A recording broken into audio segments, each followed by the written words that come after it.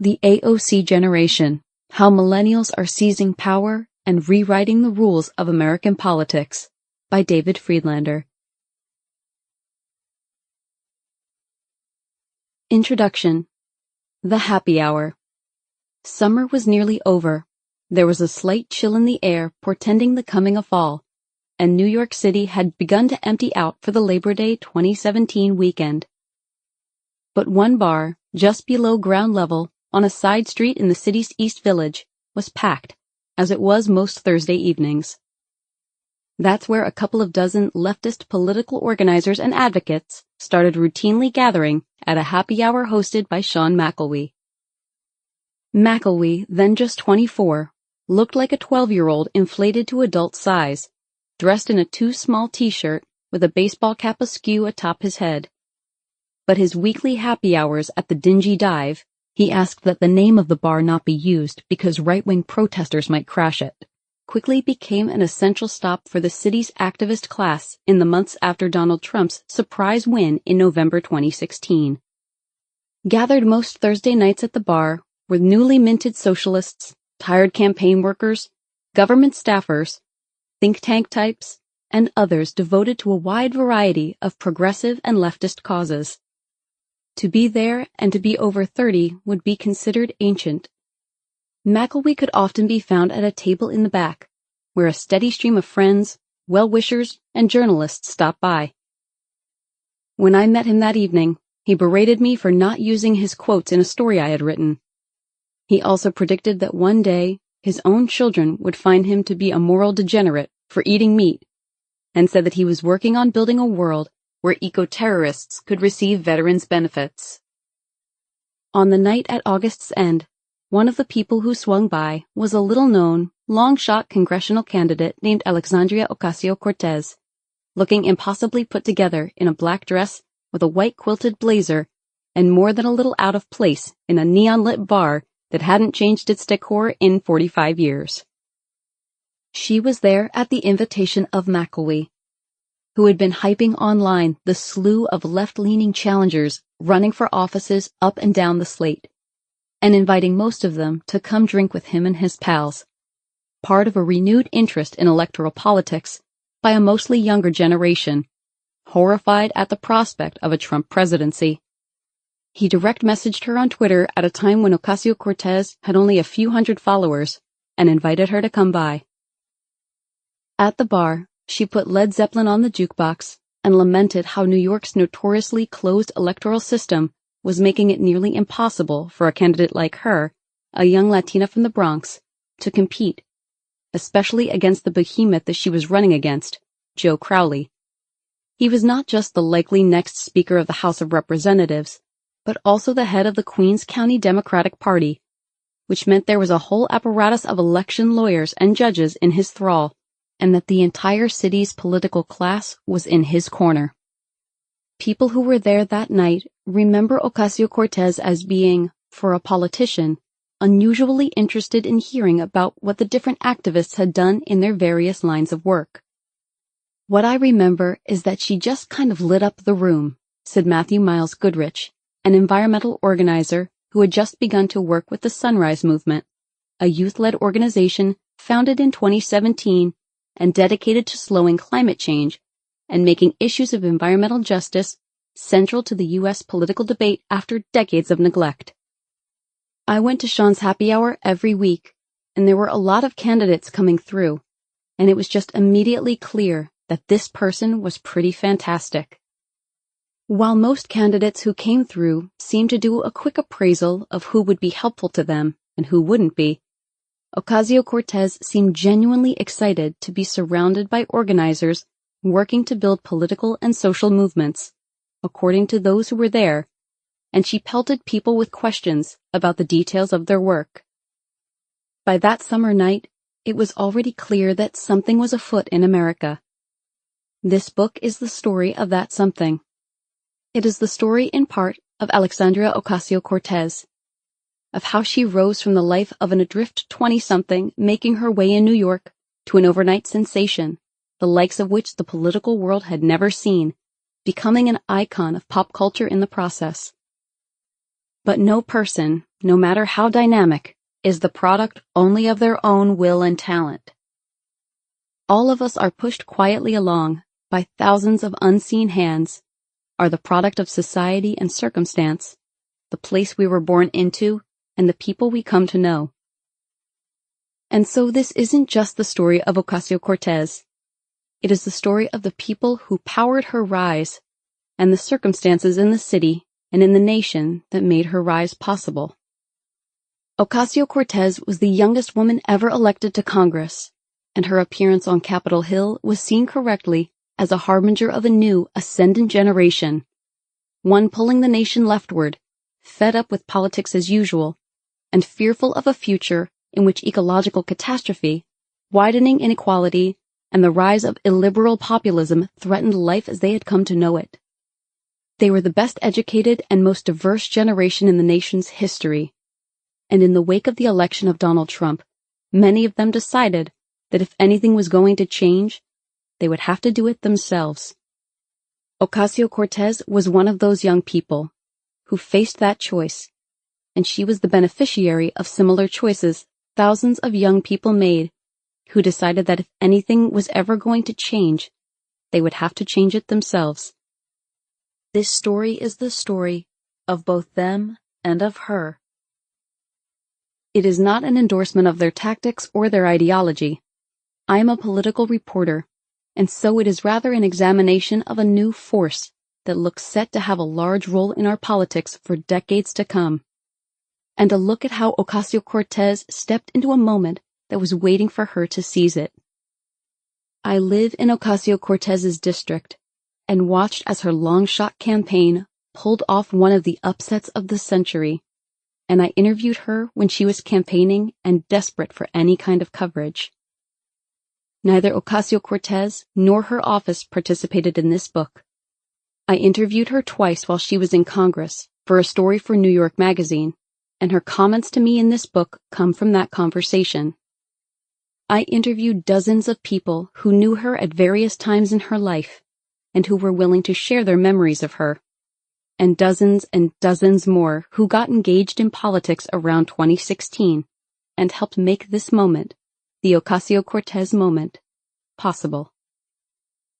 The biggest single force that helped make AOC possible was Bernie Sanders. Without Sanders, there would almost certainly be no Alexandria Ocasio-Cortez. An avowed democratic socialist, he ran one of the most vocally left-wing campaigns in U.S. political history. More surprising, it nearly worked. Sanders, a senator from Vermont, almost won the Democratic primary, despite running against an opponent, Hillary Clinton, with vastly more resources and almost the entire Democratic Party supporting her. Sanders won more than 2 million votes from 18 to 29-year-olds in the 2016 primary, more than either Hillary Clinton or Donald Trump combined. In Iowa, the first state to vote in the Democratic primary, Sanders beat Clinton among this cohort by 70 points, 84% to 14%, according to a caucus entrance poll. In New York, despite being the home state of Hillary Clinton, voters 18 to 29 turned out in record numbers toward the end of the primary, and Sanders beat Clinton among them by 30 points. Tens of thousands of people poured into his rallies, and tens of thousands more signed up to volunteer.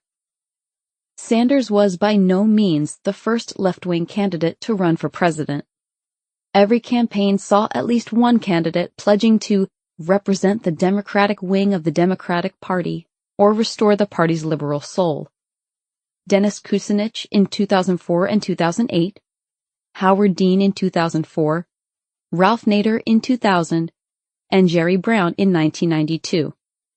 They each promised to get money out of politics, to end foreign entanglements, to reform America's messed-up healthcare system, and to close the widening gap between rich and poor.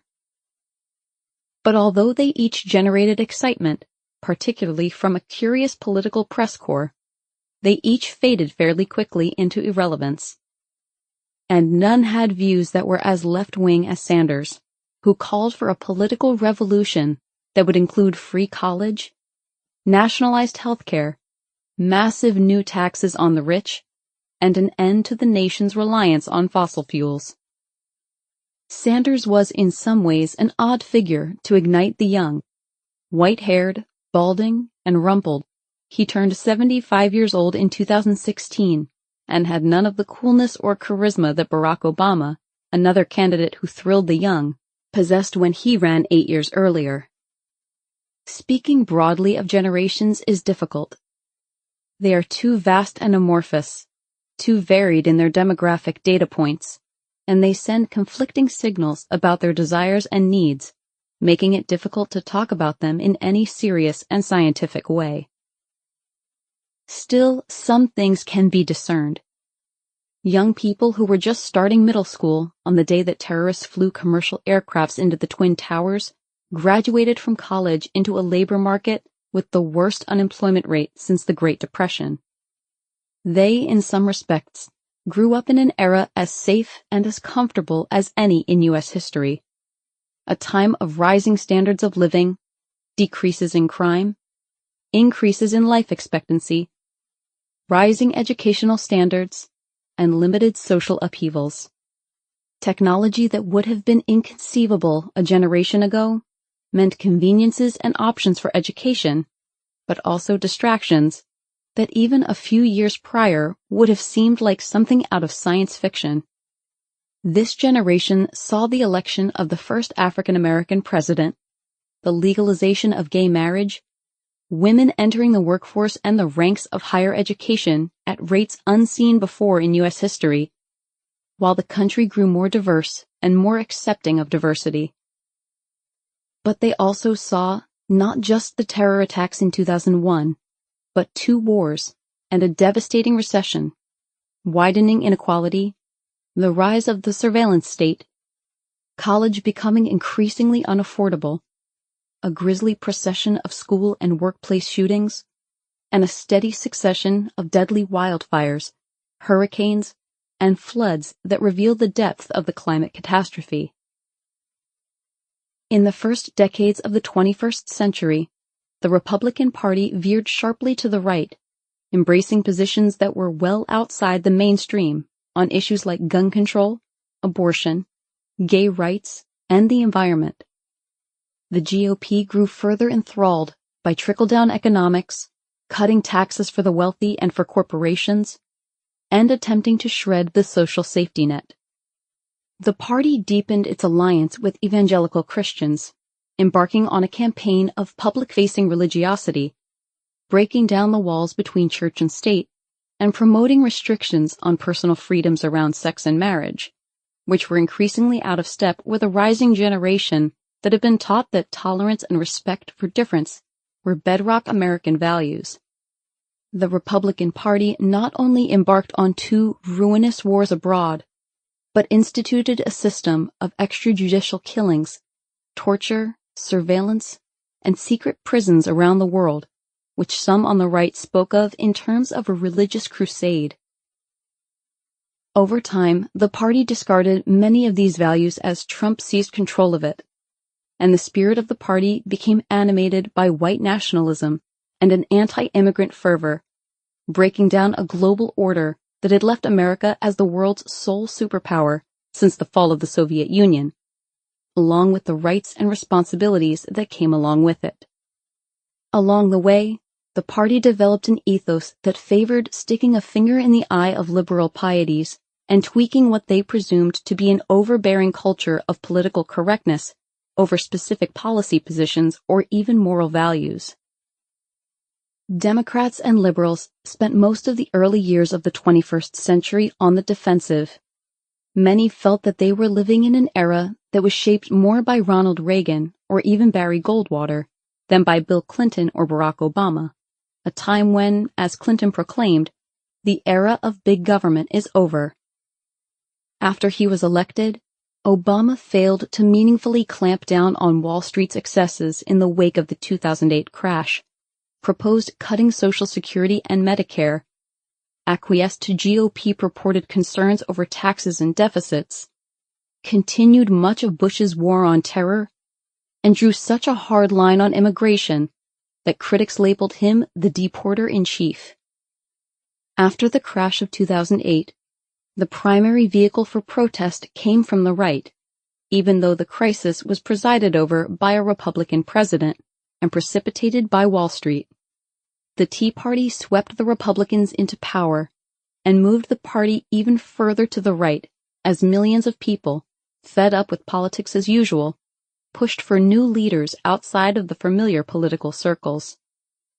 The generation of people in their 20s during this period veered sharply to the left.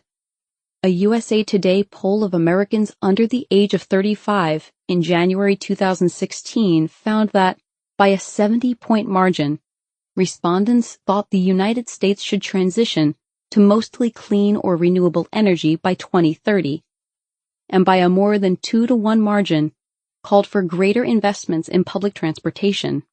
82% of young people surveyed called for all gun buyers to undergo background checks, 3/4 called for police to wear body cameras, and 2/3 called for reduced prison sentences for nonviolent offenders.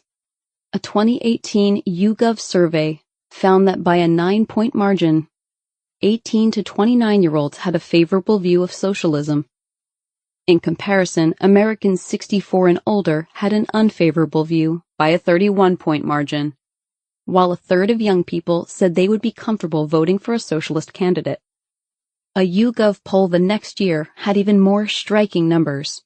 It showed that 50% of millennials and 49% of Generation Z had a very or somewhat favorable opinion of capitalism, and that 70% of millennials were likely or extremely likely to vote for a socialist candidate, numbers that were twice as high as any other generation, except again for members of Gen Z, of whom 64% said they would be likely to vote for a socialist.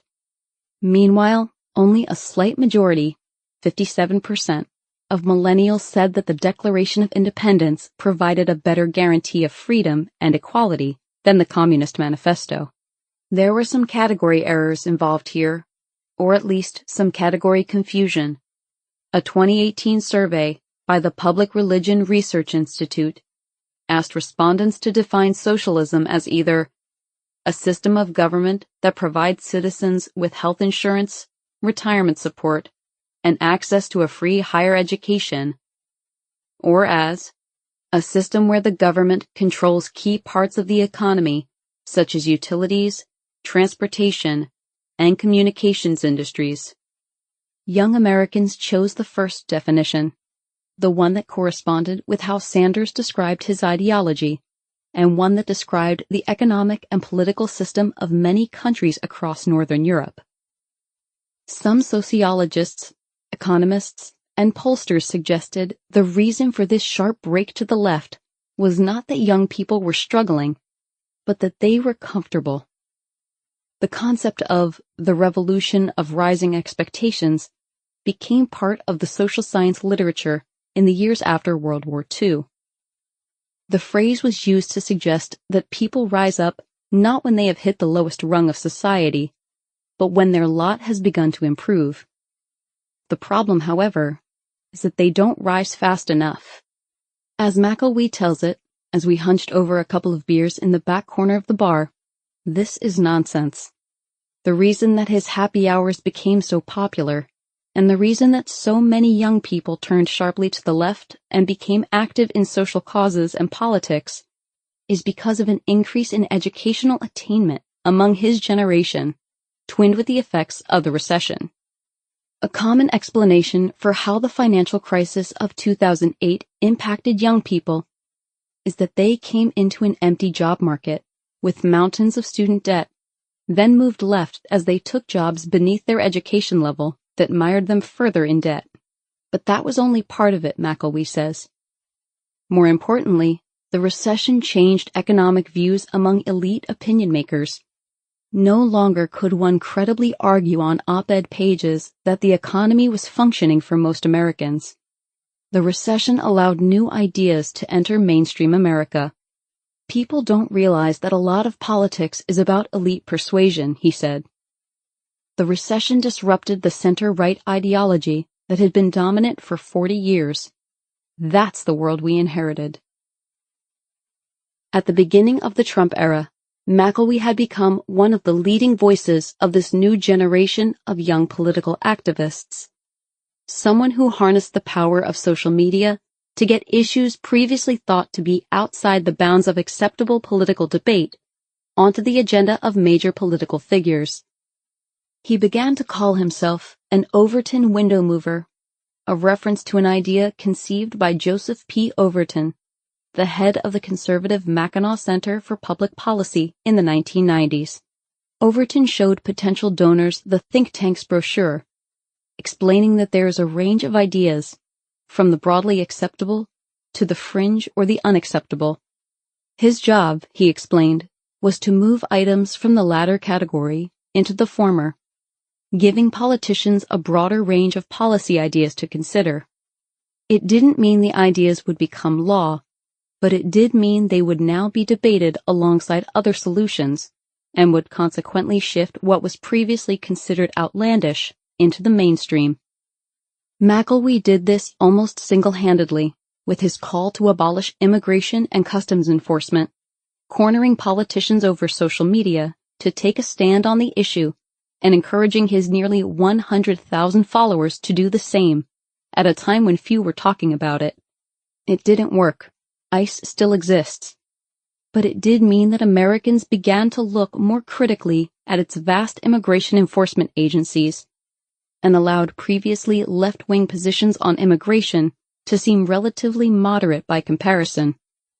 When Ocasio-Cortez won her upset victory over Crowley, McElwee was at the Bronx pool hall where her victory party was held and got her to promise him to introduce legislation that would abolish ICE and to set up a congressional investigation into the agency's abuses on her first day in office.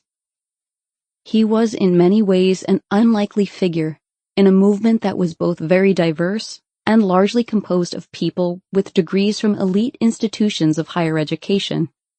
McElwee grew up in the town of Ledyard, Connecticut, near New London. His first political engagement was witnessing fights over keeping the local naval base open. He moved to New York to attend King's College, a school founded by the Campus Crusade for Christ in the 1950s, and where student houses are named after figures like Ronald Reagan, Margaret Thatcher, and Queen Elizabeth I. He chose King's only because he saw an advertisement for it in the one magazine his family subscribed to, World, an evangelical publication. McElwee was, at the time, what he calls a rebellion libertarian, one who interned at the Reason Foundation and at Fox Business Network. But he would go home to his rural, working-class area of Connecticut, where he saw friends whose mothers were addicted to methadone, and where he came to realize that libertarianism didn't address the scope of society's problems, nor did it allow for how the circumstances of someone's birth could affect their life path. McElwee got a job at Demos, a left-wing think tank in New York, and had the idea of having the city's lefties get together every Thursday, because having productive conversations about politics over Twitter was becoming impossible, and because I fucking hate books. Books are stupid. Think about books from the perspective of an economist, he said, describing a book written by a hedge fund billionaire that advised people on how to get rich. I'd be a chump if I thought I could learn how to make $1 billion like he did from a book. If I could, then how would he be able to make $1 billion? The world is zero-sum. I don't like knowledge that you can find in a book. I like knowledge that you can't find in a book. After college, you shouldn't read a book. You should try to gain power. The things that are valuable are the things that people are trying to keep secret, by definition. As a left-wing activist, however, he was invited to a seemingly never-ending number of book launch parties. But I don't read books, so I didn't want to go to a book launch party. So I thought to start a happy hour. That way people can get drunk without the excuse. I like creating networks, creating community. The motherfuckers in DC are having happy hours all the time. Why shouldn't the left? Get people together. In other words, toss in a few drinks, and they will tell you what they really know, and maybe even what they don't want other people to learn. After the election of Trump, it became clear that whatever strategy the left was pursuing wasn't working. Too many of his compatriots seemed to think that the point of politics was to write tweets and take stances that made them feel better about themselves, not to actually pass laws or attain power. And so McElwee started his own think tank and policy shop called Data for Progress, designed to show which left-wing ideas were actually more popular than people realized and which weren't, and to provide some intellectual ballast to an emerging political movement on the left. As we sat in the bar, McElwee explained his thinking. "Why do we keep losing elections?" he said. "That's my question. We lose elections because a lot of our ideas are not popular. I may love Medicare for all, but the question is not what do I love? It is what will get us to 51%. You run on your strongest message. Not even what you want to do, but the thing that will get you across the finish line." And I came to realize that one of the problems the left has is that we don't just want to see our candidates win. We want to see our candidates win by running on our issues, and we want them to run by talking about our issues in the way we want them to talk about them. And you can't have all of that. At some point, you have to figure out a way to talk about issues in a way voters care about. And that is the ultimate narcissism that is preventing us from gaining larger political power. A 2020 study by Data for Progress found that today's young voters are strikingly liberal and democratic, to a degree that is not comparable to any past generation. And while there is some evidence that age cohorts get gradually more conservative over time, that evidence is often overstated and can depend on economic circumstances. The groups pointed out that much of what tends to make voters more conservative, home ownership, easing into a higher income bracket, or getting married, are precisely things that are happening much later for this cohort, largely because of how our economy has come to function. Polling that has tracked millennials over the last several election cycles finds them not only to be largely democratic and left-leaning, but growing more democratic and further left-leaning over the past 15 years.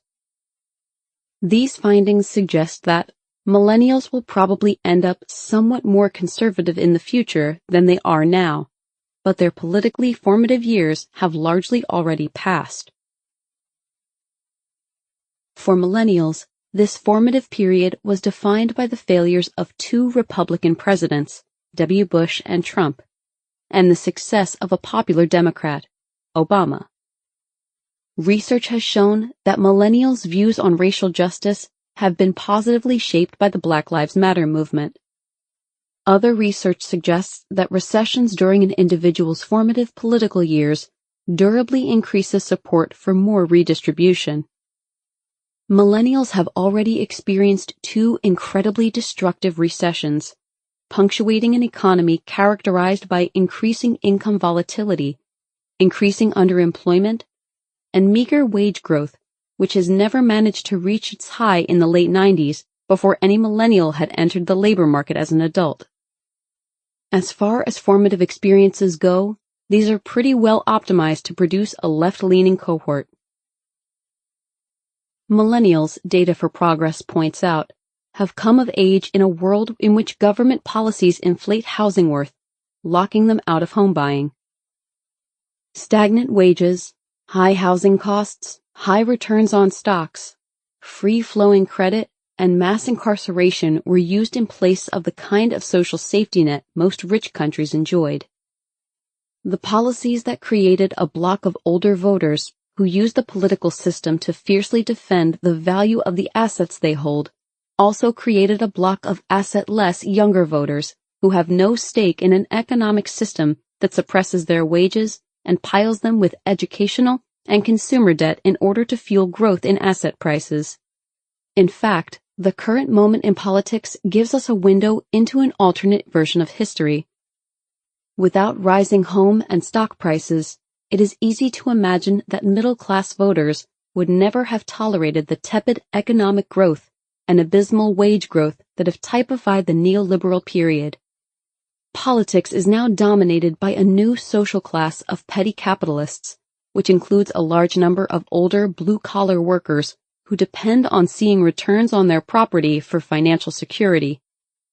At the opposite end of the political spectrum, a new class of grand proletarians is emerging, well-educated young professionals who do not own property and whose fears of downward mobility are driving their demands for the U.S. to adopt some semblance of social democracy. Combined with the fact that millennials are the most diverse and best educated generation at a time where racial justice movements are gaining momentum and partisanship is sorting along the lines of racism and xenophobia, we have a perfect storm for producing the stark and completely unprecedented age polarization that exists in politics today. The weeks and months after Trump's election saw an explosion of energy from the left.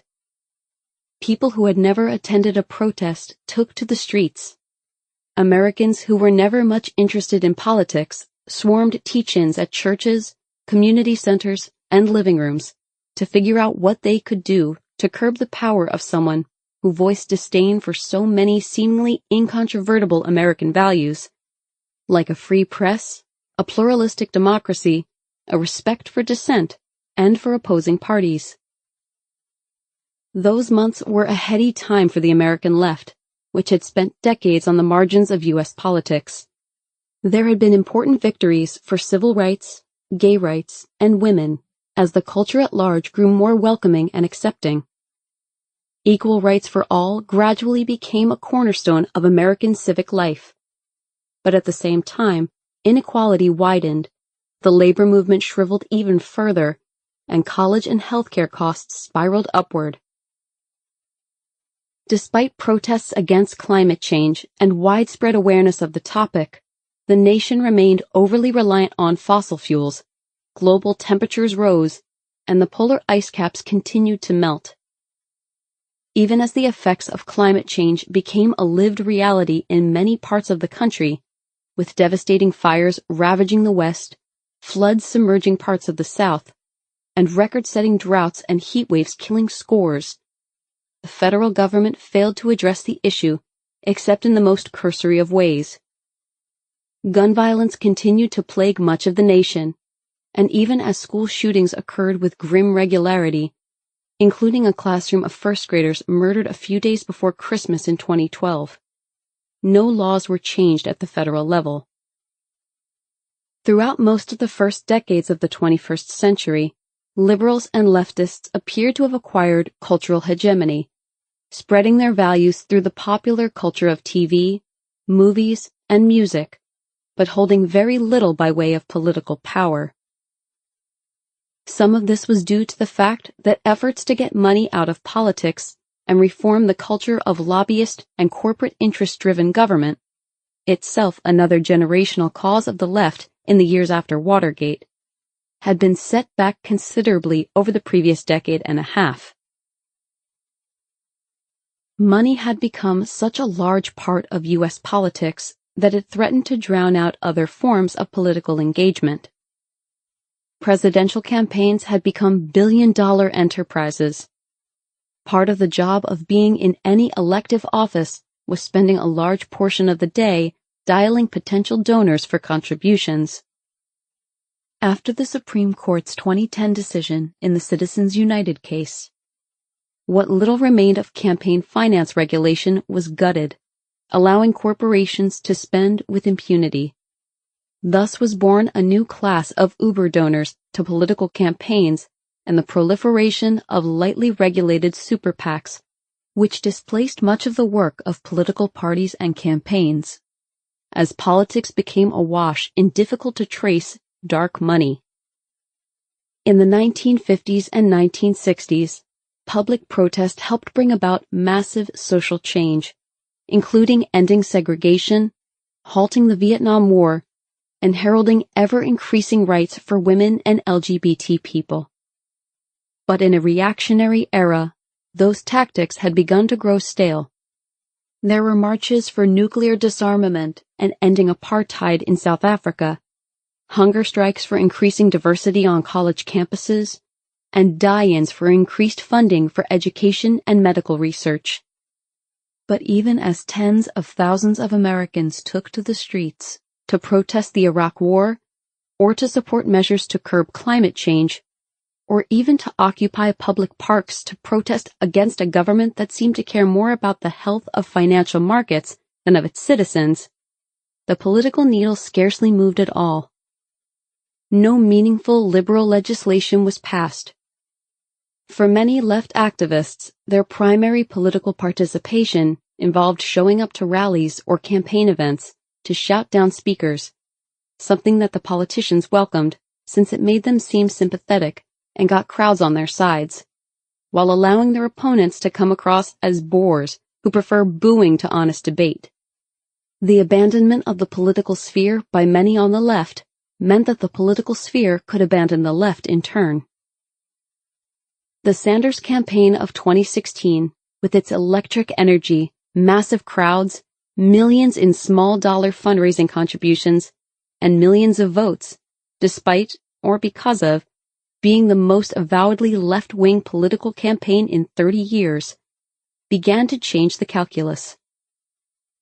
Leftists realized that if they wanted power, and if they wanted to enact the policies they purported to believe, they would need to engage in political fights, and more importantly, they would need to start winning them. This is the realization that political activists on the left came to, post-Bernie, and especially post-Trump. If politics before 2016 had been seen as grubby or impure, a matter of cutting deals and abandoning goals to build a coalition, it gradually became clear that in 2016, that kind of deal-making would be the ground upon which battles would be won or lost. I came to realize at some point that the point of all of this was to pass laws, McElwee said. We didn't have a lot of power, and we didn't have theories of power or ways to leverage the power we did have. We should have more power than the rest of the Democratic coalition. We are highly educated. We live in metropolitan areas where elites gather. We have more money than the average Democrat and more access to people in power. We should be running the place, but instead we have way more podcasters than other parts of the Democratic coalition, have way more people posting on social media, have way more people getting their politics out by writing bad takes. But wouldn't we be better off if we had a half-dozen House members and a handful of senators who were sympathetic to our views? McElwee distinguished between activists, gesturing to indicate air quotes as we sat in the bar, and actual activists. In his young career, he had worked with both. The second group doesn't spend as much time yelling on Twitter, or even participating in rallies, but they work with people in affected communities, people who do either direct service work or who advocate on behalf of their constituencies. They don't just throw anything out there. They're strategic. They made deals with politicians, and they don't get behind challengers who won't make deals, McElwee said. If your job is to yell at politicians, then your job is easy.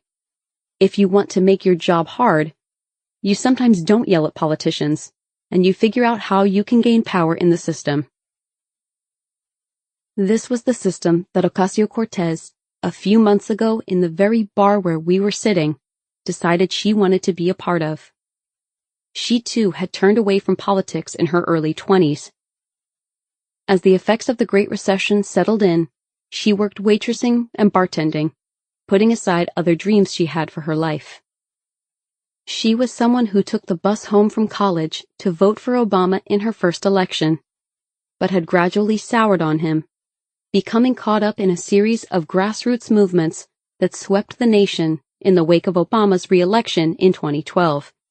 The fight for dreamers to achieve full legal status, the fight for fair wages for working people, and the movement for Black lives. She was outrageously young when she decided to run for Congress, and more to the point, outrageously uncredentialed, having never served in elective office, with no real experience in government, and very little experience working on behalf of the community where she lived in Queens and the Bronx. But Ocasio-Cortez was part of a generation that lionized the outsider and the amateur, the engineer who built a mainframe on his computer, or the novelist who wrote a bestseller after the kids went to sleep. She grew up to believe, as many in her generation did, that the world was theirs for the taking, that the people in charge didn't know as much as they let on. Her cohort valued people just like her, those who had been previously marginalized, women, people of color, those who rose above the circumstances of their life. And when Ocasio-Cortez won, she became the avatar of this new generation, and for good reason. She was an avowed democratic socialist, a woman of color, and the youngest woman ever elected to Congress. She was an electric speaker and displayed a fluency on social media that was rare for a politician. She wasn't all that American politics was, but she was surely all that American politics was becoming. Those of us in our 20s or younger, just coming into the electorate now, I don't think people are ready for us, McElwee said. It is the most liberal generation ever polled. We could grow much more conservative over time, and we would still be the most liberal generation ever polled. We are going to be deeply fucking with American politics for a very long time to come. Chapter 1. Sandy. It was Martin Luther King Jr. Day, 2011, and Sandy, as she was then known, was a college senior, and the lone student on the Boston University campus invited to speak at the university's annual remembrance ceremony. King got his doctorate at Boston University, and so King Day was a more solemn celebration at BU than it was at most other elite Northeastern schools.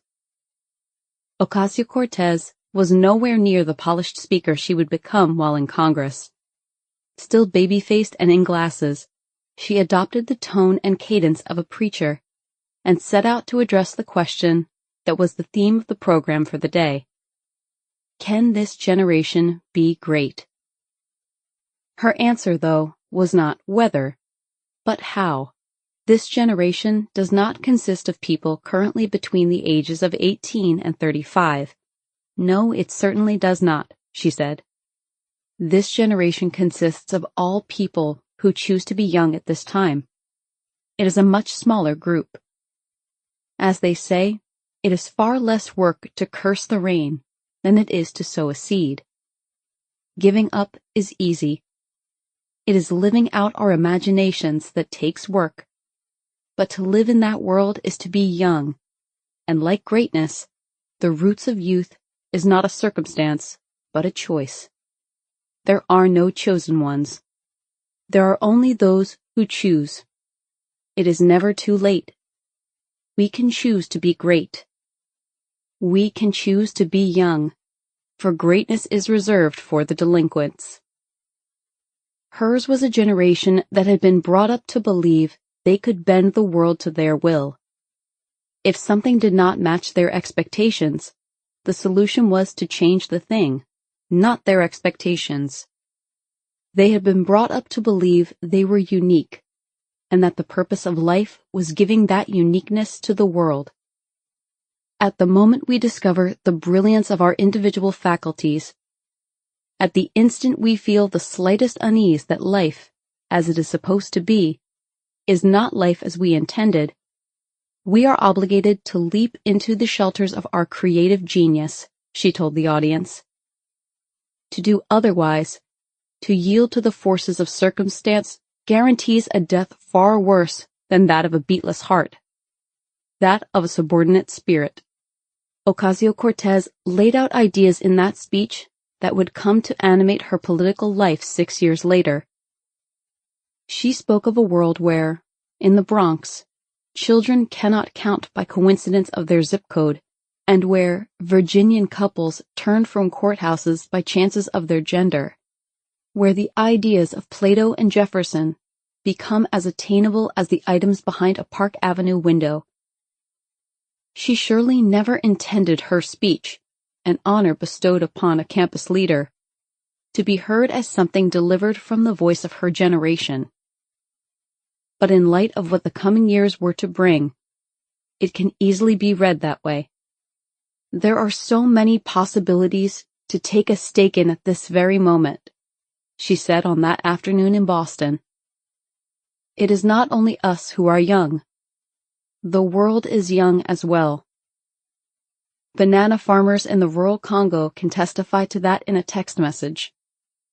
A 5-year-old in Boston can easily connect with another in Calcutta. 500 million people are all connected to one virtual social network. This is what the dawn of an era looks like. Ocasio-Cortez studied economics and international relations at Boston University, a sprawling campus bisected by Commonwealth Avenue and across the Charles River from MIT. Boston University, with its 34,000-strong enrollment, looks and sounds like a public university, and, until the mid-20th century, was largely a commuter college for Bostonians. But in the years since, it has grown into a mid-tier university, largely attended by Northeasterners, with enough money to afford its annual $55,000 price tag.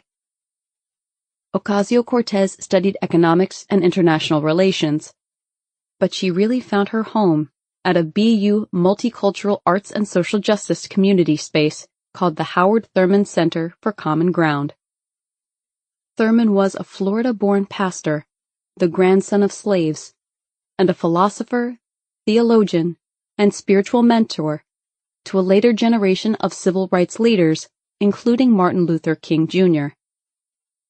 He was a dean at Boston University, served on the faculty of the university's School of Theology, and authored nearly 24 books. The core of Thurman's teaching centered around the notion that African Americans and other oppressed people needed to find a spiritual, internal, and external strength to survive their oppressors. In doing so, they could overcome and help others overcome their surroundings. His insight was the same for white Americans who were part of the power structure, that by tapping into something deeper within themselves, they could let go of some of their insistence on their own superiority. Thurman's sayings plastered the walls of the student center. Don't ask yourself what the world needs. Ask yourself what makes you come alive, and go do that. Because what the world needs is people who have come alive. And keep the dream alive, for as long as a man has a dream in his heart, he cannot lose the significance of living. It was a place that attracted a certain type of student, one who largely didn't come to BU from a Northeastern prep school or from a wealthy, all-white suburb. The students who gathered there, like Sandy, had parents who moved to the mainland from Puerto Rico, or were born in Africa and adopted by Americans, or were the children of immigrants from Latin America or Asia, or were working-class Midwesterners going through personal hardship. Sandy had close friends from all those groups. The students would gather every Friday for coffee and conversation, hosted by one of the faculty leaders and catered by a local coffee shop. Conversations would touch on the kind of campus third rails that most people know to avoid: race, class, politics, sex, and the various controversies on campus. Ocasio-Cortez met her longtime partner, Riley Roberts, at BU. He was a regular at the coffee and conversations too, and several participants remembered the two as quite the pair, with Roberts often playing the role of devil's advocate in the group, the politically incorrect provocateur with the libertarian bent, in order to break the consensus of the group. The Howard Thurman Center is a place to come when you don't exactly know where to go, said Raul Fernandez, now an associate dean and a member of the Select Board of Brookline, an upscale Boston suburb, in a video on the center's website explaining what it is. I think of it as the Times Square of BU. If you want to meet cool people that want to be somebody in the future and want to be doing something, it is at the Howard Thurman Center, added another student. Ocasio-Cortez is in the video too. She is sitting on a couch, reading All Souls, a family story from Southie, a 1999 memoir by Michael Patrick MacDonald, about growing up in the high poverty, high crime, Irish Catholic neighborhood of South Boston. This is a place to learn about life in different ways that you don't learn in other places, she said.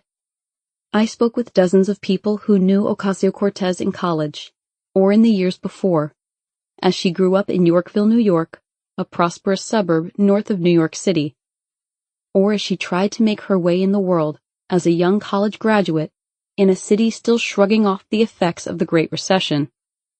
Some knew her well, and some just observed her from afar, but they told pretty much the same thing. The young Ocasio-Cortez was not different from the person who seemed to emerge fully formed on the national stage in the summer of 2018. They describe a girl and a young woman who was exceptionally smart, quick on her feet, articulate, determined to make a difference in the world, and genuinely decent and caring, concerned for the inequities in the world and for other people.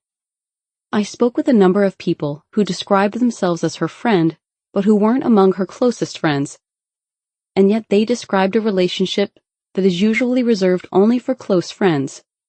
Visiting Sandy for the weekend at college, staying with her family for Thanksgiving, meeting up for dinner when passing through New York in the years after college, going to Yorktown for a pig roast for a college graduation party. She was kind, she was funny, she was smart, recalled Michael Bruffy, a New York-based massage therapist who was in the midst of a 3-month Buddhist retreat when we spoke, and who in college was a Thurman Center regular and part of a slam poetry group with Ocasio-Cortez. Everybody I knew was in love with her. We all loved her, recalled Adam Engel, who was a year behind Ocasio-Cortez at BU and also a regular at the Thurman Center.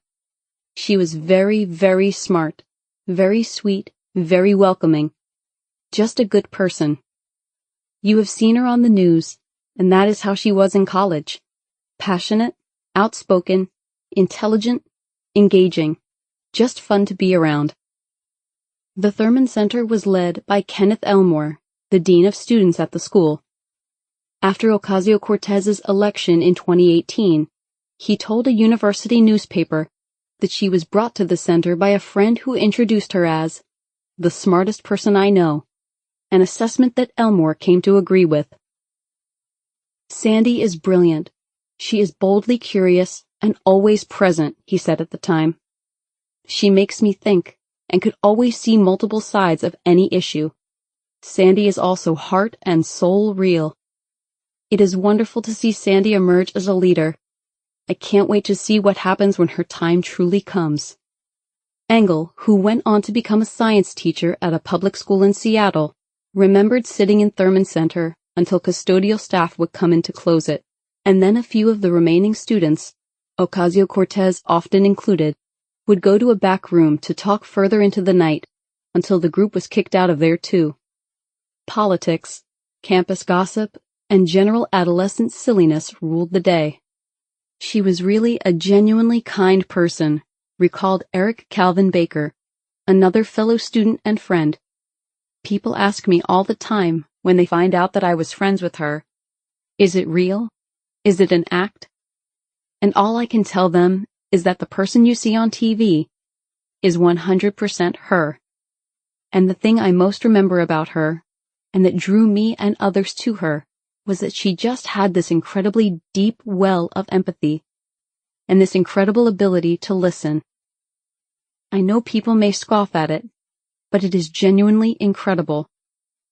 When you are talking with her, you feel like she is totally engaged with you. It is just this ability to make you feel seen and feel heard. I think it is one of the reasons she has become the leader of this movement. There is a strong energy about her that exudes kindness and empathy and says, I see you and I am going to fight for you. And she always had that. When conversations would get heated in the Thurman Center, as the group gathered on any given Friday and the conversation would get heated, it was Ocasio-Cortez who would cut through the din and get the last word. She just had this sense of gravity about her, Baker said.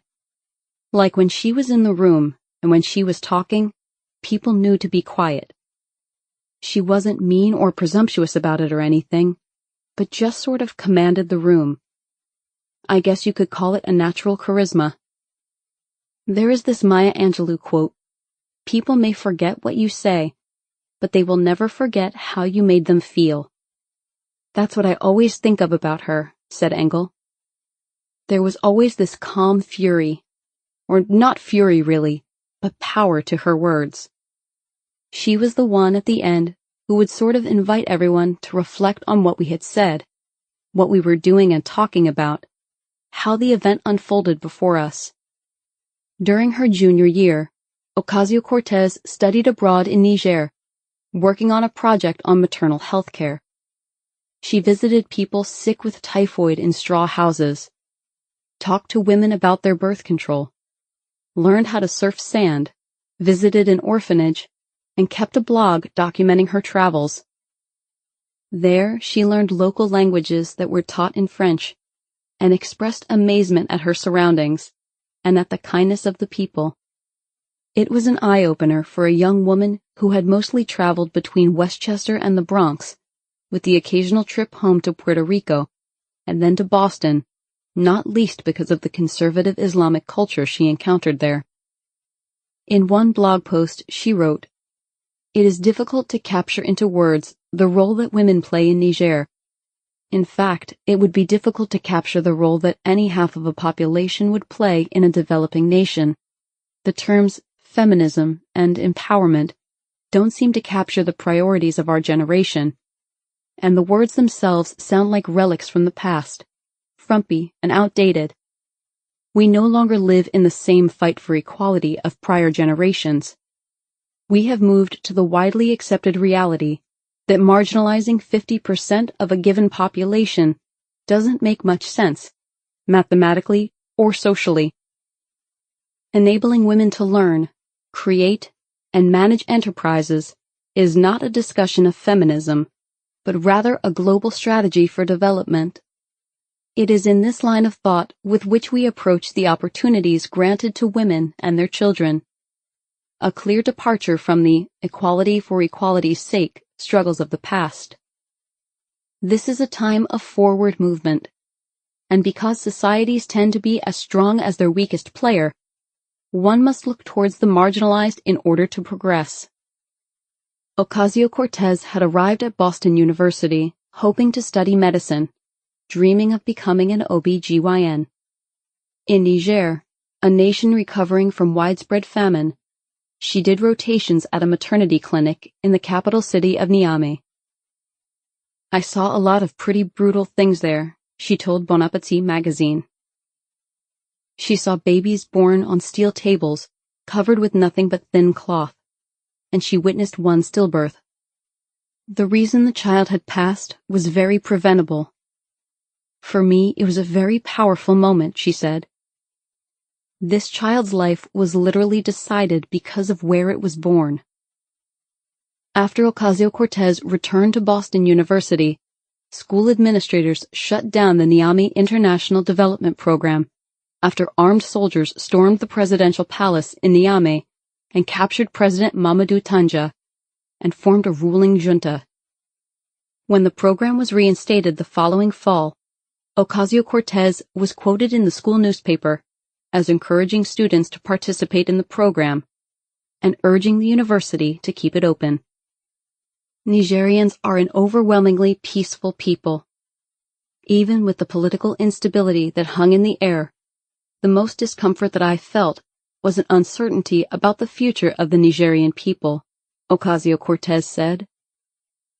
Our security was a high priority for the U.S. Embassy and of our Nigerian friends and host families, and I never doubted their abilities to take care of us.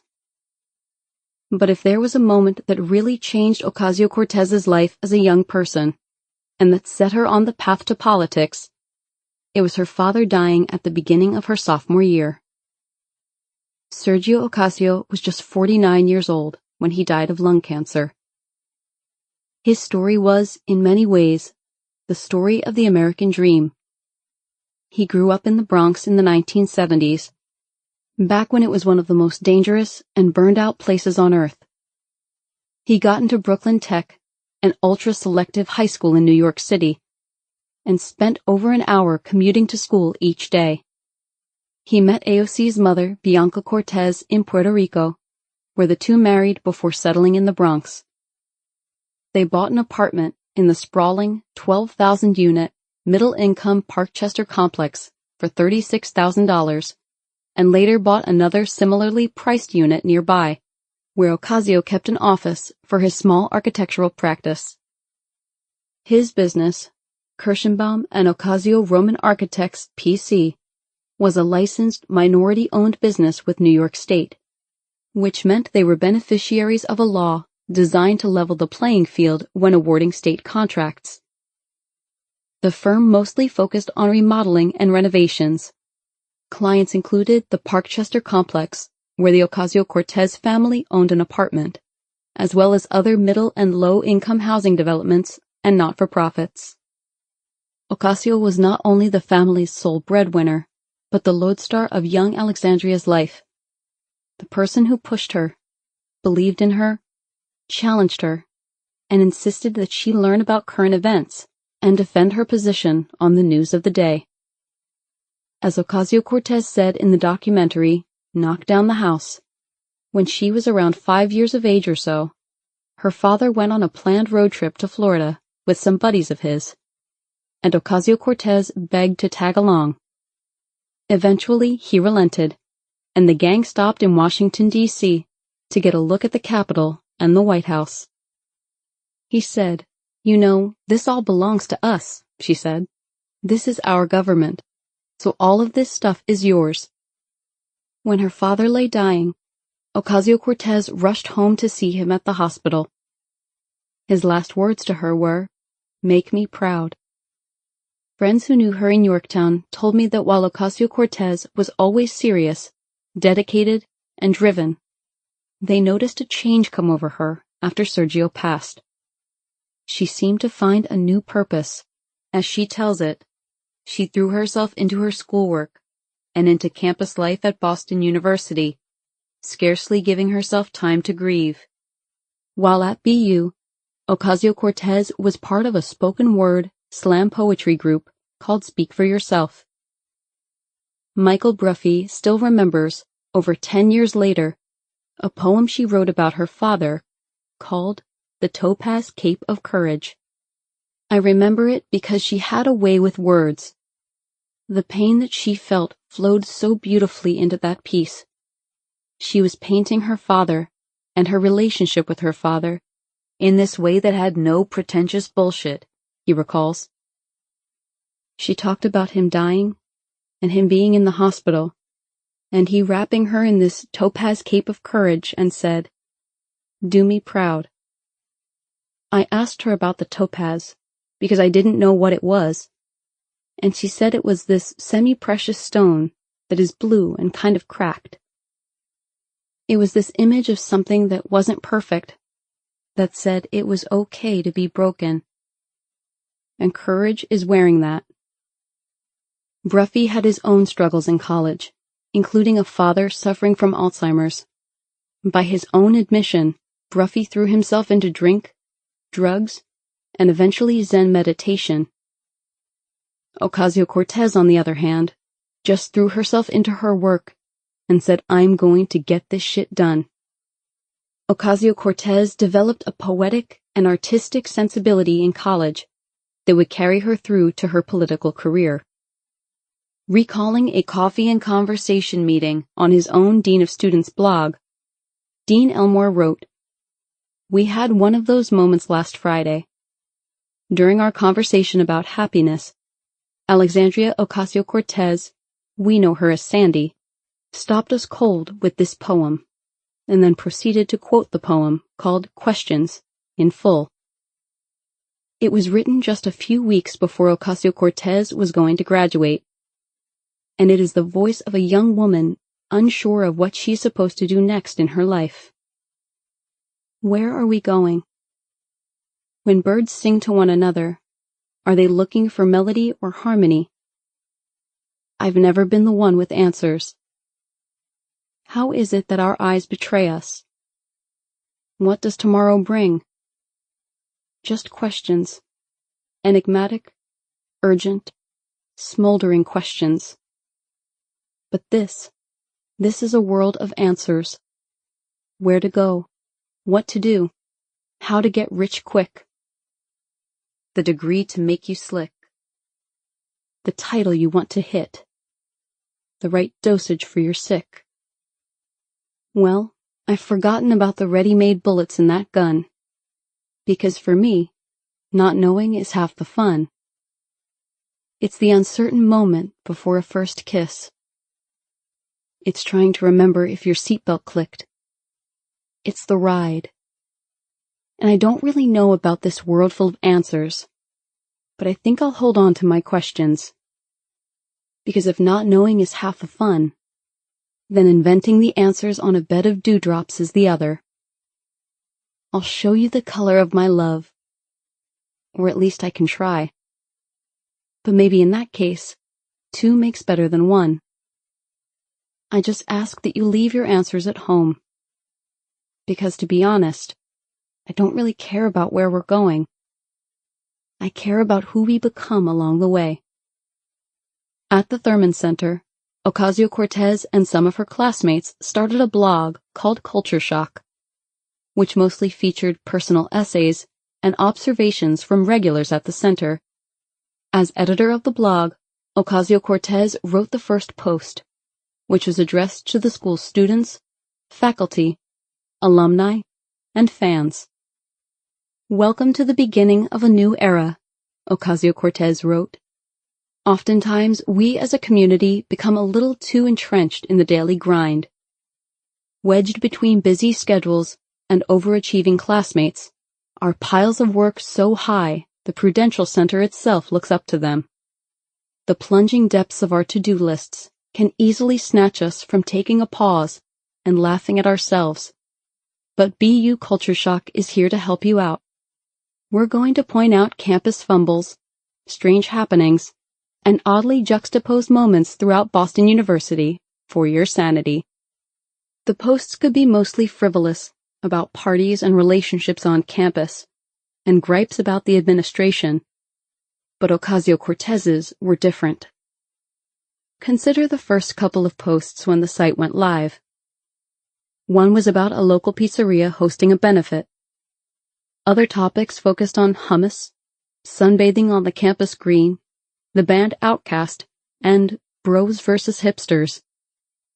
Ocasio-Cortez instead wrote about Frida Kahlo.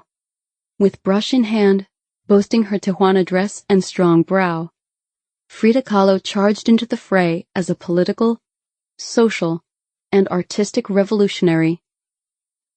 Kahlo stood as a living, breathing challenge to preconceived notions of class, morality, art, your breakfast, everything, Ocasio-Cortez wrote. It's easy to see why. A single glance at one of her paintings makes one feel uncomfortable, vulnerable, and exposed.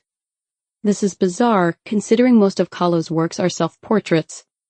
Frida as a tree, Frida as a hunted deer, Frida as fiery and unapologetic as her marriage to Diego Rivera, she added, going on to recommend recent fictionalized movies and books that told the story of the artist's life. Ocasio-Cortez wrote another post in which she railed against the kind of conscious consumerism that well-meaning people engage in the hopes of assuaging their guilty capitalistic consciences. We've made a world where 10% proceeds sprinkle karma on our transactions. Does that make us any closer to an altruistic society? She wrote. There is some credit in giving a remote cocoa farmer 0.1% of our cookie purchase. After all, it's something. Yet at the end of the day, we still avoid eye contact with the homeless. Is social consciousness enough? What about social action? Is donating money action enough? Friends say that she was animated in college by a lot of the same concerns that animated her early political career. Immigration, an economic system that helped the working class get a leg up. The environment. We used to joke, Sandy for president, said Bruffy, because she was a very radical person back then. Not in a fire and brimstone way, but in a way that she wanted to shake things up and push things to the left. We would talk all the time. Why don't one of us run for office? And we would talk about the things we would do. Just wipe the slate clean and provide health care, education, eliminate student debt, end the wars. If we just wiped the slate and started clean, what would it look like? Obviously, none of us knew what a democratic socialist was or anything like that, agreed Adam Engel. But she was a very caring person.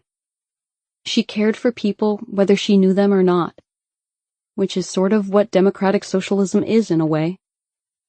Mina Vahedi, who is also a teacher and who lived on Ocasio-Cortez's dorm freshman year, and who was the student who introduced her to the Thurman Center and Dean Elmore, told a university alumni news agency after Ocasio-Cortez's win that her friend just has this energy that's so motivated and ready just to work and make things happen.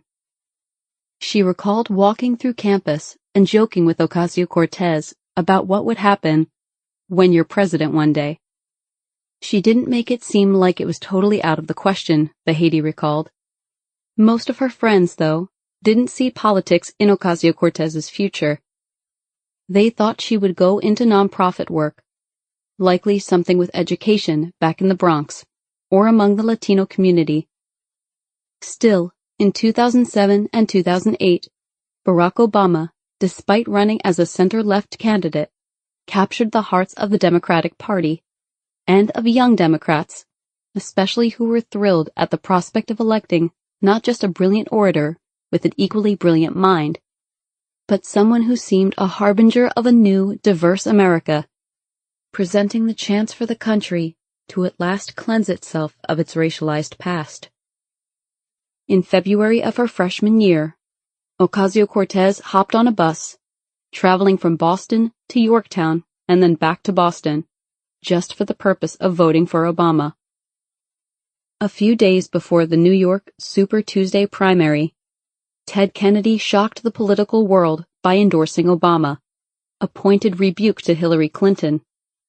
And that summer, Ocasio-Cortez would join Kennedy's office as an intern.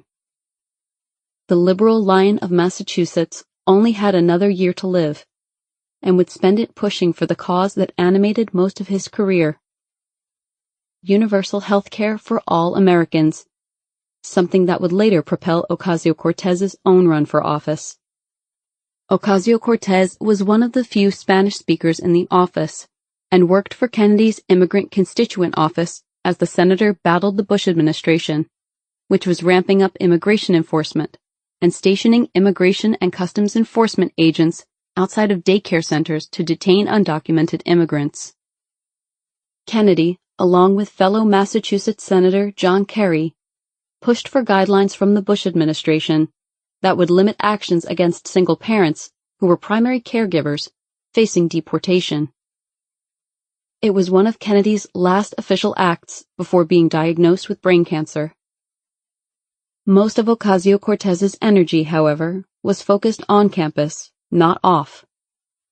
If you were a Boston University student at the end of the first decade of the 21st century, even if you weren't a regular at the Thurman Center, or part of the regular coffee and conversation group, or in the slam poetry group, or in Alianza Latina, the school's Latin American student organization, you more than likely knew who Alexandria Ocasio-Cortez was, even on a campus of 18,000 undergraduate students.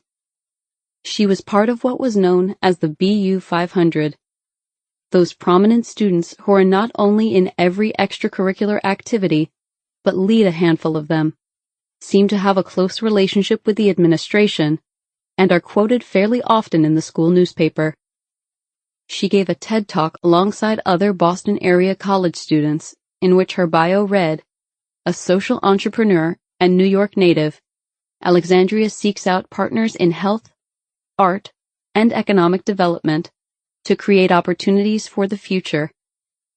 She has consulted nonprofits, worked in government, and launched a media enterprise aimed toward these ends. She was mentioned in a Washington Post story about college journalism that mentioned culture shock as a record of campus art, fashion, and culture. She was quoted in a national public radio story about how college students were reacting to the killing of Osama bin Laden by U.S. forces. At a moment when most of the rest of the country was out celebrating, Ocasio-Cortez, who was given the last word in the piece, sounded a note of caution, questioning American foreign policy in the war on terror. Now that the storyline is no longer as simple as Obama versus Osama, Senior Alexandria says young people will be putting a lot more pressure on the president to justify a war that's costing them friends and family, reporter Tovia Smith intoned, before handing the microphone over to AOC, who said, "Now that this villain has been slayed, questions like what are we doing in Afghanistan may have less of an answer today than we did yesterday." Ocasio-Cortez remained close to her Boston University community in the years after she graduated, traveling back for reunions and special events, hosting friends when they would come through New York City, and officiating at occasional weddings. But in many ways, Ocasio-Cortez's life after graduation was similar to that of other millennials. It came to be called the quarter-life crisis, named after a 2001 book by the same name that chronicled the difficulties 20-somethings face when they are thrust out of the structures and community of college life and find themselves struggling to make their way in a world that they were told was theirs for the taking.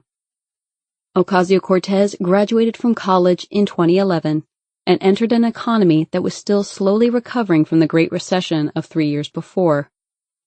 Her situation was different from that of many of her peers, however, because her father had passed away and the family was left to struggle, while Ocasio-Cortez had tens of thousands of dollars in student loans to pay off.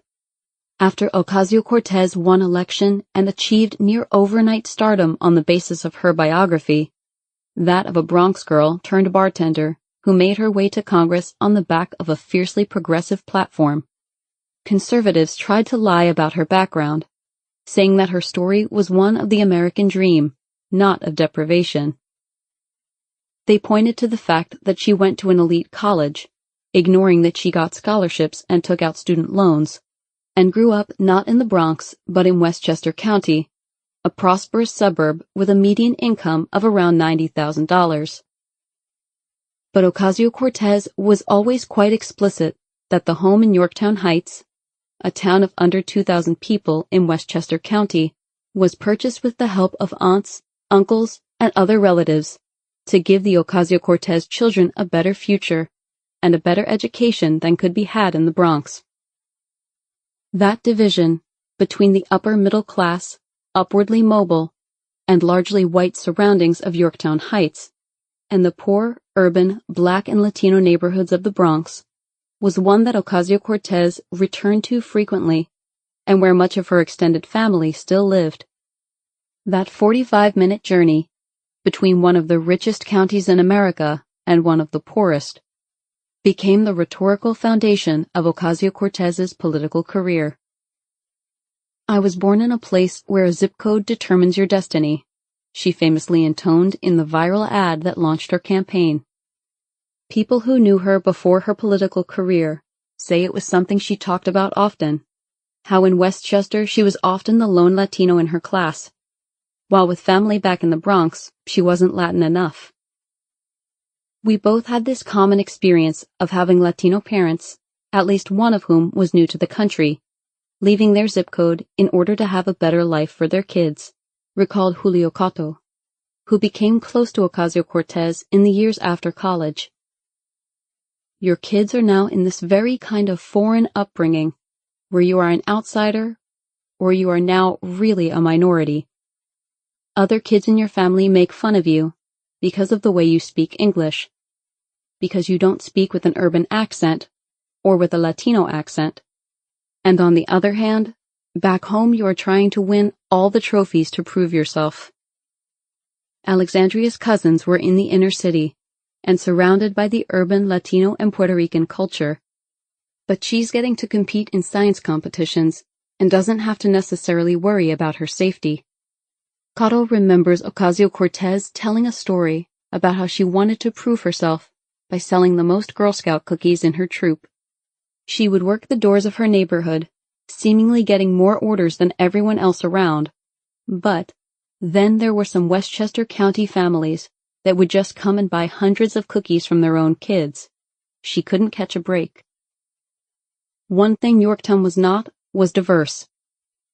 Jose Alvarado, a classmate of hers, said that the two of them were the only Puerto Rican kids in their class.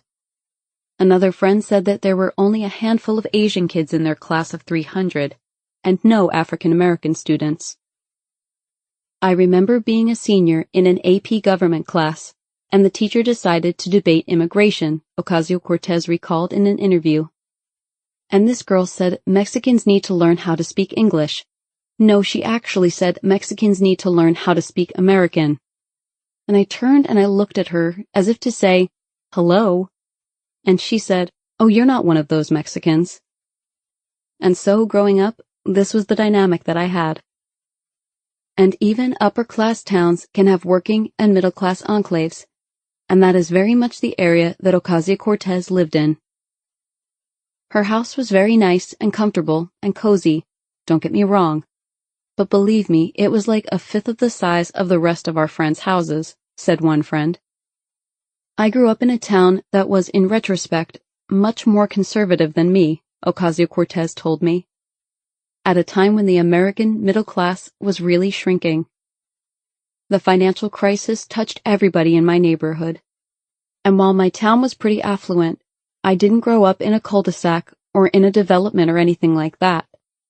My actual neighborhood was nurses, retirees, firefighters, police officers, teachers, jobs that are supposed to be solidly middle class, but since I was a kid have slipped and become working class and working poor. The town as a whole, former classmates say, was a slice of Americana, a place that hosted an annual fireman's carnival every summer, a Christmas lights parade every winter, concerts in the park in June, and community theater at the local cultural center. It was a place where most of the graduating class of students went to college, but many stayed local, attending either a State University of New York public college or another private alternative nearby. Most bounced around after college, often in New York City, before returning home to Yorktown Heights to start their own families. Sandy was known in high school as being friendly and driven, with a bit of a goofy streak, but also something of a nerd. As the hippies gathered outside for lunch and the jocks took over the cafeteria, Ocasio-Cortez and her friends would eat lunch in the science research room. She was in a 2.5-year science-intensive program and competed in multiple science fairs in her free time. Her awards included a Future of Medicine Award from the Westchester County Medical Society, a first place in the microbiology category at the Westchester Science and Engineering Fair, Best in Fair at the New York State Science and Engineering Fair, and a second place among over 1,500 entrants in the Intel International Science and Engineering Fair in Albuquerque, New Mexico, for identifying 3 chemical antioxidants that doubled the lifespan of a roundworm, an achievement that won her scholarship money, a mention on the NBC Nightly News, and led to an asteroid being named after her, since the judges of the competition were granted naming rights. She was so good at that because she was such an effective communicator, recalled one friend. She knew how to grab people's attention. I think everyone still remembers that Intel presentation. She just absolutely crushed it. She was amazing. One of her favorite teachers, Michael Blueglass, told a local Yorktown Heights news site in the hours after her election. Aside from her winning one of the top spots and going to the Intel International Science and Engineering Fair, she was just one of the most amazing presenters in all of the years I've been at Yorktown. Her ability to take complex information and explain it to all different levels of people was fantastic. She's always wanted to make a difference, he added. She cares about other people tremendously, always did. She was always friendly with all different groups of students, and she always cared about doing the right thing. Even if the easiest thing was not expedient, she would do whatever it took to help people. Ocasio-Cortez's interest in science led her to getting involved, in a modest way, in local politics. The pond in front of her middle school was dirty, and so Ocasio-Cortez, then just 12 years old, went to investigate why with a group of friends. They discovered that the pond was not aerated and didn't have enough oxygen for anything to grow. Along with a teacher, the group went to the Yorkville Town Board to request an aerator. That was my first real experience with activism, making a presentation in front of all of these older people about why we need an aerator, Ocasio-Cortez said. I don't even think we ever got the aerator, but I remember kind of making that pitch.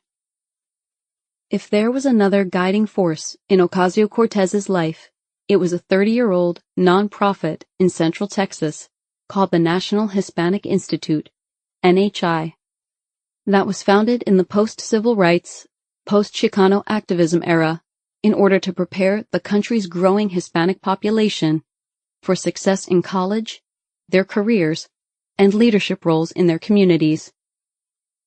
Ocasio-Cortez participated in NHI programming before her junior year in high school, when she, along with 150 or so of her peers, went to the group's Lorenzo de Zavala Youth Legislative Session, LDZ. It operated something like a model UN, as the teens made speeches and ran for different positions within the organization, trying to build coalitions and garner support from their fellow students.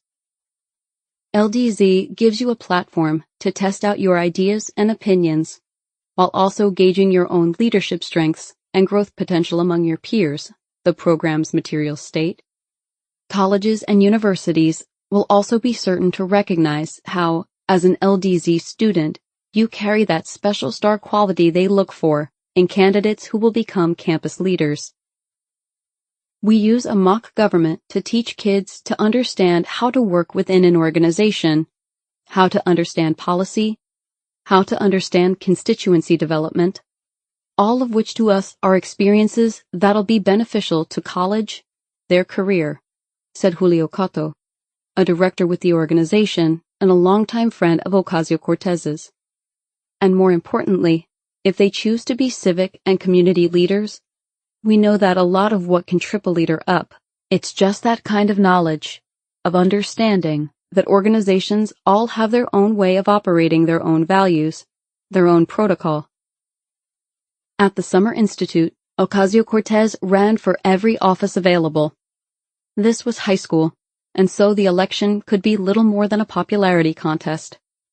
And the students would organize themselves into PACs and trade favors or buy each other lunch for voters.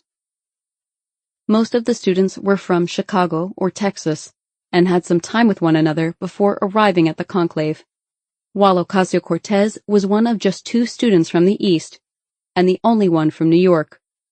She lost every election she ran for. I really floundered, she told NHI founder Ernesto Nieto in a podcast the two of them recorded together 6 weeks before Ocasio-Cortez won her surprise election. But I was really good at not getting discouraged. It's something present-day me could learn from 15-year-old me. I ran for so many things, and I think I learned to adopt this attitude of, well, this isn't working, so let's adapt. I was a babe in the woods with all of these kids coming in 20 kids deep from their high schools. And it was half naivete and half just an attitude of, screw it. And so I just kind of dove in. Which, now that I think about it, is exactly how I would characterize my run for Congress right now, she added after a beat. What Ocasio-Cortez didn't mention, however, was that by the end of the program, the students nominate each other for various awards. And Ocasio-Cortez was named Most Promising Female out of more than 200 students, despite being new to the group. One of the striking things about Ocasio-Cortez, and something that has surely led to her sudden stardom, is her preternatural sense of self-possession. For such a young woman thrust onto the national stage, she seemed remarkably comfortable in her own skin, and aware in some deep and internal way of who she was and what she wanted to do. Despite having just turned 27 years old when she started her run for Congress, she seemed to have emerged from a box as a fully formed candidate. And it is easy to draw a straight line from that woman who appeared on the national stage in 2018 to the teenager who went to the NHI summer program where she learned the skills of a candidate: speech-making, appealing for votes, building a coalition, skills that few politicians ever get to practice in their youth. When I thought about running, I basically had to say, okay, well, if I'm going to do this, I need to basically run like no one else has ever run before in the state of New York, Ocasio-Cortez told Nieto. I really had to run in a way that was fully expressive of who I am, and my campaign had to be that too. There's the challenge of building power where no one has bothered to build power before. And we're doing it without corporate money, which is highly unusual in New York City politics. I feel like I was always kind of confused by the word navigate, because navigate implies finding the right direction, and I never know if what I'm doing is the right thing to do. But I just know that my choices are true to who I am. And I found that NHI helped me so much in that, because NHI helped me develop who I am and be confident in who I am. And I really learned that when I am trying to navigate by what I think is right by external standards, I almost never do well. But when I navigate and make decisions based on what feels like the right thing to do for me, or the smart thing to do for me, it usually ends up well. But NHI taught Ocasio-Cortez more than how to train as a candidate and how to listen to her own internal standards. The primary activity of the LDZ, which is running for office and forming a government of sorts, all run by the Secretary of State, taught Ocasio-Cortez, even as she ran and lost for office after office, that politics is, in a way, a fiction, that power only exists because people say it does. I really do see the power of the establishment as very much the way the LDZ is constructed, said Ocasio-Cortez. It's the Wizard of Oz. You think about your Secretary of State. It's the ultimate allegory, because the only thing that gives this thing the illusion of power is the fact that we just believe that it's powerful. But in truth, they could have no power at all. And that is ultimately the fear that the political establishment has. It's an emperor with no clothes situation. They're afraid that Toto is going to rip back that curtain, and they're going to find out that it's just some dude on a machine. NHI wanted its students to focus on seeing the whole system, and not just to tinker around the edges or fiddle here and there, but to come up with entirely new paradigms. The NHI philosophy is that if you're a leader, we would rather you try to figure out ways to harness, invest resources, create new opportunities, new products, new organizations, as opposed to reforming or just assimilating to the mainstream, said Coro. So, one of the things that our kids get challenged a lot on is that if you propose something that's pretty mainstream, like, say someone proposed doubling the funding for charter schools, our response is, okay, well, that's within the context of mainstream. That's not really even original. It's not bad. But think of something else. Something different. Something new. To be a leader, you need to think of a 360-degree approach. And our founder, coming out of the civil rights movement, realized at some point you can only sustain negativity for so long. You can only sustain an anti-this, we've been wronged, this is an injustice kind of thing for so long. But if you can inspire, and if you can motivate people through something that's new, that's a positive.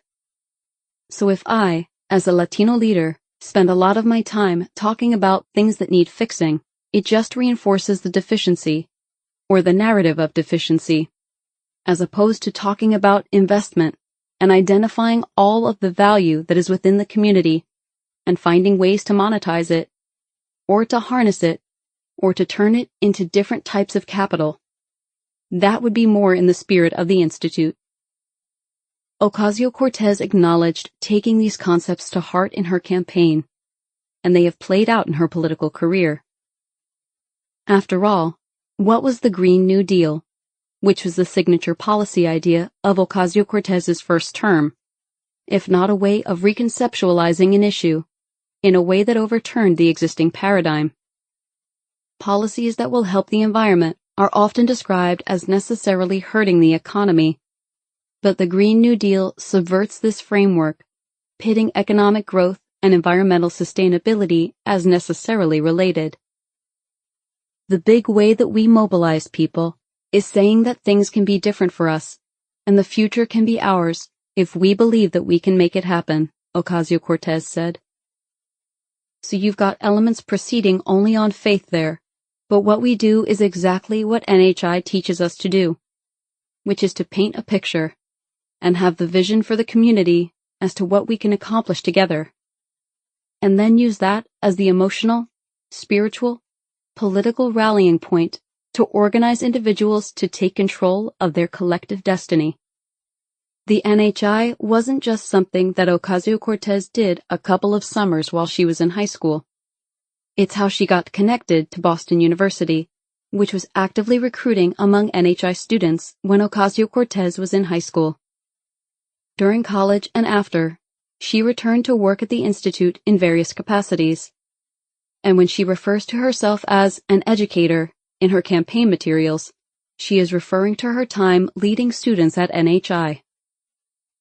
Ocasio-Cortez wrote the afterword to Nieto's memoir, Third Reality Revealed, Vision, Persistence, and Inventing a New Latino Identity, when she was still in college. How does the world begin anew? Ocasio-Cortez wrote in what was more of a prose poem than a typical afterword. The question swirls in our minds, driven by a desire to venture and a penchant for gain. It clicks at our ears, rattling our fears of mediocrity and shaking us from our slumber. It eats at our food and steals its taste until our ultimate discovery. We are the builders. We are the builders, the bringers of the world to come, she continued. Our memories are filled with smooth mud brick and scrolls of our visions. We cast iron for ourselves and carve ebony for our families. We raise schools for our teachers and homes for our children. The fruits of our labor bring bread to our baskets. But we must choose what we build. After graduation, AOC returned to NHI as a social entrepreneurship fellow, and then, a couple of years after that, as a faculty trainer. She worked several summers in a program called the Collegiate World Series, and even took a week off from the campaign in 2018 to lead one of the Institute's seminars. People who were with her at NHI remember her as not just warm and ambitious, but as unusually open about what she wanted. When the program's leaders looked for students to return the next year as organizers, others maneuvered to get noticed. But Ocasio-Cortez just went up to the program leaders and said she wanted to be included. That kind of initiative was what the program hoped to foster among a population of young people who often don't get that kind of encouragement. We give kids a chance to taste success and to taste challenges and even failure, but in a healthy, culturally safe way, which they wouldn't get otherwise. So when kids confront things later on in their life, they aren't facing it for the first time, said Cotto. I remember when I would go into a government office or have to go meet a university official, there wasn't a fear factor, because NHI had put me in Capitol buildings since I was 16 years old. I at least knew how to fake it.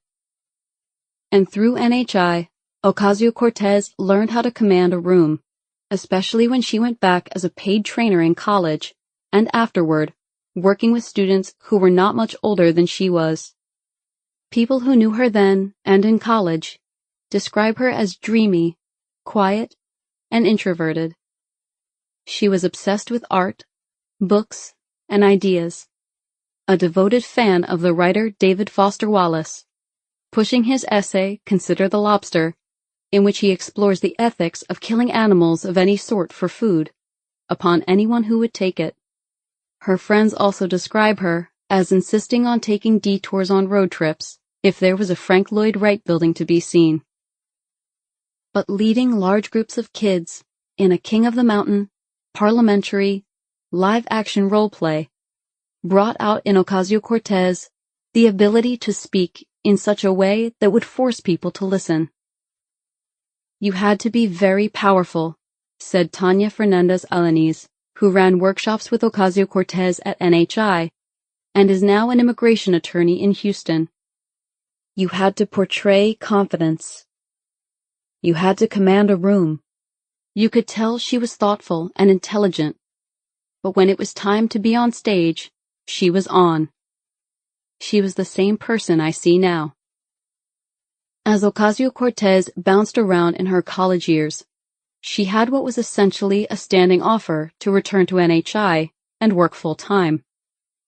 But Ocasio-Cortez yearned to return home. That was one thing that stood out about her, Cotto said. She took the community concept a bit further than the others. It wasn't about helping her career or building a network.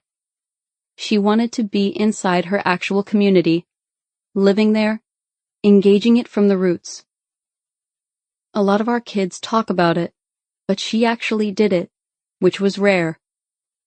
She had been in and out of schools in the Bronx and saw some things she didn't like, and I think she knew she needed to be with her community and with her family. Ocasio-Cortez settled in New York, became an amateur photographer, and became a member of an art space in Queens, started regularly blogging, applied for work in the field of international development, and when that went nowhere, got more and more interested in the city's burgeoning tech scene. She was interested in how to do good in a winner-take-all economy without dropping out entirely. She started a publishing company called Brook Avenue Press, which was designed to produce books and educational materials that gave a positive impression of the Bronx and the greater Latino community. What Brook Avenue Press seeks to do is help develop and identify stories and literature in urban areas, Ocasio-Cortez said in a promotional video about the project in 2011, soon after she graduated from BU. And so really what we try to find is designers, artists, authors that really know the urban story and help develop stories for kids to expand their world for them. She attended a press conference with U.S. Senator Kirsten Gillibrand in the Bronx for a bill called the Small Business Startup Support Act, which Gillibrand said would help tech startups by increasing the amount they could deduct in business expenses from $5,000 to $10,000. And Alexandria Ocasio-Cortez, 22, has shelled out $1,000 since April simply to rent space while she researches her business idea, a children's book publishing company devoted to telling positive stories set in the Bronx, read a local news story on the press conference, which included a quote by her about her struggles as a would-be entrepreneur. You don't really make a profit in your first year. To get taxed on top of that is a real whammy. Ocasio-Cortez found an office in a Bronx co-working space and, while there, met its founder, Chenny Yerushalmi, who had lobbied the city's Economic Development Corporation to invest in tech incubators in the Bronx as a response to the financial crisis of 2008. Yerushalmi got an idea to start a company that would use LinkedIn to help colleges best leverage their alumni in order to help recent graduates get a job. He hired Ocasio-Cortez, whose role was to work with individual students to help them craft an online image to attract potential employers. We spent hours together every day, and everything you see about her now was apparent then, said Yerushalmi.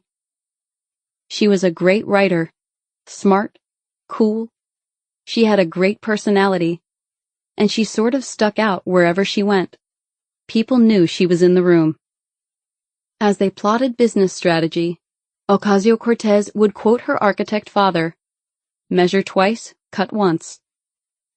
But she largely didn't catch the entrepreneurial bug, and the company, called Gauges Incorporated, turned out to be a bust. They got one client, Monroe College in the Bronx, according to Yerushalmi. Other schools were uninterested. Ocasio-Cortez had put aside the Brook Avenue press idea to work for the startup, but the pay was minimal, even for fresh out of college standards. "We all kind of got disenchanted at the end," said Yerushalmi. "Money was tight. I know that she struggled, and it didn't help that I wasn't paying her much. I saw great things in her, and I told her as much, but she just wasn't a startup person. It is not who she was." Ocasio-Cortez went back to Boston during this time to give a speech alongside other recent alumni at a day-long conference about how to tackle social changes through innovation, according to the conference program. Her speech was called "Why We Can't Wait" and was dedicated to the role of youth in the civil rights and other social change movements. Ocasio-Cortez told stories from her work in the South Bronx and explored current trends to identify what we can do together to contribute toward a better world. Her primary interests, the program continued, lie in entrepreneurship and developing innovative, healthy, enterprising communities for generations to come. After a year or so, Gauges shut down, and Ocasio-Cortez's mother found herself in difficult financial straits as well. Ocasio-Cortez took up work in the service industry, working at a pair of restaurants and bars in the chic Union Square area of Manhattan. It was a dispiriting time. The pay was good, but the work was grimy, the customers gross, and the bosses seemingly no better. At one point, they lined up the staff at the coffee shop and ranked them by attractiveness, something that led Ocasio-Cortez to nearly quit. "My experience as a waitress was very radicalizing," Ocasio-Cortez said in an interview. Barack Obama talked about working at Baskin-Robbins for a summer as a teenager. "This is not the same thing. I worked in restaurants for several years in my 20s. I was in and out of health insurance, paid cash for my medicine and my doctor's visits." She would pay for doctor's visits with a stack of ones from tips she received opening beers at the bar, at one point burying her face in her hands and crying in a doctor's office because she didn't have the $300 for a blood panel. She was running for Congress at that point and waited all day at a public clinic, canceling campaign events. "I was just sitting there with all of these families, and I came to realize that the system was just fundamentally broken. It didn't need tinkering or fixes. It was just broken," she told me. Restaurants are an inherently, extraordinarily political environment. People don't really realize it, but it's a crucible of politics. People who are most vulnerable, or people who fall through the cracks, pick up restaurant shifts. It's undocumented busboys. It's everyone who has some crazy story. Most of them had lost a parent when they were younger than I had. There were people who had been pursuing a profession but working part-time, or trying to break into an industry. And once you are in that position, it's very, very hard to get out, because the same way compound interest works for the rich, compound adversity works for working people. Because now you don't have insurance. Now you need to pick up an extra shift to go to the doctor. Now you have less time to try to get an internship, and so on. It was eye-opening, and a lot to take on. Although Ocasio-Cortez lived between two worlds growing up, she had also gone to a very good college, as had most of her friends, even her friends from high school. She had been an entrepreneur and an educator. She was someone who had been a star in high school, a star in college, and a star as a graduate, who suddenly, through the vagaries of the modern economy, found herself serving overprivileged hipsters and overripe tourists. Here was this person who everywhere she had gone in her life, in high school, at BU, at NHI, had been recognized for her talents and valued for what she had to say, said Cotto. And here she is working in a space where there isn't a lot of growth and there isn't a lot of learning. I felt a lot of despair, Ocasio-Cortez recalled. It wasn't just that her career had stalled out, although there was that too. It wasn't long ago that we felt our lives were over, that there were only so many do-overs until it was just too late, or too much to take, or we were too spiritually spent, AOC wrote in an Instagram post accompanying her swearing in with Nancy Pelosi. I was scrubbing tables and scooping candle wax after restaurant shifts, and falling asleep on the subway ride home. I once got pickpocketed, and everything I earned that day was stolen. That day, I locked myself in a room and cried deep. I had nothing left to give or to be. And that's when I started over. I honestly thought, as a 28-year-old waitress, I was too late, that the train of my fulfilled potential had left the station.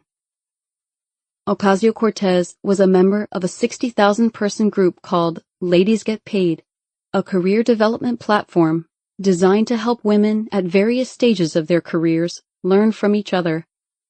Members are invited to participate in a private Slack channel, and there are town halls, conferences, career coaching, and workshops. Ocasio-Cortez attended the second one ever offered on how to get unstuck in your career, and at a reinvention town hall a year later, stood up and told the audience that she had always wanted to run for office. But people who look like me, people who are like me, where I come from, don't do it. She went to see life coach Megan Hellerer, who works with older millennial women who are underfulfilled overachievers. According to a profile in New York Magazine, Hellerer counseled her in the virtues of directional versus destinational thinking. On a road trip, instead of picking a place to end up, pick merely east or west.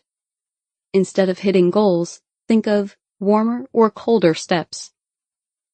Warmer for Ocasio-Cortez was going to community board meetings.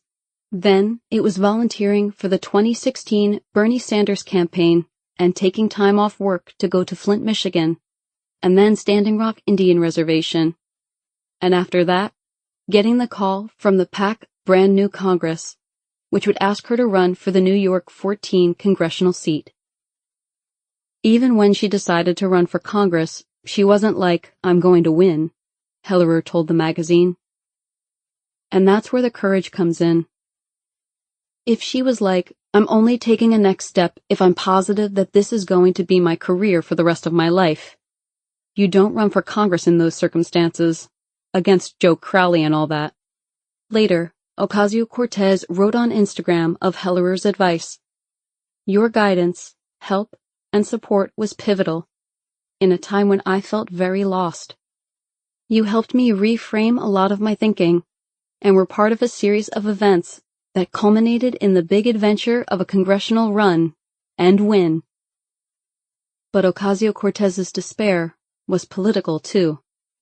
She had enthusiastically supported Barack Obama, but at one point looked up who was the largest contributor to America's political campaigns and saw that Goldman Sachs was a top contributor to both Republicans and Democrats. There were the extension of the Bush tax cuts, efforts to rein in Medicare and Social Security, and the drone warfare program abroad. I went through a phase where I kind of checked out, Ocasio-Cortez said. It was like an experience similar to heartbreak. You go through enough bad relationships, then you say, men are canceled, or I'm done with women. And I went through that with politics. What is the point? And I can tell you, having that feeling, it doesn't feel good. Chapter 2. The District. "Are all of the apartments smoking weed?" Alexandria Ocasio-Cortez asked. We were walking down the hallways of the Elmbeck Apartments in Queens, a mostly working-class area on the other side of the elevated train line, and around the corner from Ocasio-Cortez's campaign headquarters. It was late June 2018, 4 days from the election, and Ocasio-Cortez's campaign was everywhere in Queens and the Bronx that summer and spring. Her posters, featuring her face staring off in the distance, with their comic book style, blue and gold lettering and design, were ubiquitous in bodegas, dry cleaners, hipster bars, and chichi-tchotchke shops, especially in the district's whiter, gentrified sections in western Queens. The race was considered the longest of long shots. Her opponent, Joe Crowley, was not just the head of the powerful Queens County Democratic Party, but someone who would-be governors, senators, and mayors came to on bended knee for an endorsement, in the belief that such a nod came with a standing army of political foot soldiers. Plus, he was the fourth highest-ranking Democrat in the House of Representatives, and the three people above him, Nancy Pelosi of California, Maryland's Steny Hoyer, and Jim Clyburn of South Carolina, were all in their late 70s. Crowley was a comparatively sprightly 55, and known as one of the most popular politicians of either party in Congress. A hail-fellow, well-met, backslapping Irish-American Paul who had been traveling around the country and raising money for his fellow Democrats to boost his bid to become the next Speaker of the House when the Democrats retook control the next year. Crowley's team was well aware of the example of Virginia Congressman Eric Cantor, who held Crowley's position on the Republican side in 2014 before losing to a little-known challenger, Dave Bratt, in an upset that shocked the political world, but that led to guffaws when it was revealed that Cantor had spent Election Day making fundraising calls from a D.C. area Starbucks. Crowley's polling had him up over 30 points, and his team was certain he would win. They didn't know quite what to make of this young Latina from the Bronx who called herself a democratic socialist, and who was relentless in tagging Crowley as an out-of-touch carpetbagger. He lived most of the year with his family in Northern Virginia. Crowley's family had been involved in Queens politics for a generation, and he came of age when it was more associated with Archie Bunker than as the world's borough it would become in the first decades of the 21st century.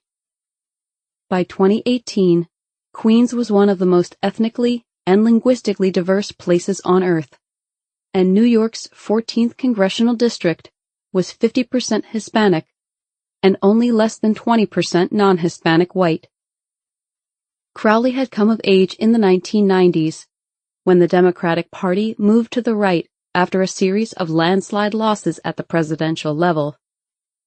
Crowley was a proud New Democrat, a congressional coalition who thought that the party should be more welcoming to Wall Street and more concerned with keeping taxes and spending low. He did not speak Spanish, and took to campaigning in the waning days of the race, alongside Luis Gutierrez, a retiring congressman from Chicago who could speak Spanish to Crowley's constituents. In the Elmbeck Apartments, meanwhile, Ocasio-Cortez asked me and another young aide, Daniel Bonthius, to stand aside when she knocked on doors so that residents wouldn't see two white guys flanking their entrance when they looked out through the peephole. It was the middle of the day on a Friday, so most residents who were home were the elderly and the semi-employed. Many didn't speak English, and when they didn't, Ocasio-Cortez spoke to them in Spanish. Many weren't registered to vote, and so she showed them how. Many didn't have citizenship or green cards, and she helped them with that too. What we're trying to do really is expand the electorate, educate the electorate, Ocasio-Cortez said as she went door to door. This district has about 3% turnout for congressional elections. So when you can go to Congress with less votes than a city council race, you can really make big changes by changing who votes. It's a heavier lift, but what's different between the New York machine and, for example, the Chicago machine is that the Chicago machine has really built a strong voter turnout operation, and the New York machine really depends on voter suppression. It's not like they have a huge base of buildings and buildings of people who are super loyal. Ocasio-Cortez knew the odds that she would win were almost impossibly long, but she said her race was about more than just winning. There's a secondary mission of organizing this community as I run, she said. A lot of times, if someone wanted to register to vote, canvassers would say, Google it, and then they would go on to the next door. But for us, seeing someone like that is a win. We want to register that person right now. It's about something much bigger than just one election. Talking to Ocasio-Cortez, it was hard not to be convinced that she could make it, despite what the pundits said about her chances. Ocasio-Cortez pounced on the questions I asked, laid out her case, and savaged her opponent for being a congressman too cozy with the financial industry and corporate lobbyists. She said Crowley should stay in Northern Virginia, where he kept a home, and run for Congress from there, rather than run for the seat in the Bronx and Queens he had served for 20 years. But still, hotshot challengers seem to run every 2 years or so in New York, get a lot of media attention, and end up losing in a blowout. Why would this time be any different?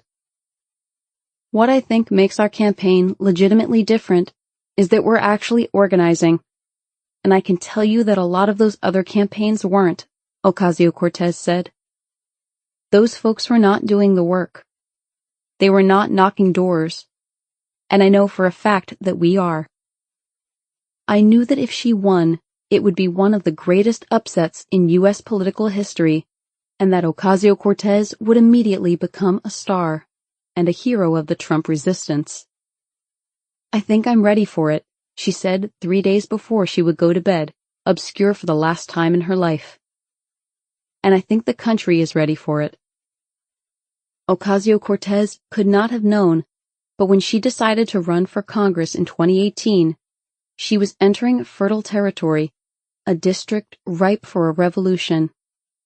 The first nearly 2 decades of the 21st century had seen New York City recover from 9/11 and the financial crisis to resume its position as a global capital, a place sucking in more and more of the country's brightest and most ambitious people.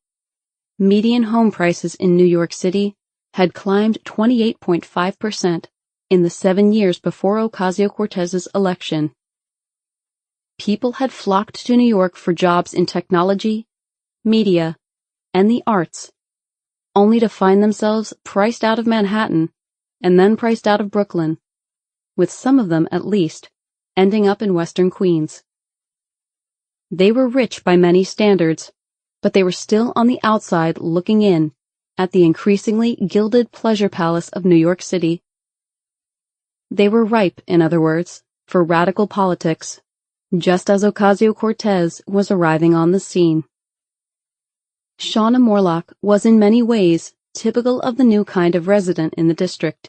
She was 37, a mother, and a hairdresser and colorist at a hip salon in Soho, who had bounced around Florida and Texas before settling in Western Queens when her husband got a job in New York. She was never much of an activist, but she followed politics fairly closely and would occasionally donate to candidates she cared about, like Bernie Sanders. The Women's March in January 2017, the day after Donald Trump's inauguration, was the first protest she had ever participated in. Soon afterward, she saw a Facebook photo of a group of organizers canvassing the neighborhood with a quote from Ocasio-Cortez pasted over it. "Women like me aren't supposed to run for office." Here was a 20-something, working-class woman who talked about inequality, who wanted to get money out of politics, and who seemed as little like a politician as one could imagine. I felt like I had never really been represented by anyone in my whole life, in a way. And everything she was saying was exactly what I would want in my representative, Morlock said. She brought her 5-year-old along to canvass with her, the first time she'd gone out knocking doors in the neighborhood, and was surprised to find the candidate herself there. AOC just exuded a genuine normality, Morlock said. She didn't seem like a greasy, polished politician. You can feel it. She was a bartender, and I was too for 13 years. And you get to be a good judge of people's character in that position. Out on the trail that day, Ocasio-Cortez told voters that she could deal with Donald Trump because as a bartender, I have dealt with 100 Donald Trumps. I was like, yeah, me too, girl, recalled Morlock. I know Trump doesn't even drink, but he's just like every rich guy at the bar who has had too much to drink and gets obnoxious and sloppy and doesn't realize people are trying to avoid him. Ocasio-Cortez went to the Women's March too, wearing her father's Movado watch. She posted on Facebook about what that meant.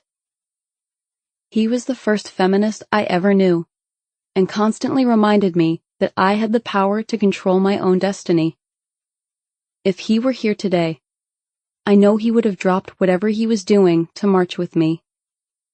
When I was 9 years old, I ran to my dad when a man on TV argued that women should primarily bear children and support the home. He listened, then turned to me and asked, "Well, why shouldn't they?" It kicked me off balance because I expected him to fight for me, tell me that the TV man was wrong. But instead, he made me articulate an argument and figure out how to stand up for myself and all people. He helped me find my voice, and then he amplified it. Thank you to all the men who joined the Women's March in solidarity today. We see you by our side, and we love you for it. The Women's March was, by some accounts, the largest one-day protest in U.S. history, with an estimated 4 million people marching, or roughly slightly more than 1% of the country's population. It began in the hours after Trump's election, in response to the Facebook post of a retired attorney and grandmother of 4 living in Maui, Hawaii, about the need for a march on Washington, D.C. to protest the new president. The idea exploded as women around the country talked about marching to affirm the country's values and to stand up for all those who the president-elect had insulted, demonized, and threatened during the campaign. Immigrants of all statuses, Muslims and those of diverse religious faiths, people who identify as LGBTQIA, Native people, Black and Brown people, people with disabilities, survivors of sexual assault. The early promise of the Women's March as a movement collapsed under the weight of infighting and allegations of anti-Semitism among the march's leaders. But Ocasio-Cortez traveled to the march after returning to New York from the Dakota Access Pipeline protest on the Standing Rock Reservation with her friend Maria Swisher. The two sat at a rest stop midway between New York and D.C., one full of other people heading to the march, even though it was nearly 1 o'clock in the morning. It's an important moment. I feel we are at a really unique place in history, Ocasio-Cortez said as they sat in the darkness. And when I think about things that I want to tell my kids that I did, this is it. This is the essence of what democracy should be about. This is everyday people. We aren't special, but what we are doing together is very special.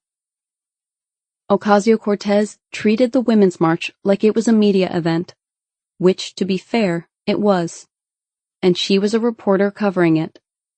Armed with a selfie stick, she and Swisher live-streamed the march, answered viewer questions, and interviewed fellow marchers, including children.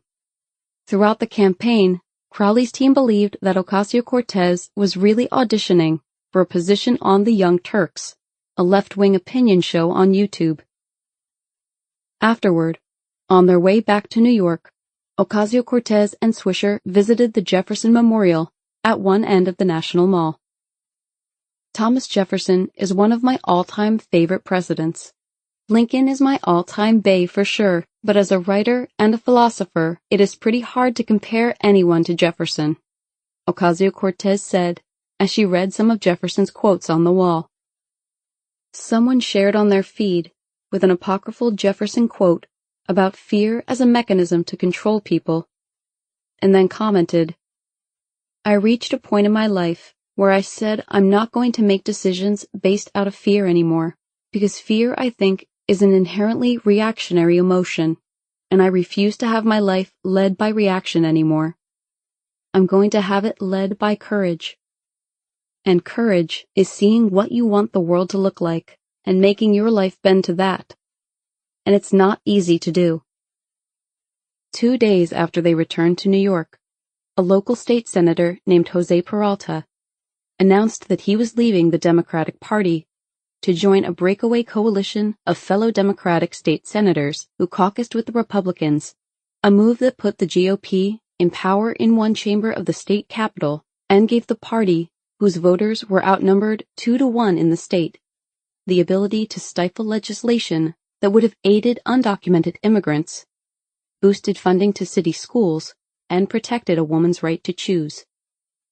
Albany remained opaque to even the most politically engaged New Yorkers, but it was clear, in the eyes of many, that a local representative had sided with the Trump administration, just as a good portion of the country was consumed by fear. The caucus that Peralta joined was called the Independent Democratic Conference, IDC, and it began on the very first day of the Governor Andrew Cuomo's administration, leading many observers to suspect that Cuomo was secretly propping up the group in order to avoid being pulled too far to the left. Activists had been organizing against the IDC ever since it was formed, but had not caused much of a stir.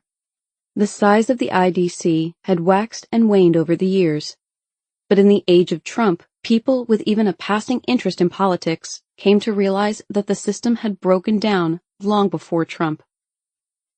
In the Jackson Heights section of Queens, a neighborhood that was home to scores of recent immigrants, but also to many young, middle-class families looking for a place to raise their children, a local listserv, mostly reserved for parents to share neighborhood tips about family-friendly restaurants and nanny recommendations, was suddenly burning up with news of the elected official's betrayal. "He'd better make a statement to us about this within the next 24 hours, with great reasons why this serves his constituents," wrote one neighborhood mom. "Otherwise, he's over." Called his office and communicated that democracy isn't something that only happens once every 4 years, wrote another neighborhood dad. "I was trying to figure out what to do," said Susan Kang, a professor of political science at John Jay College in Manhattan.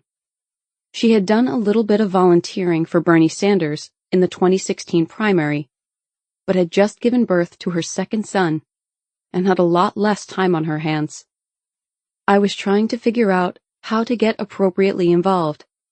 I just didn't know what to do.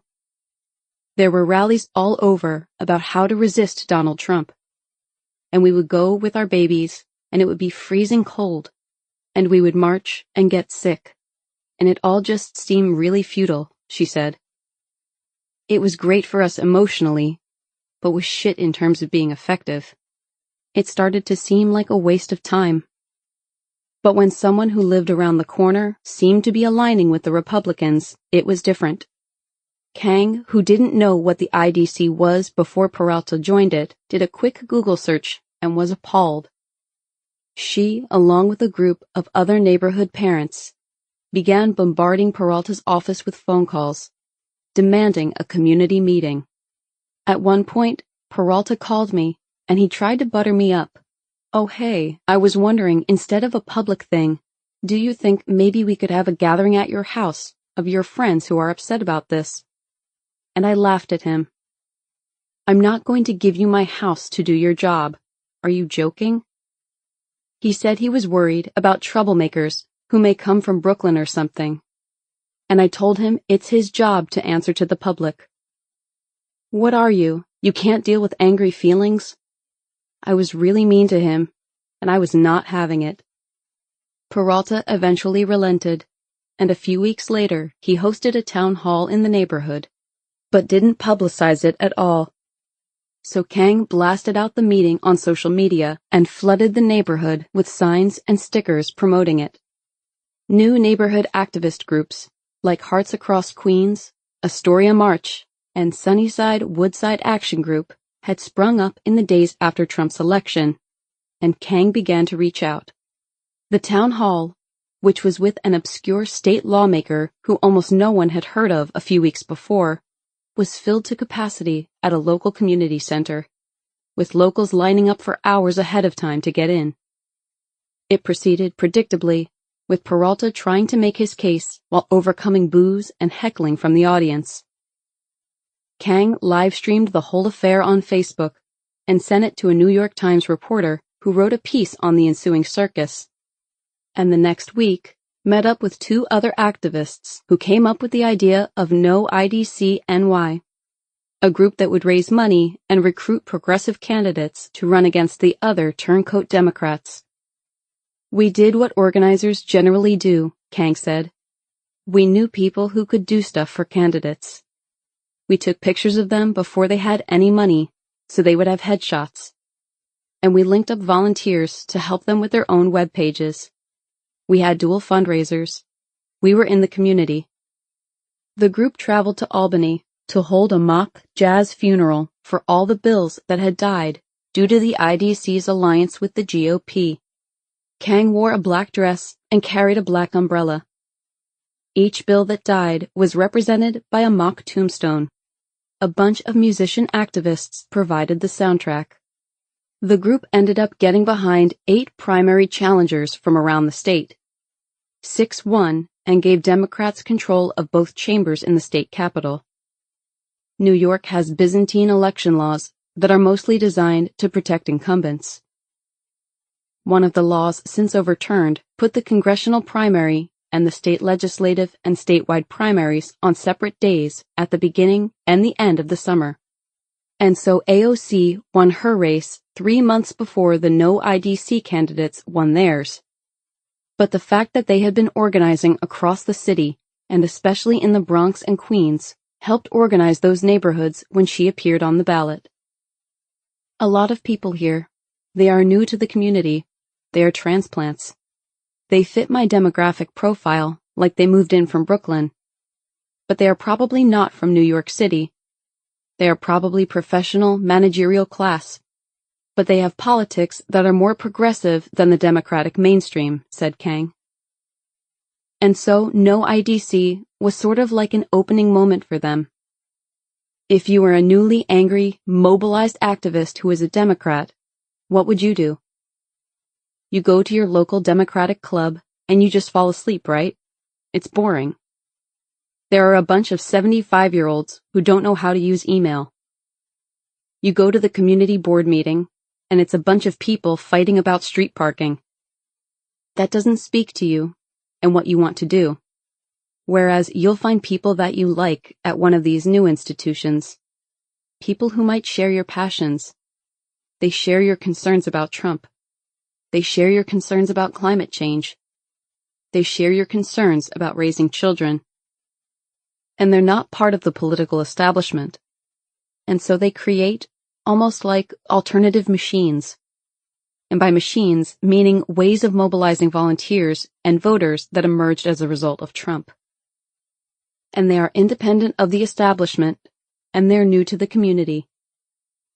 While the anti-IDC organizing was getting underway, Ocasio-Cortez was officially becoming a candidate for Congress. One of the first things she did was knock on the doors of Republicans and unregistered and unaffiliated voters. The reason again was New York election laws that actually made it harder for its citizens to vote by requiring people who wanted to vote in a primary to change their registration nearly a year in advance. The law has since been changed. It had a limited effect on her final vote totals, surely, but it showed what a forward-thinking operation she was running. A few months after she kicked off her campaign, Ocasio-Cortez showed up at a rally at a public park in the Forest Hills section of Queens, which was outside of her district. The rally, called Queens Stand Up, was organized by a local labor lawyer. A number of groups, old, like the local chapter of the Communication Workers of America and the Council on Islamic-American Relations, and new, like Muslims for Progress, Black Lives Matter of Greater New York, No IDC New York, and New York Indivisible, had organized it to come together for liberty and our democracy in this uncertain time, calling the rally our opportunity to stand up for American values. It was a scorching hot June day, and Vigi Ramos Rios, a member of the Democratic Socialists of America, DSA, was there distributing information on behalf of her organization when Ocasio-Cortez showed up, wearing a black dress, heels, and a blazer, and got up on the small stage with a janky microphone. Ramos Rios recalled that the rally was held at a shopping area, with people passing through. But when Ocasio-Cortez spoke, some people stopped and actually listened to what she was saying. Ramos Rios went up to her afterward, gave Ocasio-Cortez her card, and told her, "If there's anything I can do, please let me know." A few months later, Ramos Rios was hired as Ocasio-Cortez's campaign manager. One of the organizers of the Queens Stand Up rally was Noreen Akhter, founder of Muslims for Progress. She was a stay-at-home mom and recipe blogger who ran to JFK Airport to protest after Trump announced his Muslim ban. Afterward, she got together with a few fellow Bangladeshi Americans to fortify their community against an unknown threat stemming from the White House. She had tried to get involved with the local party organization, which Joe Crowley was in charge of, but found no point of entry. There was no website, no person to contact, and no schedule of meetings. For neither the county Democratic Party nor the myriad Democratic clubs in the county. A lot of us had big networks of friends and family, and we wanted to start tapping into that network and re-educating each other about policies and about our elected officials, about whether they were voting in our favor. We wanted to start the conversation about the importance of voting as a bloc to really assert our community, Akhter told me. There were other Muslim groups, including the Muslim Democratic Club of New York, that would hold meetings in the neighborhood. But, Akhter felt, they were very seasoned, political operative types. A lot of them had roles in various elected officials' offices, and so they kind of had an ethos and paradigm that they were working around, and it wasn't what I was looking for. It felt a bit disconnected from what I was trying to do in terms of educating and mobilizing the immediate community out here in Queens. Akhter remembers how Ocasio-Cortez wasn't on the roster of people to speak, but that she showed up anyway, waiting on the side until asking the organizers if she could have a turn to speak. She came out guns blazing. She was saying what I felt every Democrat needed to be saying: Medicare for all. Just really bold, visionary ideas. Things that were really animating and energizing the crowd. She invited Ocasio-Cortez to her group's iftar dinner, and a few months later emailed the campaign to say her family still lived in the district and was interested in volunteering for AOC's campaign. She got a reply from the volunteer organizer Bilal Tahir, who promptly named Akhter a precinct captain. A few weeks later, the dozen or so people who made up the early part of the campaign met at Akhter's parents' apartment to drink Bengali chai tea. They laid a big map of the district on the floor and figured out how they would get the vote out of each neighborhood. Akhter told the group at that first meeting, "Someday, someone is going to write a book about this campaign." Part of their plan was to find field captains who actually lived, or at least had a connection to, the neighborhoods where they went hunting for votes. And another part of their plan was to go everywhere, regardless of how many votes they thought it would garner them. City Island is a conservative part of New York City, only accessible by a single 3-lane bridge, a neighborhood of tiny homes and deep-fried fish shacks overlooking Long Island Sound. Late in the campaign, Michael Carter, who helped with fundraising and the field operation, realized they had nobody from City Island on their list of likely supporters. So a bunch of them loaded into a van one Saturday and knocked on every Democratic door. They won City Island by 7 votes. What I learned, and what I think too few political folks understand, is that your worst ratio in any precinct is typically 20-80. So the only reason you shouldn't go somewhere is if you are in legitimate fear of being physically harmed. But otherwise, if you're in an area that's 20-80 and you bump it up to 25, those votes count just the same, said Carter. Carter got into left politics through reading Marx as part of his Contemporary Civilization course at Columbia, part of the university's required core curriculum. He worked for Sanders in 2016, and then got involved in New York City politics, before getting involved in Ocasio-Cortez's race. Which is to say, there was no one type of person who was drawn to Ocasio-Cortez's campaign. They were mostly young, but they were of all races, ethnic backgrounds, education levels, and social classes, and had varying levels of experience in political organizing. What they shared was a shock and outrage that someone as ill-fit for the job as Donald Trump could become president. Fueled by rage and determination, many, for the first time in their lives, got involved in politics to combat him. Daniel Bonthius had come to New York from Boston to be an actor.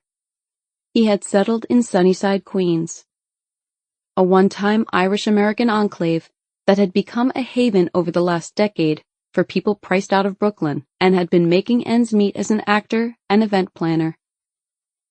The day after the 2016 election, he woke up feeling the need to talk with like-minded people about what had just happened. He gathered a few neighbors together, and they met in someone's living room, and eventually became the local chapter of Indivisible. Indivisible was the brainchild of Ezra Levin and his wife Leah Greenberg, both in their early 30s and both former congressional staffers on Capitol Hill. After grieving over the election of Trump with friends, the couple went home to Levin's parents' house in Texas for Thanksgiving and met up with an old college friend who was managing a Facebook group called Dumbledore's Army, a reference to the kindly professor in the Harry Potter books. In a matter of days, the Facebook group had 3,000 people who were committed to resisting Trump, but weren't sure how. Protests in the street and writing letters to Paul Ryan seemed futile. We had this model in our minds, which was the Tea Party, Greenberg told an interviewer. We knew that there were actually very effective ways to organize locally to deploy that activism to change the way that Congress thought, because we'd seen it used against us. And so we kind of looked at each other, and we were like, maybe we should just write a guide to replicating the Tea Party. While the rest of the family chomped on turkey and leftovers, Levin and Greenberg decamped to their laptops and started writing a guide for those interested in creating their own Tea Party of the left. Trying to figure out how to resist the coming racist, plutocratic Trump congressional onslaught? Calls and petitions aren't enough, Levin tweeted to his mere 650 followers. To help, former congressional staff drafted this guide, drawing lessons from how the Tea Party stopped Obama. The document acknowledged that the Tea Party was racist and cruel in its motivations, but that it was also remarkably effective because activists put pressure on their own members of Congress and because activists in the various chapters, no matter how large or small, worked in close coordination with each other and with other groups to keep up the pressure. And the Tea Party was reactive and defensive. They didn't come up with their own alternatives, but were instead focused on shooting down the options offered by the White House and Congress. While the Tea Party activists were united by a core set of shared beliefs, they actively avoided developing their own policy agenda. Instead, They had an extraordinary clarity of purpose, united in opposition to President Obama. They didn't accept concessions and treated weak Republicans as traitors, the guide said. They called on members of the liberal resistance to show up at their local representatives' town hall meetings and demand answers, show up at their office and demand a meeting, and flood phone lines with calls about upcoming key votes. At the time, the GOP controlled the White House, the Senate, the House of Representatives, and for all intents and purposes, the courts, leaving activists with seemingly little recourse. The Indivisible Guide offered this advice. Stall the Trump agenda by forcing them to redirect energy away from their priorities. Congressional offices have limited time and limited people.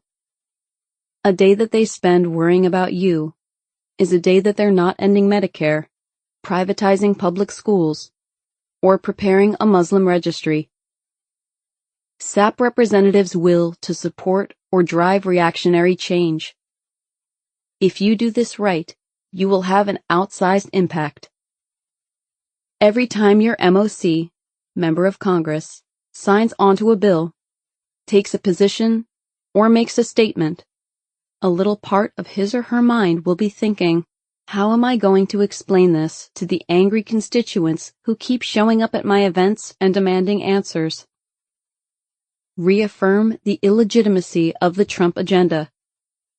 The hard truth is that Trump, McConnell, and Ryan will have the votes to cause some damage, but by objecting as loudly and powerfully as possible, and by centering the voices of those who are most affected by their agenda, you can ensure that people understand exactly how bad these laws are from the very start, priming the ground for the 2018 midterms and their repeal when Democrats retake power. Indivisible organizers encouraged those interested to form their own groups. Groups should be kept local, the document said, and small, at least at first. The document instructed activists on how to run and manage organizations and how to focus them on the work ahead. Keep people focused on the ultimate core strategy, applying pressure to your MOC to stop Trump, the document said. And organizers suggested rallying around a couple of core principles. 1. Donald Trump's agenda will take America backwards and must be stopped.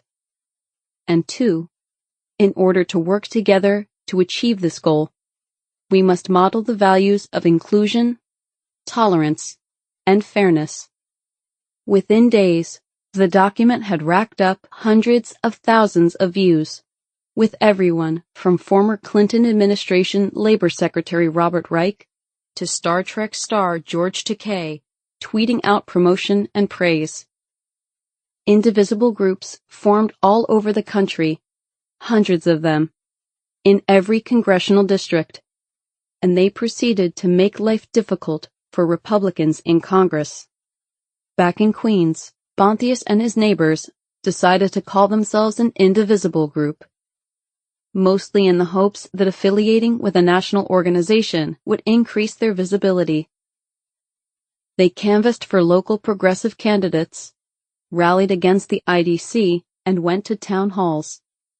At one town hall, hosted by Congressman Joe Crowley, Jake DeGroot, a member of the local Indivisible group, confronted Crowley over taking corporate PAC money, and the two got into a heated exchange. Afterward, another town hall attendee approached DeGroot and asked if he had heard about this woman running against Crowley, Alexandria Ocasio-Cortez. He reached out over Twitter. She had just a couple of hundred followers at the time, and invited her to the next meeting of the group. It was Ocasio-Cortez's first constituent house party, and the group was impressed. It just seemed like she is a real person running for office, said Bontius, who became one of her closest campaign and then congressional aides. Everybody in the room. We are all the same generation she is. And there's just this comfort level, like you are one of us. You are going to be fighting for us. De Groot, a theater lighting designer by trade, had been at Zuccotti Park for Occupy Wall Street, but he had lost the political bug until Trump's election in November 2016. He ended up going to work for Ocasio-Cortez's campaign, and even designed a canvassing app called Reach, which upturned the traditional way campaigns reach their targeted voters. Typically, campaigns have canvassing lists of people who are registered to vote and who have voted in the last couple of elections. The campaigns may know something about the voters from their neighborhood or other demographic data, and they send canvassers out to record whether or not those voters are likely to vote for them. Reach, though, was focused on bringing new voters into the process, and so it allowed Ocasio-Cortez's campaign team to record interactions with any voters anywhere, bringing them into the political process with just a few taps of their phone. Another person invited to the Queen Stand-Up rally in Forest Hills was Hawk Newsome, an attorney and civil rights activist. Newsome had been involved in politics and protest his whole life. His parents met at a civil rights rally in 1969, and he had gone on to work in the Bronx District Attorney's Office and in local organizations before starting Black Lives Matter of Greater New York. Black Lives Matter began after George Zimmerman, a white man who was volunteering with his neighborhood watch in his Sanford, Florida housing complex, confronted and shot Trayvon Martin, an unarmed African-American teenager. Zimmerman was later acquitted of murder, which led Alicia Garza, a domestic workers' rights organizer, to post on Facebook what she called a love note to Black people. Black people, I love you. I love us. Our lives matter. Black lives matter, she wrote, urging Black people to get active in their communities. Patrisse Cullors, a human rights activist with the Ella Baker Center for Human Rights in Oakland, California, and who first met Garza a decade before on the dance floor in Providence, Rhode Island, where both were attending an organizers' conference, responded with the hashtag Black Lives Matter. The two, along with writer and activist Opal Tometi, worked to turn the hashtag into a movement. Black Lives Matter was, in its conception, as much a protest against police brutality and a racially oppressive government as it was against a model of Black politics that had held in place for over half a century.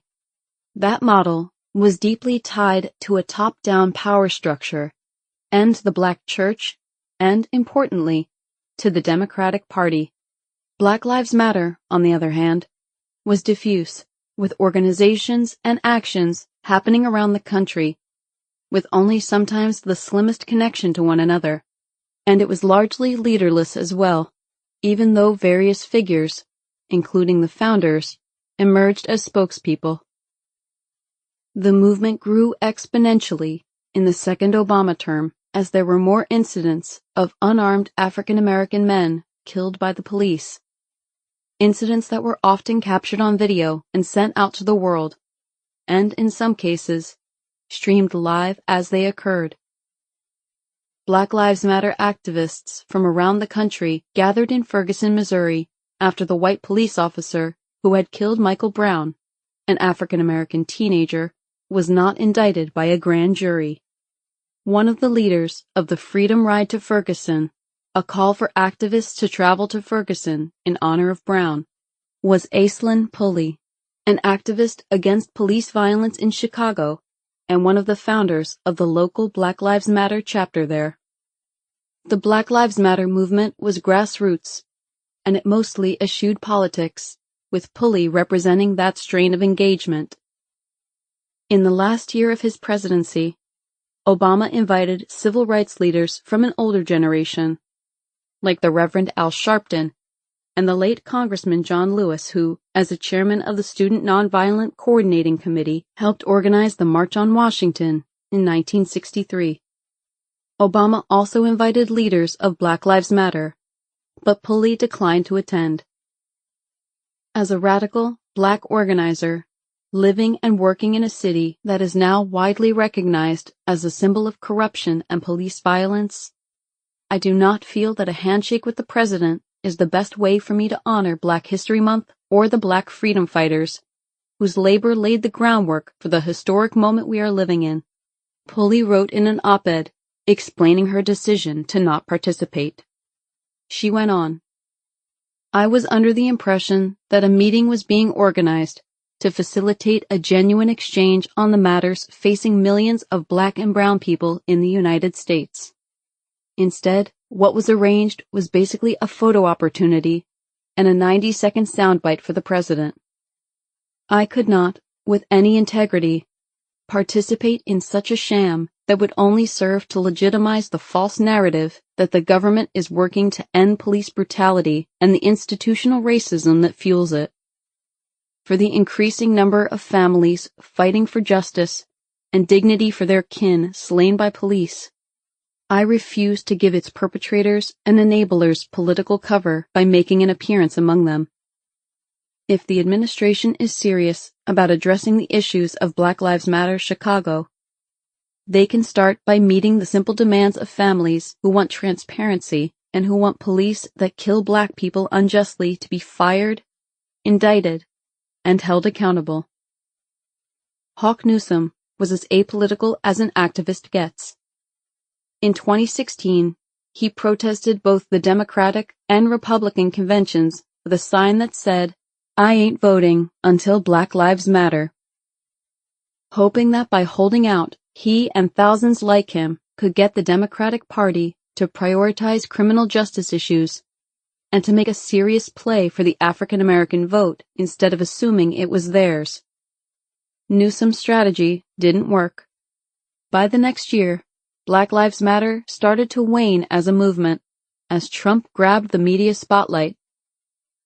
But Black Lives Matter of Greater New York remained active, and in 2017, Ocasio-Cortez reached out to seek their endorsement.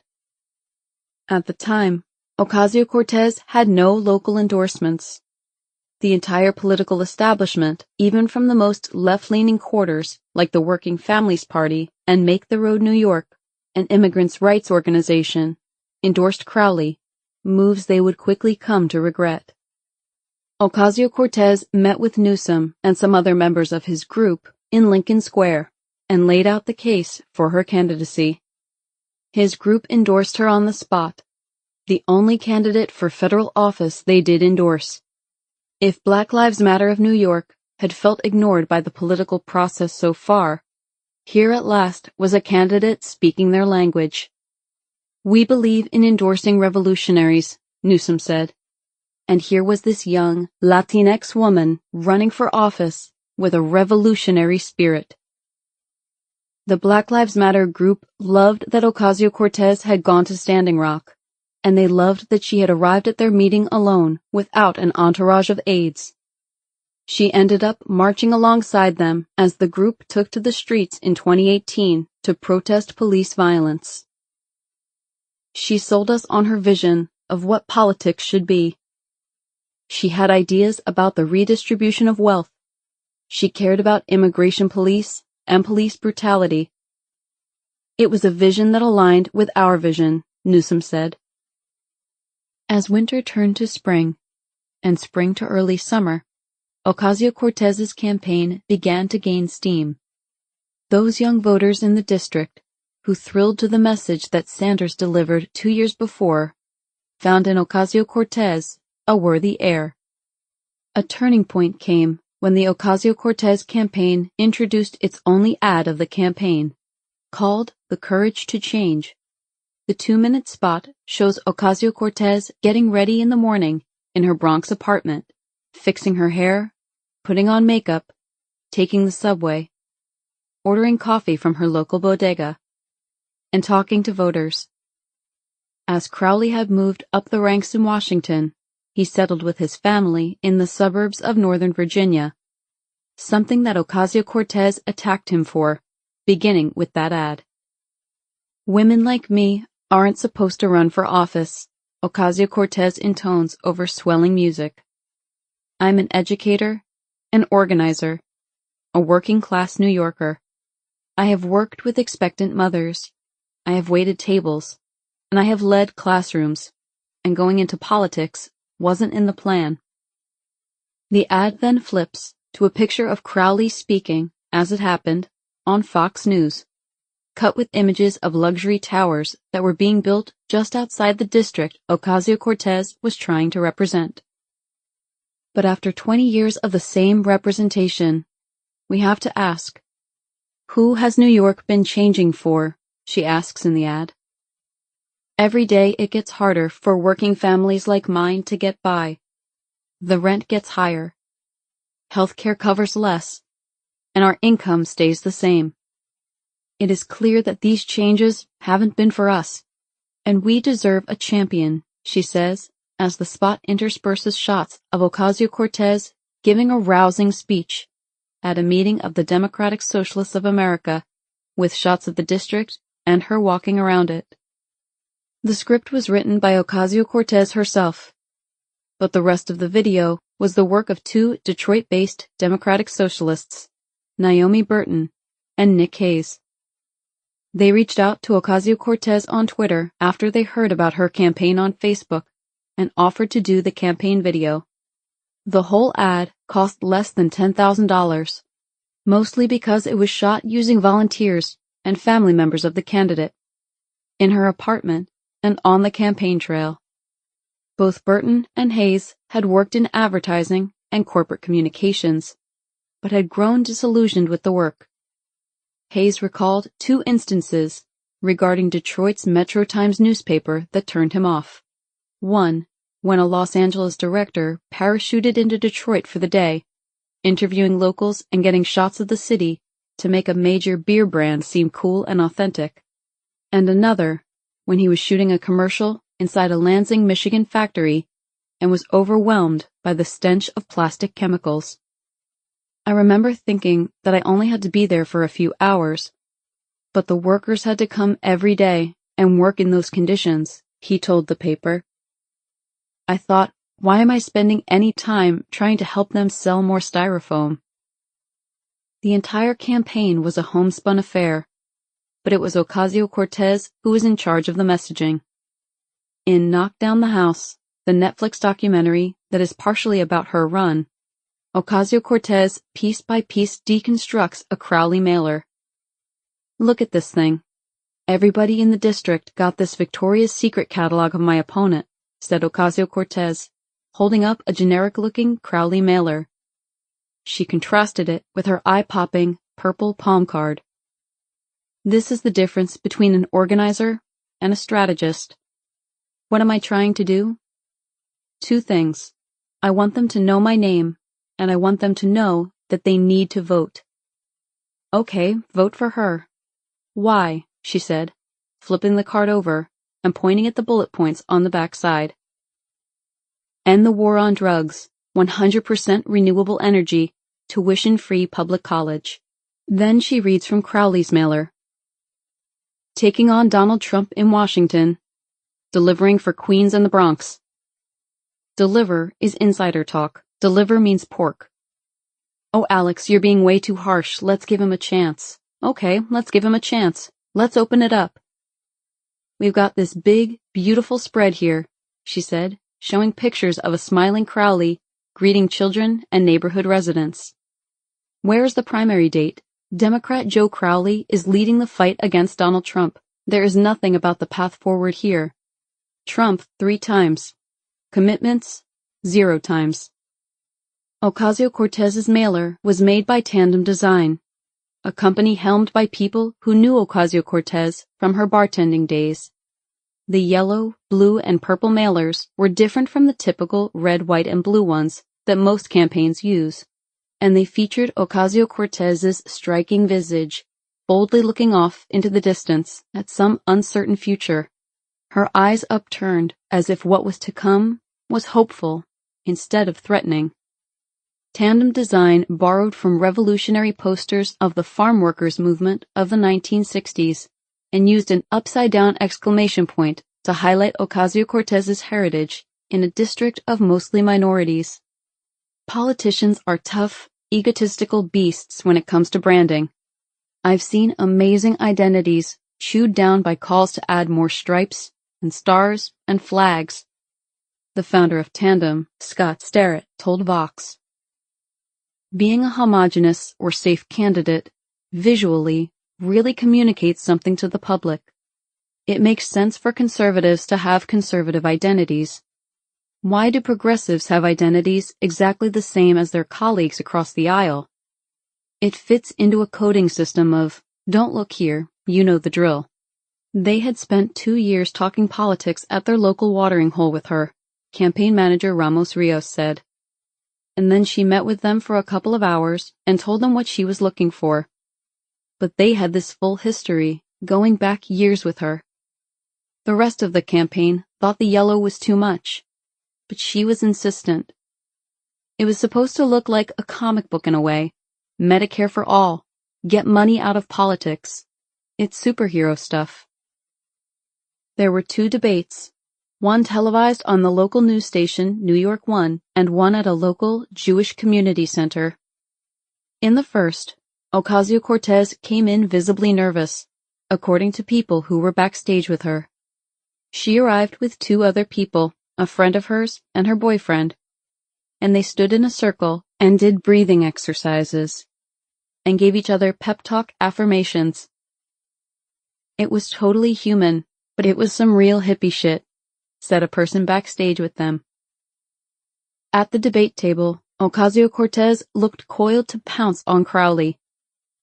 She had practiced relentlessly before and planned to hit Crowley on a House ethics investigation from years before on his fundraising practices, with the line, "Mr. Crowley, do you have an ethics problem?" But in the end, was unable to get the line out. Afterward, she told me she wished she had been able to hit him harder. As it was, she slammed Crowley for raising his family in the D.C. suburbs. If a person loves their community, she said during the debate, they would choose to raise their family here. They would choose to send their kids to our schools, and they would breathe our air and drink our water. It takes away a fundamental interest and understanding of our communities when we raise our families somewhere else. Crowley tried to counter Ocasio-Cortez by accusing her of being soft on gun control. The Crowley campaign had dug up a comment that Ocasio-Cortez had made earlier on a Reddit Ask Me Anything online forum, in which Ocasio-Cortez had, in response to a question about not becoming siloed in her own political universe.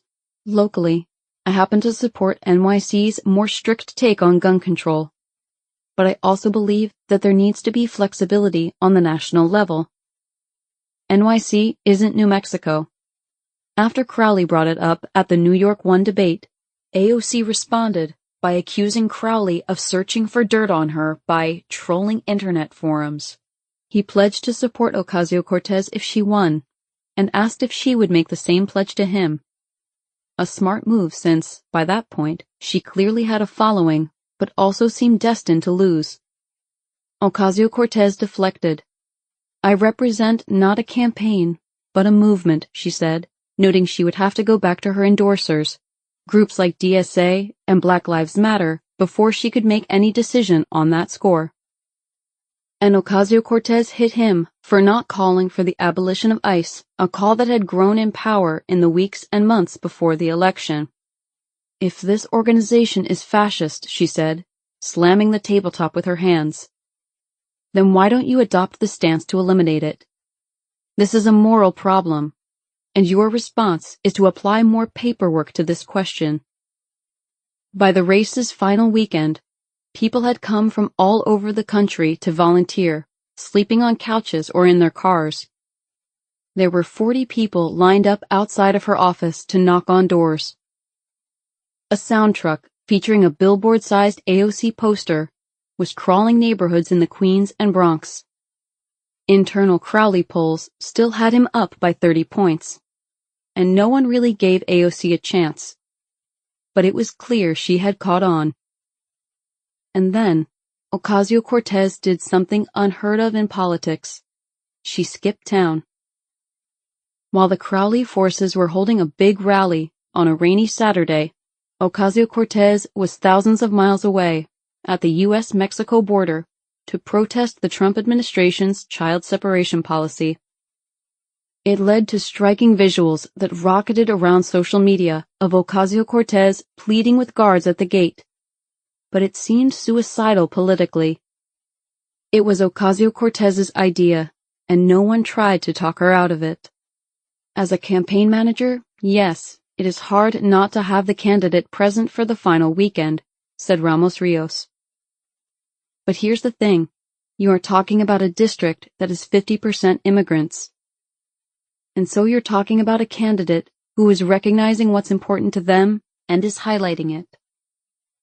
We could see a path to victory at that point. But she also had a spotlight, and if she could take that spotlight and highlight something that mattered to the people in her district, that's what she was going to do. It wasn't about winning. It was a movement. Victory comes in getting people to see somebody who's willing to represent her district wholly, even if that means for her personally, it might not be a gain. She might go back to being a bartender and a waitress. She was going to take that little bit of spotlight and highlight an issue, and that was incredibly important to people in her district. On election day, the streets of the district were flooded with volunteers from both sides, but it was clear that many of those there for Crowley were connected in some way to the Queen's political machine. They were staffers for local elected officials or members of a local political club. Shauna Morlock, the hairdresser from Astoria, stood outside of a polling place in her neighborhood to urge voters to pull the lever for AOC, but she thought something was up when she got to talking with a person, a firefighter, who was there on behalf of Crowley's campaign. He was a union guy, and as they started talking, she was surprised to hear him say good things about Donald Trump and bad things about immigrants. Later he admitted he wasn't a Democrat at all, but was there at the polling place because his union asked him to be. Ocasio-Cortez spent much of Election Day tweeting photos of the places where she thought the Crowley forces had hung illegal signs and then accusing the Crowley forces of taking down her signs and putting theirs up illegally. There was no evidence of it, and it wasn't the only baseless accusation thrown out by Ocasio-Cortez during the campaign. She accused the incumbent of not having bilingual campaign literature, which was false, and of Crowley acolytes tampering with election machines, which would have been a violation of state law, and for which there was also no evidence. Crowley couldn't make one of the debates because he had a previous commitment in another part of the district, so he sent a surrogate in his place, a local city councilwoman named Annabelle Palma, and Ocasio-Cortez accused him of deliberately attempting to confuse voters by sending a Latina in his stead. Ocasio-Cortez's mother, Bianca, joined the campaign for the final days.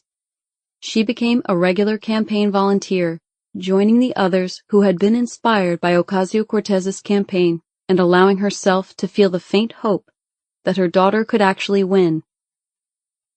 As they were waiting for the election results, Morlock told Bianca to just relax, saying, "She is going to be president one day, just you watch." To which Bianca replied, "Don't jinx it." As the team members finished their day on the streets, Ocasio-Cortez gathered with a few of them in a pocket park in the Bronx. At polling stations across the district, the enthusiasm for her seemed palpable, yet still no one believed she could win. Surely, they figured, there was a reserve army of Crowley supporters who could pull this off. No matter what happens, this does not stop here, Ocasio-Cortez said to her supporters as evening fell. I want every single one of you to stay active, to keep pushing. Once people have been woken up, they don't go back to sleep. The minute the polls closed, the Crowley forces knew the race was over.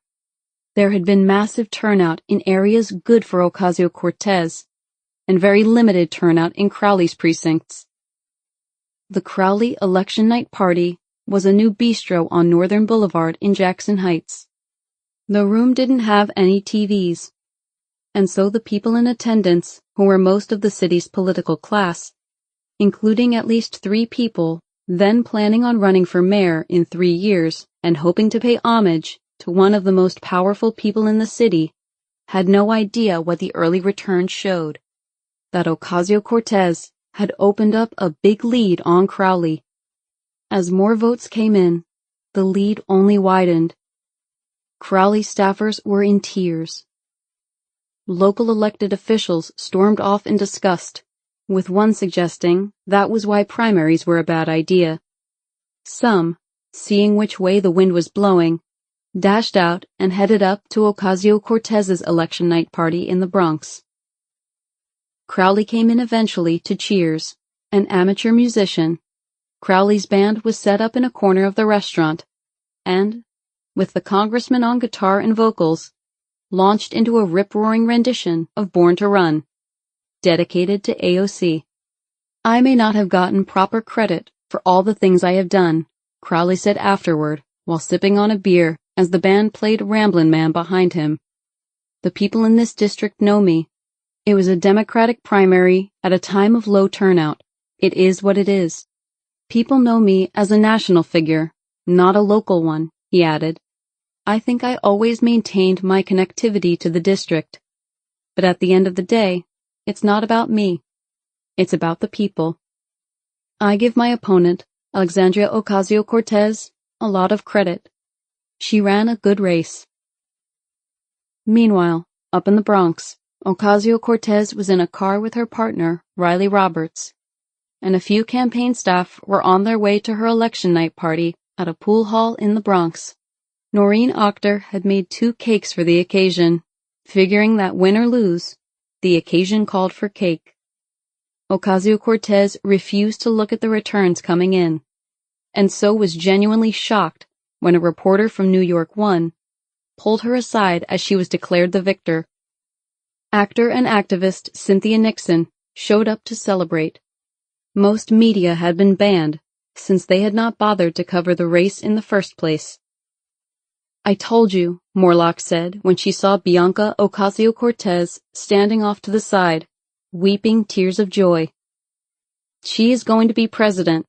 I am calling it right now. Roberts was interviewed by People for Bernie, which live-streamed his words to the group's Facebook account, and he said they always had talked about something like this happening, but never thought it would happen so soon.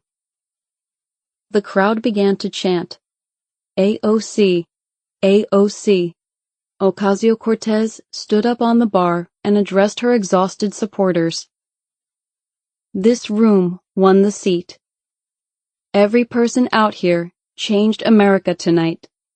What is very clear is that this is not the end. This is the beginning. The message we sent to the world tonight is that it is not okay to put donors before your community. The message that we sent tonight is that sometime between midnight and darkness, there is still hope for this nation. You have given this country hope, that when you knock on your neighbor's door, when you come to them with love, when you come to them and tell them that no matter their stance, you are there for them, we can make change. What you have shown is that this nation is never beyond remedy. It is never beyond hope. Every person in this room is going to DC with me, she added. We have to dedicate ourselves to this fight, because I can't do it alone. Chapter 3. Her Revolution. To have called Bernie Sanders an underdog when he announced he was running for president in 2015 would have been a vast understatement. Prior to jumping in, he had been teasing a race for months, making stump speeches in the early primary states, rallying with workers and activists in Wisconsin and suburban California, places usually overlooked in the presidential primaries, and distributing campaign cash through his political action committee to vulnerable red state Democrats. And yet scarcely anyone had paid attention. I don't think there is a chance he will win, one of his supporters, an 82-year-old woman, told me at an early rally for Sanders in New Hampshire in the summer of 2014, one where the Vermont senator refined his stump speech, railing against the billionaire class, the Koch brothers, the fossil fuel lobby, and giant corporations. "He's a socialist," she exclaimed, thrusting her hands up in the air, as if trying to force me to understand what she meant. "We aren't there yet. We may never get there."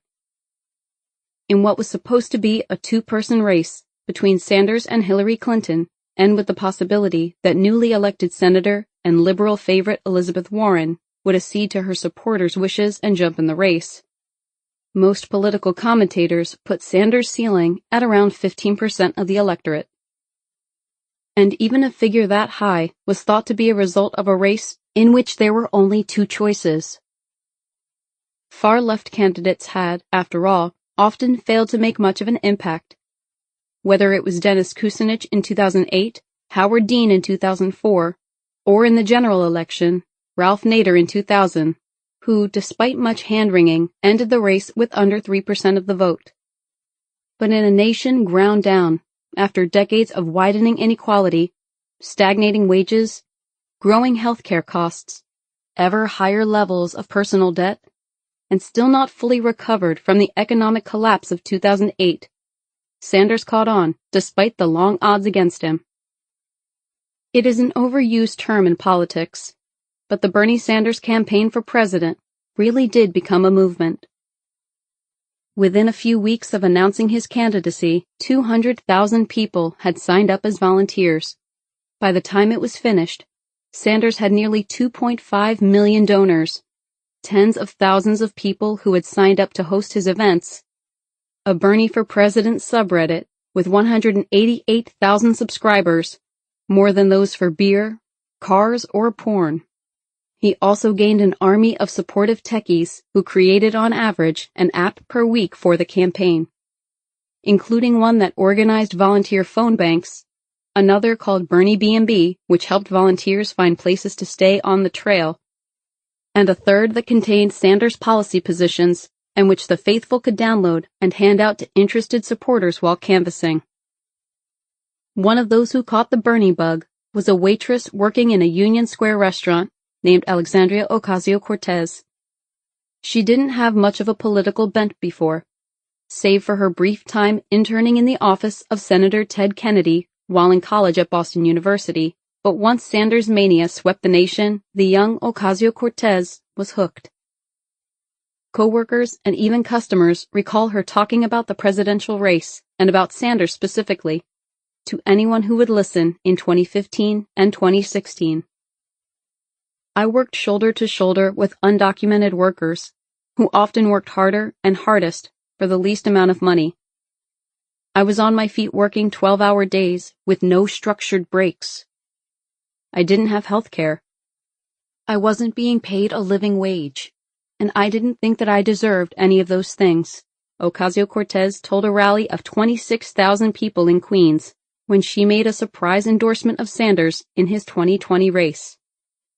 Because that is the script that we tell working people here and all over this country, that your inherent worth and value as a human being is dependent on an income that another person decided to underpay us.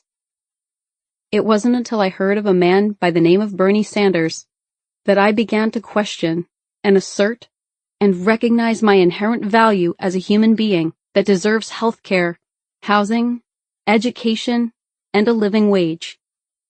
She went on to describe how at various points in her life she came to appreciate how Sanders was fighting for her, how her mother relied on Planned Parenthood for prenatal care, which Sanders fought for, how she relied on Children's Health Insurance Program as a kid, and how Sanders fought for universal health care, student debt relief, and civil rights.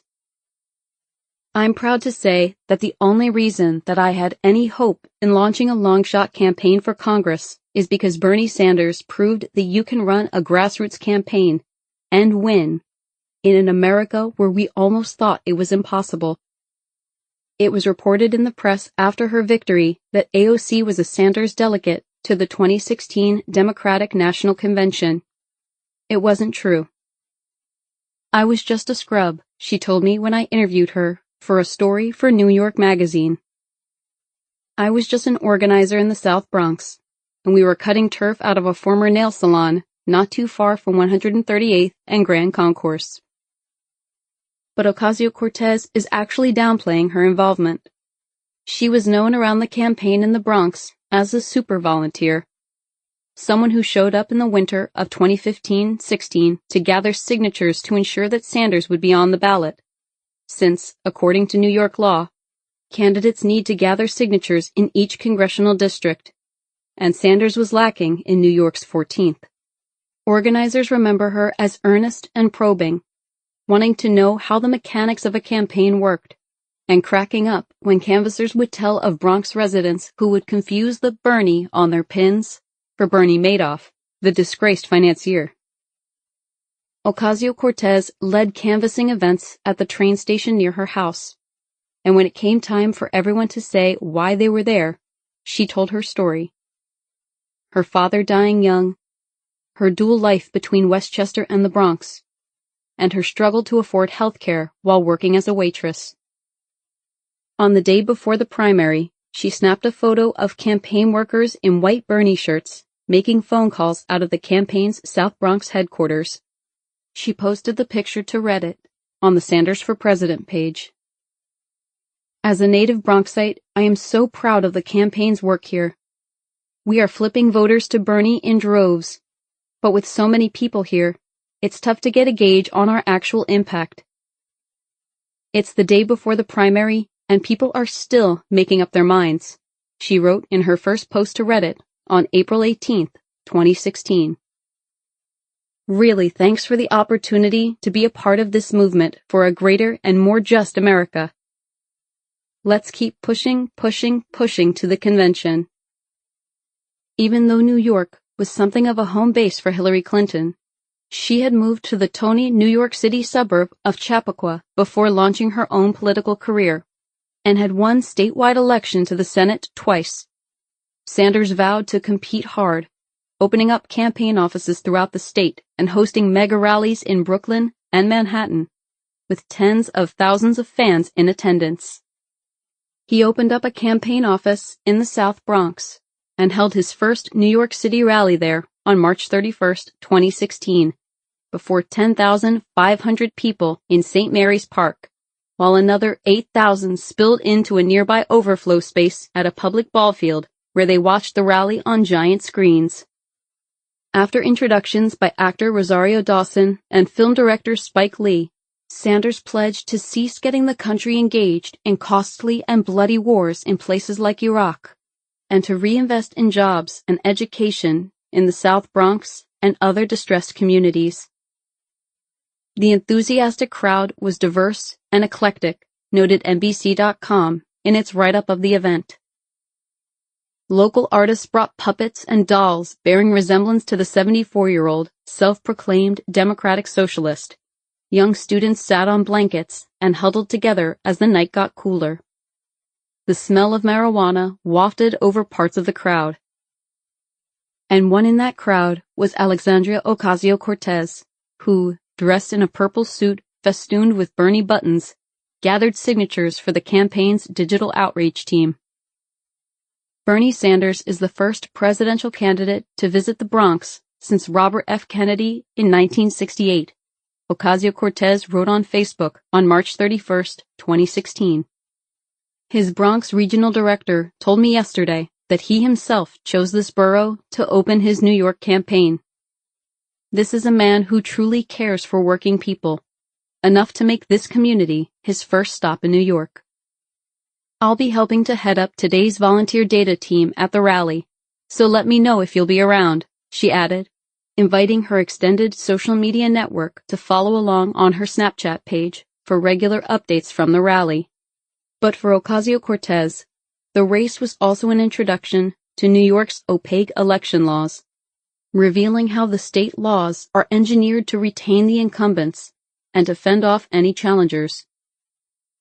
Not only does New York have a closed primary system in which only registered party members may participate, but the state's deadline to register in party was nearly a year before Election Day, meaning that even as Sanders caught fire in the spring of 2016, many of his supporters found themselves locked out of the voting booth, since they either were not registered to vote or did not belong to the Democratic Party. But due to a screw-up, by New York City's inept, some argue willfully inept, Board of Elections, many would-be voters couldn't exercise their franchise that year because they had been mistakenly knocked off the rolls. One of them was Ocasio-Cortez. She took to Reddit to explain what had happened to her. "In shock right now. I've been a registered Democrat in New York for 8 years and bussed myself 4 hours to my polling location in '08 just so I could vote in the primary. I saw this post and thought there was no way my registration could be affected," she wrote, referring to an earlier post about how some registrations had been changed. "Checked anyway. And my voter affiliation has been changed. I am no longer affiliated with any party, and as of today, am ineligible to vote in the primary. Total shock." Ocasio-Cortez continued, "I used to be on the fence about the open versus closed primary issue, but that has completely changed today. We need open primaries everywhere to prevent this from happening again. I am so hurt that my right to vote in this primary has been taken from me. Contacting my New York County Registrar today and will update with what they say. Also shared my story on social media." Later, it is unclear exactly how much later, AOC added an update. "Just called my Board of Elections. Here is what happened. Hurricane Sandy hit during the last presidential election, and as an emergency measure, Governor Cuomo opened polling stations all over the state, allowing anybody to vote at any location so long as you signed an affidavit. I was stuck in NYC and voted outside my precinct, and apparently when I signed that affidavit, my party affiliation was waived. I had no idea I was losing my party status when I did that. Even though the registration deadline is tomorrow, the party change deadline was in October. Really upsetting. Had I known this was the case, I would have fixed this ages ago." The story got picked up by the media, with the liberal website Think Progress writing a piece that included Ocasio-Cortez's story, which got picked up by the Young Turks show on YouTube.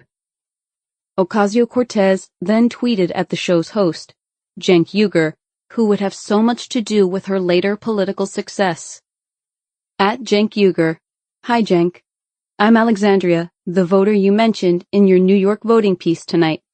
Let me know if you can talk," Ocasio-Cortez wrote. If the Bernie campaign eventually flamed out, it provided in many ways the infrastructure that helped Ocasio-Cortez get elected 2 years later. Back when Sanders was still in the exploratory phase of his campaign, a group of liberal activists and Democratic donors were trying to recruit Elizabeth Warren into the race. Hillary Clinton hadn't yet declared her candidacy, but she was already a juggernaut thanks to Ready for Hillary, a super PAC that served as a campaign in waiting as Clinton enjoyed her post-State Department life, raising millions of dollars and hiring dozens of staffers in the meantime. And so a group of progressives launched Ready for Warren as a response, which Winnie Wong, a longtime activist, termed a narrative intervention. At the time, it appeared as if Clinton would waltz to the nomination. With no one running to her left, it meant there would be room for progressive ideas, which had been gaining more traction as a number of cities adopted a minimum wage that approached $15 an hour, and Black Lives Matter protests took over the streets around the country. Even the threat of Warren meant there would be a space to the left of Clinton. But Ready for Warren was meant more to lure the Massachusetts senator into the race. Even though she had only been elected 2 years prior, Warren was already a liberal favorite, someone who raised a staggering $42 million in her first race, and whose YouTube clips went viral. Ready for Warren raised less than $200,000 and hired a couple of staffers in the early primary states. But Warren remained adamant that she was not interested in a campaign. And so the group broke up. But two of its founders, Winnie Wong and Charles Lynchner, quickly pivoted to a new project, getting behind the progressive who was actually in the race. Both were veterans of Occupy Wall Street, the 2011 protests that began with a plea on the website for Adbusters, an anti-capitalist magazine calling for a million-man march on Wall Street. At the time, the country was only 3 years removed from a financial crisis that shook the global economy and plunged America into its worst recession since the 1930s. In October 2009, the unemployment rate peaked at 10%, and a little over a year later, the recovery had been slow and fitful. The Tea Party had begun in earnest in the spring of 2009, and by 2011 had stormed into power into Washington, threatening to slow the recovery even further by demanding government spending cuts, just as more government spending was needed to juice the economy. The short piece in Adbusters, which was emailed to the magazine's digital subscribers, featured a woman twirling atop the Wall Street Bull, while tear gas and black-clad protesters massed in the distance. The image soon would get repurposed into Occupy Wall Street's logo, calling on Americans to gather in New York City's financial district, much as Egyptians were gathering in Tahrir Square to protest the autocratic regime there. In part, the Adbusters piece said, "Could an uprising like this happen in America? Over 25 million folks are now unemployed. 2.8 million homes are in foreclosure, while the investment bankers who brought this economic misery cynically reap obscene bonuses and rewards. Blatant corruption rules at the heart of American democracy, and with corporations now treated as people, big business money dictates who is elected to Congress and what laws they shall pass. America has devolved into a corporate state ruled by and for the megacorps. What would it take for the people of America to suddenly rise up and say enough? If we want to spark a popular uprising in the West, like a million-man march on Wall Street, then let's get organized, let's strategize, let's think things through." A few months later, Adbusters added another post, this one more specific.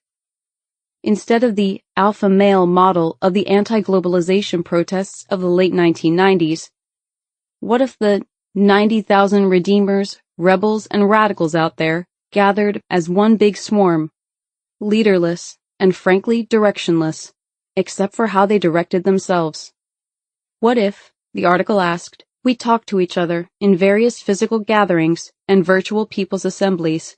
We zero in on what our one demand will be, a demand that awakens the imagination and, if achieved, would propel us toward the radical democracy of the future.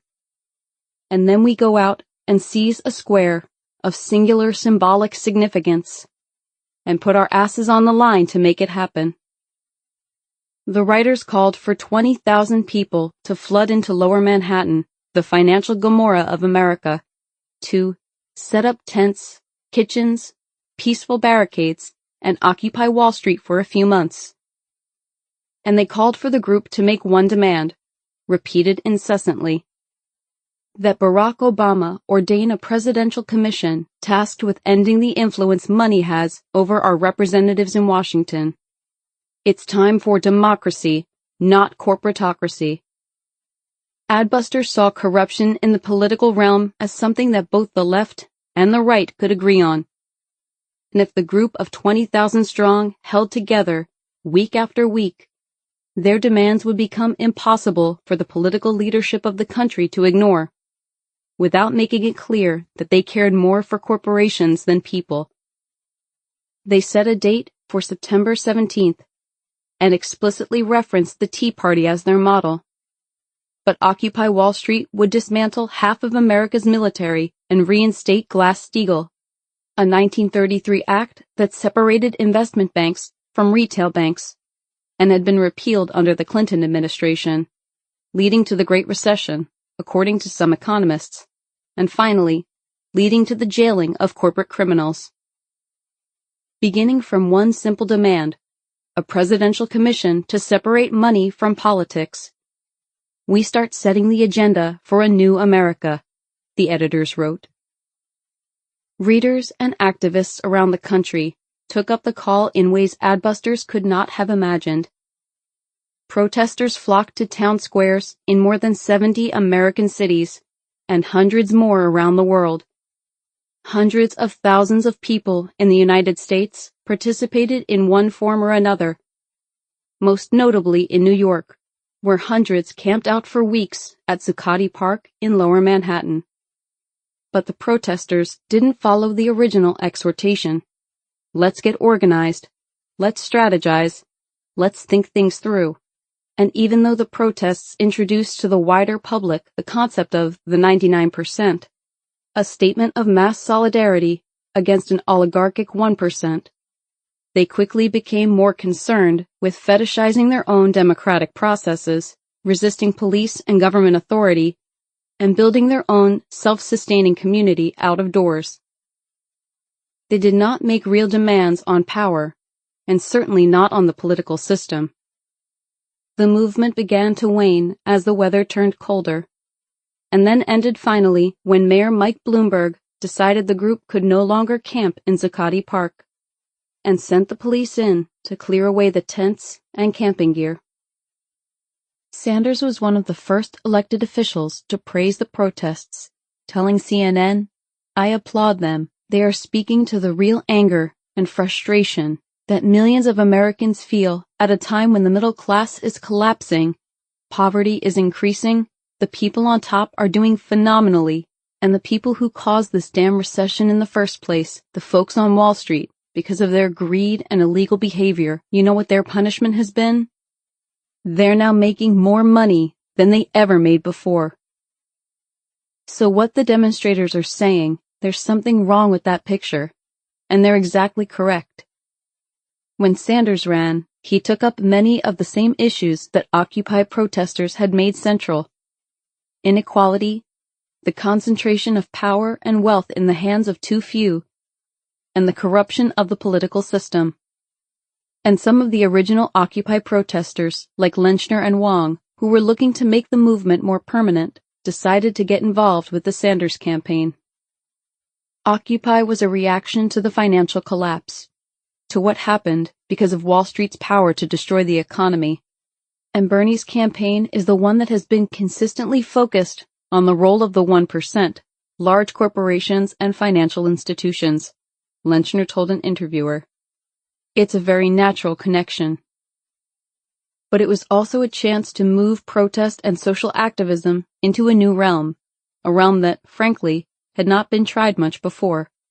Since the civil rights era, activism had a tendency to curdle into its own self-reinforced sphere. The point was to rally your own side to the cause, to attract media attention with public spectacle, and to increase visibility, to increase membership and donations. Legislation wasn't proposed or fought over, but if it was done by paid lobbyists in Washington, D.C. Protesters didn't run for office. They protested. Movements were afraid of leaders and afraid of top-down power structures, and seemingly most afraid of seizing power for themselves. There's a tension in activist and protest movements, and the tension is that a lot of people who have really bitter feelings towards electoral politics or the Democratic Party, or really any institution that has existed for a while and has money and power, said Lynchner. There are a lot of people that are going to be anti all that, because they're younger, they're new, or they've been on the short end of the stick too many times to have faith in it. But there are also a lot of other people that are kind of like me, and they understand that there are a spectrum of possibilities inside and outside the system, which is why you can knock doors on Monday and take to the streets on a Tuesday, which is what People for Bernie was, a protest movement that became a political one. The Occupy movement didn't lead to electoral victories, and I wanted to change that, Wong told an interviewer. And so, Wong and Lynchner gathered dozens of their fellow Occupy vets and other activists and posted an open letter on the newly created People for Bernie website. We are activists and organizers trying to build a broad, effective movement for democratic change. We come from different backgrounds, and we're inspired by different issues and fights for peace, rights, and the planet. Our goal is a government that carries out the will of the people, and not serve to increase the profits of the 1% at the expense of the rest of us. To that end, We support Bernie Sanders in his bid to become the presidential nominee of the Democratic Party. We stand firmly behind Senator Sanders as the strongest progressive possibility in the race right now. His commitment to our values is one of long-standing commitment. Sanders is the bold alternative. As a truly progressive candidate for the Democratic Party nomination, Senator Sanders has the chance to inspire millions of Americans with policy proposals that put the interests of the 99% front and center. Franklin D. Roosevelt called out the economic royalists of his day. Senator Sanders is picking up the banner. He answers to we the people, and not to the corporate and financial sectors. Bernie brings the kind of leadership that is necessary to building a real, living democracy.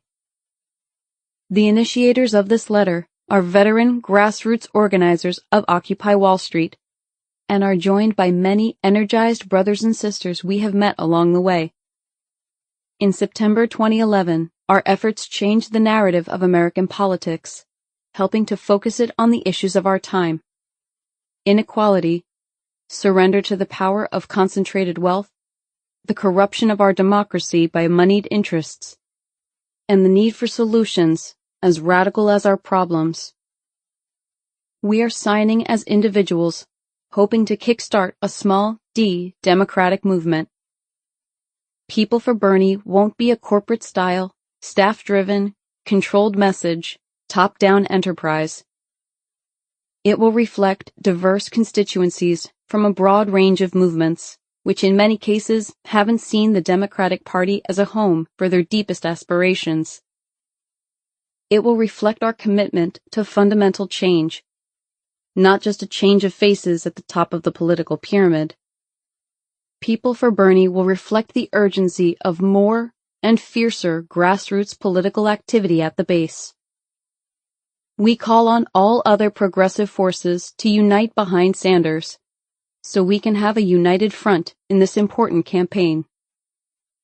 The goal was unprecedented on a presidential campaign, merging activism with grassroots politics, and led by someone with feet in both camps. We cared a great deal about a kind of politics that didn't differentiate between the official democratic institutions and street heat, people willing to put their bodies on the line, Wong told me. People for Bernie was funded mostly by the National Nurses Union, a key early Sanders backer, but with no official connection or coordination with the campaign. Still, the union provided a place for people to get involved without getting linked up to the actual campaign, and to do so in a way that gave them creative freedom. Whether you wanted to make memes on the internet or rent a bus and tour around the country talking to people about Sanders, People for Bernie would help facilitate that. They were often the first people on the ground in most states where Sanders competed. Sanders caught fire too late for the campaign to have done any long-term planning.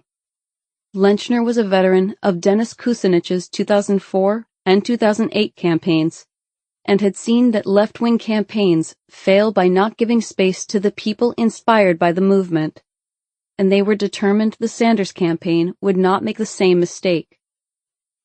This is a story about a revolution, and the story is being co-created by everybody, said Wong in 2016. The campaign created hundreds of miniature groups for people to get involved in: African Americans for Bernie, pet lovers for Bernie, gay veterans for Bernie, and more. And while the campaign's organizing model found people who could host phone banking parties and knock on doors, People for Bernie tried to find activists and civic leaders grounded in local communities, encouraging them to reach out to their networks on behalf of the campaign. When the campaign came to New York, People for Bernie set up a phone bank in Zuccotti Park and, in a further nod to their Occupy roots, produced 500,000 broadsheet newspapers that featured art, essays, and a call to vote for Bernie Sanders. The group spawned millions of DIY Sanders-inspired paraphernalia, including free online clip art for use as stickers or on sweatshirts, and helped mobilize over 100,000 people to host house parties or grassroots events at their homes. But their biggest contribution may have been the Feel the Burn hashtag, which became more popular during the 2016 campaign than hashtag Hillary 2016. We knew from the experience of Occupy that as soon as Bernie would enter the race, thousands of people would immediately say, "I'm a leader. What am I going to do now?" Lenchner told me. And if you do nothing to prepare the ground for it, then you have people going 1,000 different directions at once. But if you do a little bit of prep work, if you get in front of it, you can sort of get people to willingly align themselves with each other. Sort of like a school of fish. Schools of fish don't have a leader. They just do it all together. But it takes a certain kind of effort. The official Sanders campaign looked at the fervor their candidate inspired with a mix of bemusement and bewilderment, and never knew quite what to make of it.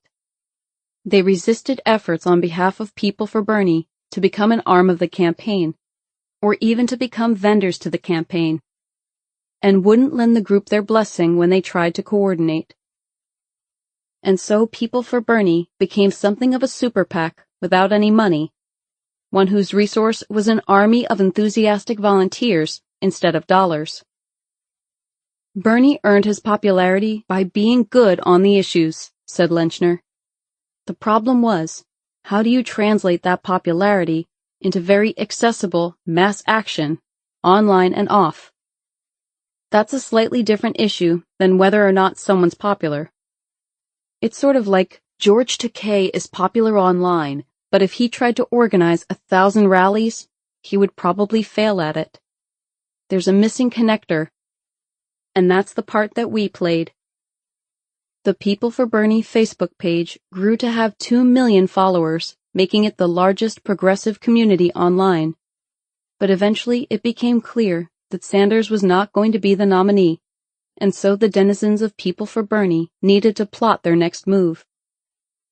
In June 2016, more than 3,000 of his loyal supporters gathered in Chicago for a 2-day People's Summit.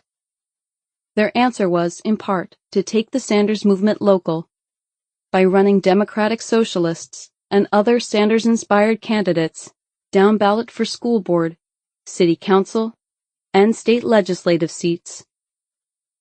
But much as People for Bernie and the official Sanders campaign couldn't figure out a way to work together when Sanders was running for the Democratic nomination, so the Sanders post-campaign plan ended up swallowing its smaller grassroots counterpart.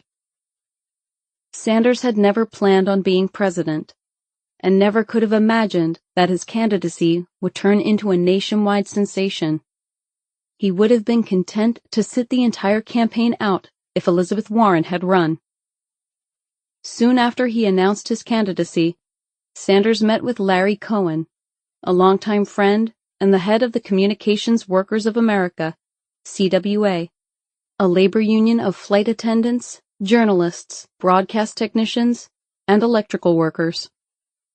Sitting in Sanders's dumpy campaign office in Washington, D.C., Cohen asked Sanders if he really thought he was going to be the next president of the United States. This was soon after Sanders announced, back when the prospect of him seriously challenging Hillary Clinton and the entire Democratic Party establishment seemed ludicrous. Sanders put his hand on Cohen's shoulder and said, "Larry, I am not doing this to be President of the United States." The point of Sanders's run, in other words, was to pull the party to the left and give Democrats uncomfortable with the prospect of a Clinton coronation a place to rally around. But within 12 months, Sanders and his supporters were in a different place. After going toe-to-toe with Clinton across the country, it was time to figure out what the future would look like. Sanders saw November 2016 in much the same way everyone else did, a certain Clinton victory. His supporters had self-organized all over the country into small, autonomous outfits, from the SF Berniecrats in San Francisco to the Citizens for an Engaged Electorate in Williston, Florida, and Studizens for Safe Streets in Everett, Washington, to across New York State, where a number of groups like Bronx Progressives and Tioga County Progressive Committee had organized into an umbrella group called New York Progressive Action Network. What to do with all of this liberal energy? The answer was Our Revolution, which would carry the Sanders movement forward during the coming Clinton presidency. Election days come and go, but the struggle for economic, social, racial, and environmental justice continues. Sanders wrote in an email to supporters 11 days after the Democratic National Convention, where Clinton was formally handed the nomination. His email outlined the next steps for our political revolution. Our goal will be the same as in our campaign. We must work to transform American society by making our political and economic systems work for all of us, not just the 1%, Sanders wrote. Together, we can revitalize our democracy, empower new progressive leaders, and educate the public about the critical issues facing our country. The goal of the group at the outset was threefold: to bring millions of new people, mostly the young and working class, into the political system, to support progressive candidates from the school board to the U.S. Senate, and finally to do what the corporate media does not do: elevating political consciousness by educating the public about the most pressing issues confronting our nation and the bold solutions needed to address them. 2 weeks later, Sanders and his new group, Our Revolution, hosted a live stream that broadcast into some 2,600 house parties for 40,000 people, while hundreds of thousands more watched in the comfort of their own living rooms. I think the question on the minds of a whole lot of people is, okay, we ran a great campaign. We woke up the American people. But where do we go from here? Sanders said. Referring to the group's platform, which was posted on its website, and called for the election of 100 Sanders-like candidates and victory in 7 state ballot initiatives around the country, Sanders declared, "If anybody thinks that document and what is in that platform is going to be on a shelf collecting dust, they are sadly mistaken. We are going to make that document the blueprint for moving forward in this country. We changed the conversation regarding the possibilities of our country. That is what we changed." Our Revolution, however, nearly blew up on launch. There was some grumbling from the start when the organization decided to operate as a 501c4, a designation in the tax code reserved for social welfare organizations and expressly forbidden from political work. Such limitations have been mostly obliterated in a post-Citizens United world, but it still didn't make much sense for an organization for which part of its very existence was to endorse and support candidates for office. Plus, like other nonprofits, but not political organizations, 501c4 organizations did not have to disclose their donors. The setup seemed out of step with a politician who had railed against dark money in politics and pushed for greater transparency in political giving. Eyebrows were raised further when Sanders's wife, Jane, was named to the board, suggesting that the organization would be little more than a super PAC for Sanders's political interests. When Jeff Weaver, who had served as a senior advisor to the campaign, was named as the head of Our Revolution, mass defections followed. Weaver had been a longtime aide to Sanders and was as close a staffer to the senator as anyone in Washington could be. But his leadership of the 2016 campaign left bruised feelings among newer staffers, who felt that he had curbed some of their innovative ideas and had not given them credit for turning the Sanders message into a movement spread over social media and the internet. It's about both the fundraising and the spending.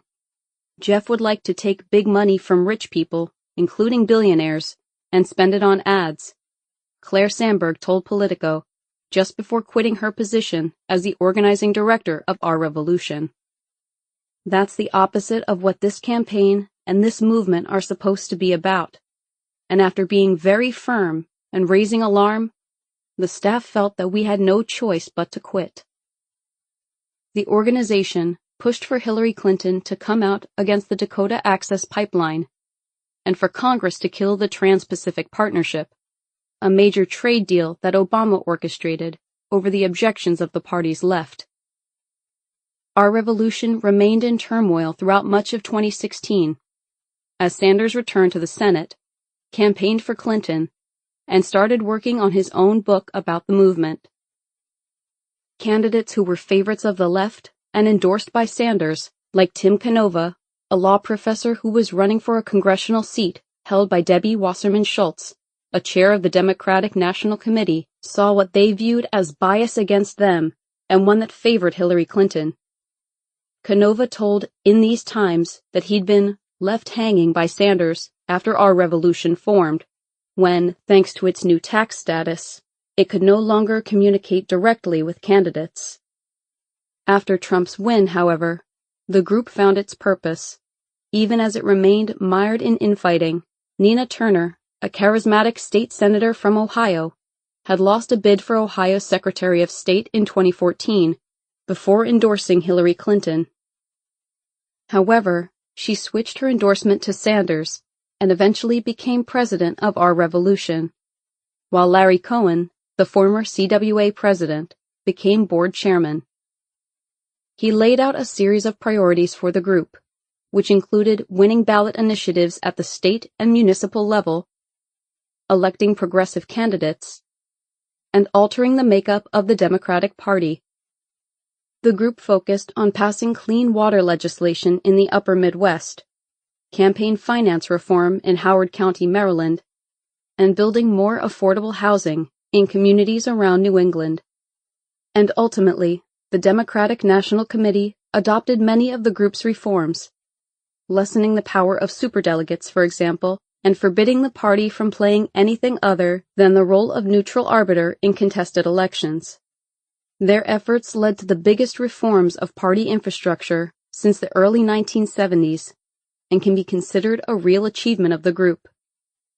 Our revolution made similar gains at the state and county party level, getting candidates to stand for party officers that are often left vacant, and, in states like New York, changing state law to make it easier for citizens to vote, particularly in primaries. But mostly what our revolution did was gather together some of the hundreds of thousands of people who had been inspired by and supportive of Sanders into some 600 groups around the country. The cohort of dues-paying members grew to 250,000 people around the country, and the group's email list, estimated at 5 or 6 million strong, was the envy of the political world.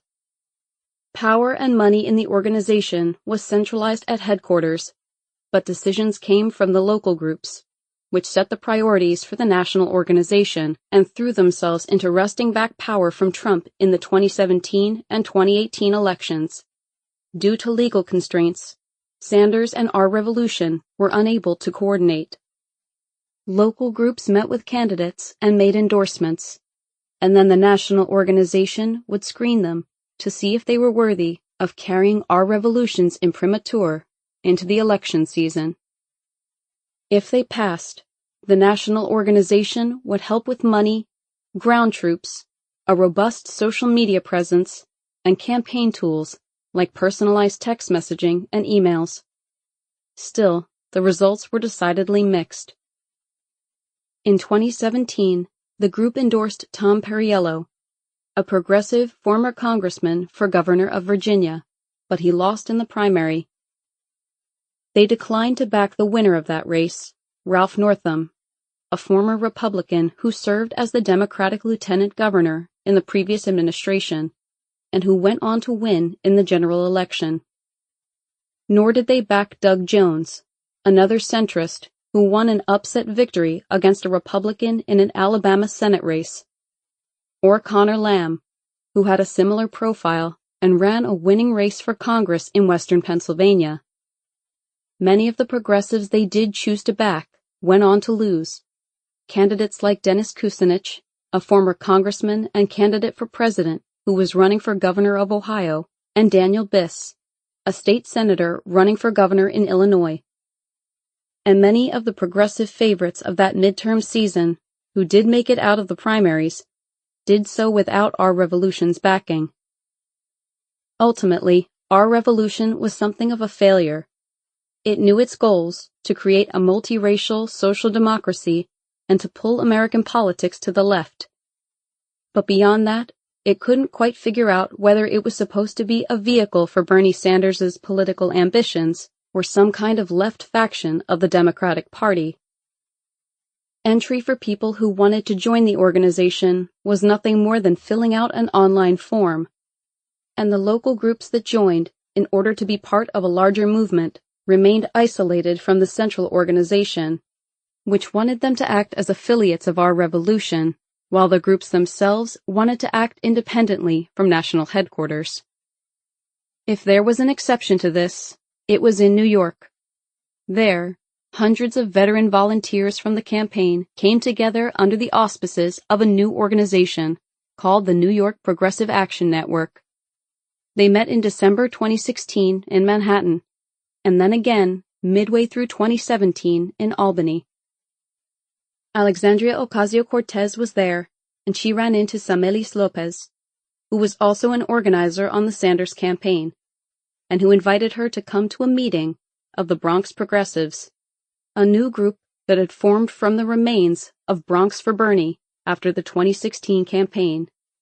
The group had formed to keep the grassroots energy from 2016 flowing and hoped to challenge the local party apparatus in the Bronx, which was hidebound even by New York standards, keeping tight control over who could and could not get on the ballot, and doling out patronage jobs to party insiders. We wanted to create an alternative for people in the Bronx who felt like they weren't part of the local power structure, said Lopez. We wanted to create a space where, regardless of the issues, or what party you belonged to, or what your vision for the community was, you were welcomed. I know it sounds like an oxymoron, but we wanted to use politics as a way of building community. In campaigns, you meet people you otherwise never would have met, and you form relationships with them. And it's a great thing to witness. Before her race, there were all of these people working in silos, but then we came together, and it created this movement, this family that we are all a part of. Lopez, for example, became aware of the Democratic Socialists of America through the AOC campaign, later joined the group, and received their endorsement when she mounted her own failed run for Congress 2 years later. Lopez was born in Puerto Rico to a Dominican mother and moved to New York as a child. She was in and out of the shelter system as a child, but eventually made her way to Barnard College on a scholarship, and later earned a master's degree in urban planning. Bronx progressives used an urban planning approach to political organizing, utilizing a process known as visioning, getting everyone in a room to lay out their community's assets and come up with an idea for what they want to see in their home neighborhoods. Lopez invited Ocasio-Cortez to come to some of these meetings, and Ocasio-Cortez did, later giving a short speech about her campaign. There was supposed to be a formal process for endorsements, but the group threw it out and decided to back Ocasio-Cortez almost immediately. We just felt so aligned on the issues with her, that she understood our movement so well that we were like, you know what? We don't even need to have these meetings, recalled Randy Abreu, another leader of the group. Abreu was a Bronx-born lawyer who had worked in President Obama's Department of Energy before returning to the Bronx, and, unlike the rest of his peers in the administration, threw himself into the Bernie Sanders campaign. He eventually became a delegate at the 2016 Democratic National Committee and grew aghast at the way he perceived Sanders to be treated. He decided to run for the city council against a conservative Democrat and met Ocasio-Cortez when both candidates were invited to a career day at a local high school. They endorsed one another and campaigned together at parades in the Bronx. Abreu later went back to Washington, D.C. to serve on Ocasio-Cortez's Capitol Hill staff. After Ocasio-Cortez received the backing of the Bronx progressives, word of the endorsement filtered up to the Our Revolution national chapter. Our Revolution's vetting document reveals how skeptically the national group viewed the race against Crowley. Alexandria Ocasio-Cortez is a New York Times front-page, news-getting, Sanders-supporting candidate is taking on establishment Democratic Congressman Joe Crowley, the document read, and referred to an A1 story in the New York Times about female candidates who were shaking the walls of the Democratic establishment. I feel like I've been pulling punches, Ocasio-Cortez was quoted in the article saying over a text message to a group of her fellow brand-new Congress candidates. Do you ever get any pushback from voters or those who don't want party infighting? We're not trying to ask permission to get in the door, Ocasio-Cortez added in the piece, which described her as an organizer on Bernie Sanders' presidential campaign. The vetting document, which was provided to me by a member of the group, went on to describe Crowley as a co-sponsor of the Medicare for All Act. However, he takes a lot of corporate money, and as someone who is very mainline establishment, pure establishment, and definitely a player, can be a bit of a bully. He claims to support now Minnesota Congressman Keith Ellison's single-payer bill, but most people doubt his sincerity. The document continued, stating, on the other hand, Ocasio-Cortez is a grassroots activist, and as her website states, leader in her community. She is running on a platform of campaign reform, Medicare for all, a universal jobs guarantee program, getting to 100% renewable energy, a federal student loan forgiveness program, and free tuition for public colleges and universities. Alexandria Ocasio-Cortez is a third-generation Bronxite, educator, and organizer, mounting a historic campaign for Congress in New York 14, East Bronx, Northern Queens, Rikers Island. After growing up, experiencing the reality of New York's rising income inequality, Ocasio-Cortez dedicated her life to education, organizing, and activism, eventually mounting a 100% volunteer, no corporate PAC effort to collect thousands of signatures and trigger the first New York 14 primary in almost a generation. As a member of a large Puerto Rican extended family, Ocasio grew up with a deep understanding of how one's zip code determines one's access to opportunity and economic well-being. After graduating from Boston University, with degrees in economics and international relations, Ocasio worked in policy and education arenas while waiting tables to help her family keep afloat after her father's passing during the 2008 financial crisis. She understands working families, and in Congress, she will fight for them. The document noted that the winner of the primary needed approximately 15,000 votes in a two-way race. AOC ended up with just under 16,000. Bronx progressives made a pitch for themselves too. Bronx progressives are made up of active advocates and organizers.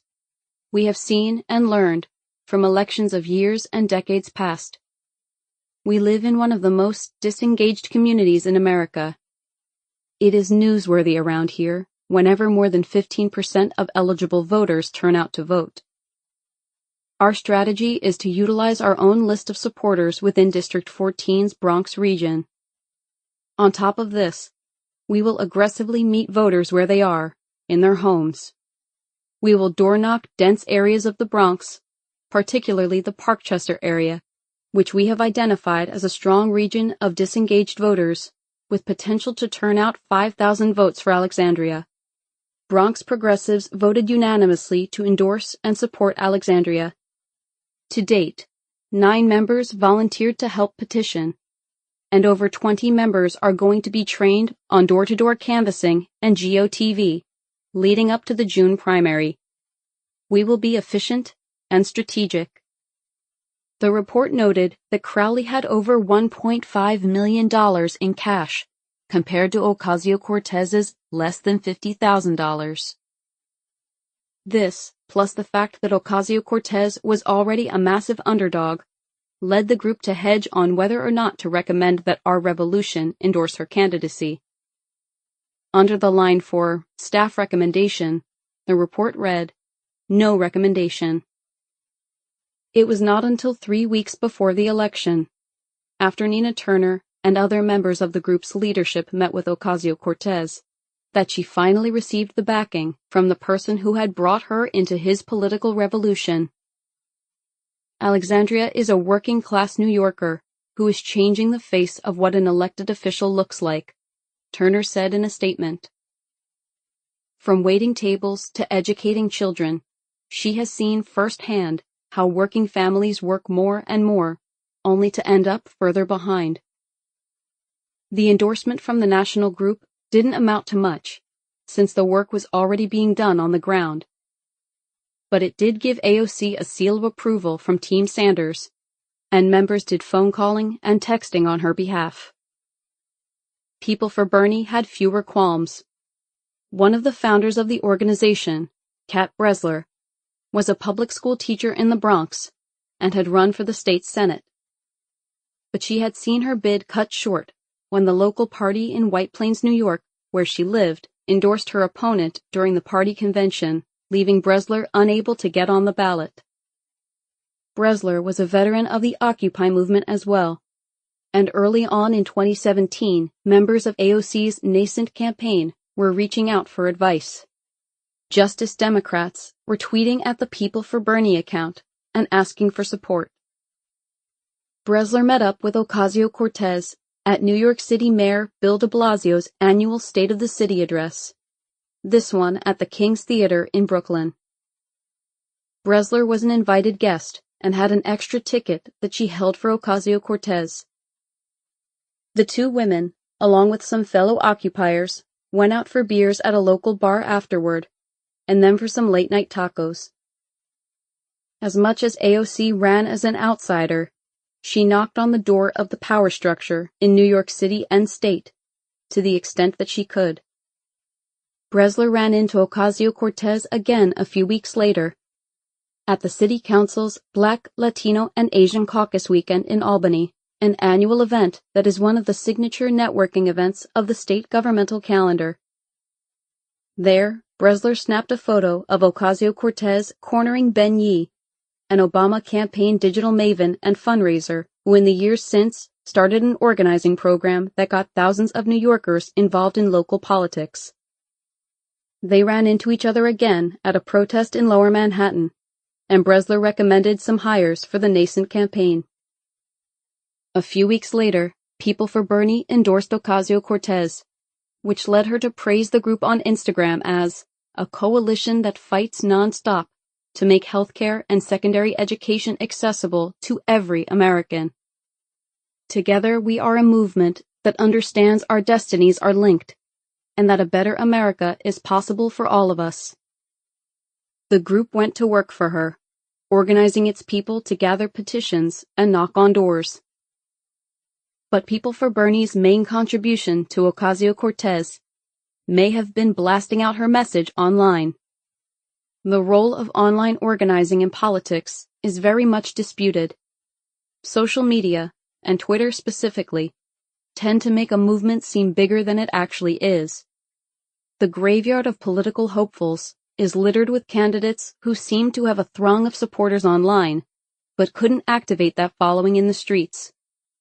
This seems to be changing, though, not on Twitter so much as on Facebook, as more and more people use the social networking behemoth, not just for sharing pictures of newborns, but as their primary news source. Soon after endorsing Ocasio-Cortez, Bresler stood with her on the streets of Corona, where they live-streamed an interview on Facebook. They spoke of the difficulties of getting on the ballot, of how the county party goes to court to knock off challengers in front of judges they have appointed, and Ocasio-Cortez laid out her case. New York 14 is the district where people start their American dream, she said.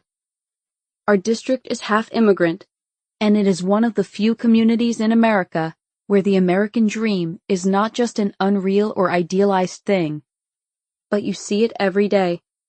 We have never been properly represented. Our district has changed so much in the last 20 years, and we deserve to have that conversation. And we deserve to have authentic leadership. People are so excited that the movement is here in Queens, she added. We think of the movement sometimes in New York City as being more of a young, hipster thing, and that's beautiful. But the movement is also here in Latino communities, in African American communities. This is a message for everybody. Bresler couldn't help but quell, telling Ocasio-Cortez, "There is something you said to me, that people have a bias about me until I open my mouth. And that is you. It is you to a T, and it is an honor and a privilege to watch." Ocasio-Cortez has become one of the most skilled users of social media of our time, and on the People for Bernie interactions, you can see her learning how to do it. People for Bernie provided a hallelujah chorus for Ocasio-Cortez's tweets, which led her to play more to her audience. They dunked on reporters who were dismissive of her chances, and shot video of Ocasio-Cortez leading a Black Lives Matter chant in front of a Starbucks for the Queen's Pride Parade. By the end of the campaign, People for Bernie was borrowing an RV to park on the streets of the Bronx so that volunteers could avoid commute times when they were knocking on doors. I have been in a lot of campaigns, but there was something special about this one, and something special about her, Bresler says. I don't know if any of us thought she could win, but it seemed like there was something real happening on the streets, something that looked like a huge change that was taking over the country. Chapter 4. The Left of the Possible. Star Trek. That's what people remember most about Alexandria Ocasio-Cortez's acceptance speech after winning the endorsement of the New York chapter of the Democratic Socialists of America. DSA meetings include a constant stream of voting, vote counting conducted by hand, and sorting out the rules of parliamentary procedure. And while AOC spoke, other business was happening elsewhere, giving her free rein at the mic. And so she talked about the Starfleet aboard the USS Enterprise. The Ocasio-Cortez household didn't have cable when Alexandria was growing up, and so the channels came in staticky and scrambled. And so young Alex would sit on the floor and listen to what they said. I was obsessed, she confessed to the roomful of dozens of young socialist revolutionaries, pausing for a moment. Stay with me. I promise you this is going somewhere. Star Trek, Ocasio-Cortez told them, was one of the most socially revolutionary shows on television. The actor who portrayed Lieutenant Uhura, Nichelle Nichols, was one of the rare black women on television. And she was someone, Ocasio-Cortez told the group, who had considered leaving the series for a career on stage, until she was talked out of such a move by Martin Luther King Jr. And, Ocasio-Cortez noted, Uhura was someone on the show who wasn't in a subservient position, but who was a leader. Watching this was one of the best little treats of my childhood. And the reason I bring this up is because one of the small, foundational aspects of that world, something that we almost take for granted when we're watching this, is that when they think of a society 1,000 years in the future, they think of a society that is intellectually, technologically, and ethically advanced. A just society where no one goes hungry, no one goes sick, or homeless from lack of resources. The young crowd loved it. Star Trek, the original series that Ocasio-Cortez was referring to, had gone off the air long before most of this crowd was born, but it had lived on in their childhoods through several different reboots and had played regularly in syndication in afternoons home from school. And here was some 27-year-old speaking their language. And while that world may have been science fiction, the story was real, and the show was real. And that value conveyed a powerful message that ethical, advanced societies are not just wealthy, they are good, Ocasio-Cortez underscored. And that is what we are here to establish. That is what brings us together. The pursuit of a good society, not just a rich society. This was in many ways the core of AOC's message, and it is one that is unique to her and to her generation. It is talking about politics in a language beyond material needs, beyond interest groups, beyond using the political system to get something for yourself. We come here together to advance the notion that the number one goal of an individual is not how many zeros are in one's bank accounts, Ocasio-Cortez said, but how many people are housed, how many people are fed, how much opportunity that every American has to pursue, what they can do to pursue self-realization, and that is what this is about. There were some people in the Democratic Socialists of America who didn't want this fight. Joe Crowley, they said, was too powerful to be beaten. A socialist hadn't won a competitive election for Congress since Bernie Sanders in 1990. Better to focus on smaller, local elections, like in Chicago, where DSA had just elected a socialist alderman, or in Seattle, where Shama Sawant had led an effort that created a $15 minimum wage in the city. Alexandria Ocasio-Cortez had been showing up to DSA meetings in Queens, the Bronx, and throughout the city soon after she decided to run for Congress. It could seem a little craven, getting religion, or whatever the socialist equivalent is, just in time to embark on your political career. But few who were in any of those meetings felt that way. I mean, let's face it, everyone else there was pretty new too, said Sam Lewis, one of the leaders of New York DSA. The Democratic Socialists of America had existed since 1982, when Michael Harrington, an activist and author, helped found the group with the writer Barbara Ehrenreich. For years, the group's membership had been minuscule, somewhere in the 6,000 range, give or take. But membership exploded when Bernie Sanders ran as an out and proud Democratic Socialist in 2016, reaching 10,000 in November of that year, and climbing to over 50,000 in the months and years afterward. Ocasio-Cortez was never an official card-carrying member, but soon after launching her campaign, she became a regular at the meetings, sitting quietly in the back, alone or with a campaign aide. For all the fear generated in the mainstream media that DSA was a group of crazed leftists about to turn American society Stalinist, their actual ambitions were far more modest, not something that even a committed conservative would likely disagree with, even if he would violently disagree with the means on getting there. A society in which you have health care for everybody, housing for everybody, enough food for everybody, anybody can have as much education as they want, said Frank Llewellyn, a founding member of DSA, a former national DSA president, and the treasurer of AOC's campaign. In Llewellyn's formulation, there is no mention of destroying private property, liberating the proletariat, or nationalizing industries.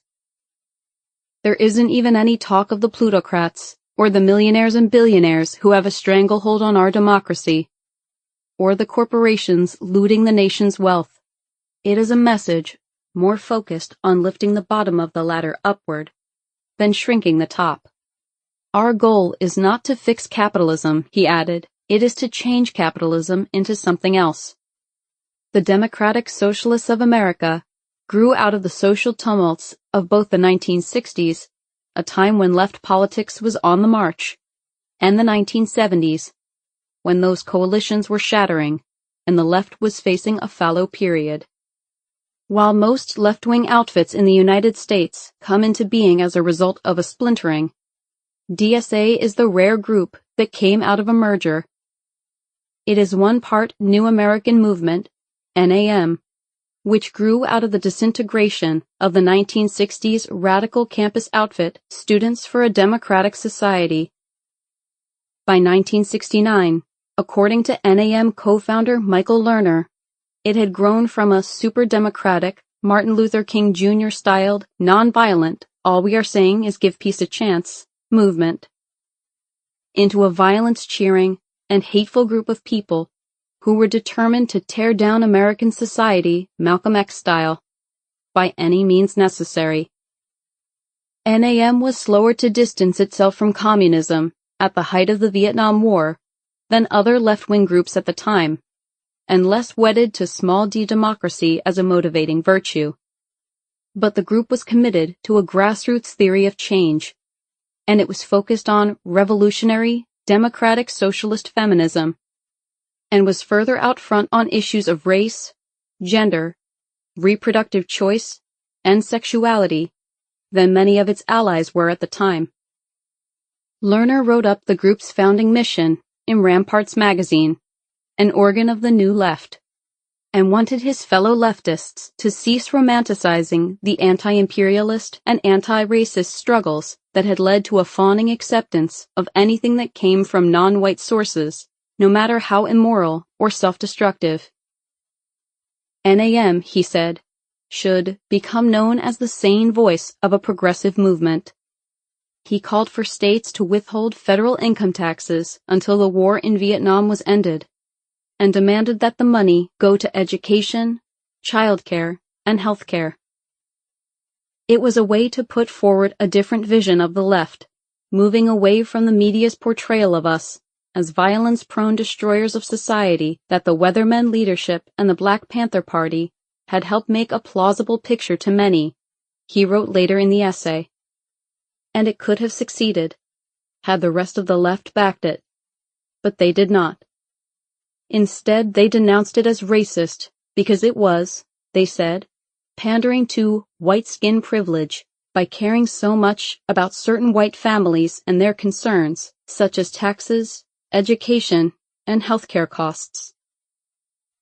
Lerner ended up leaving the organization soon after helping found it, and eventually became a rabbi in Berkeley, California, where he founded the progressive magazine Tikkun, and urged leftists, and Jewish leftists in particular, to put spiritual and humanistic concerns at the center of their politics.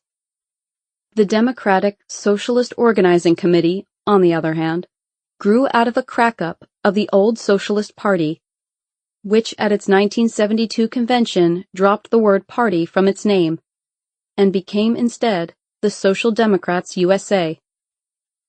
The group no longer wanted to be known as a party in the political sense, since it had long ceased competing meaningfully in national elections, and many among anti-communist liberals who made up the group did not like that socialism had become increasingly seen as supporting the governments of Vietnam or China or the Soviet Union.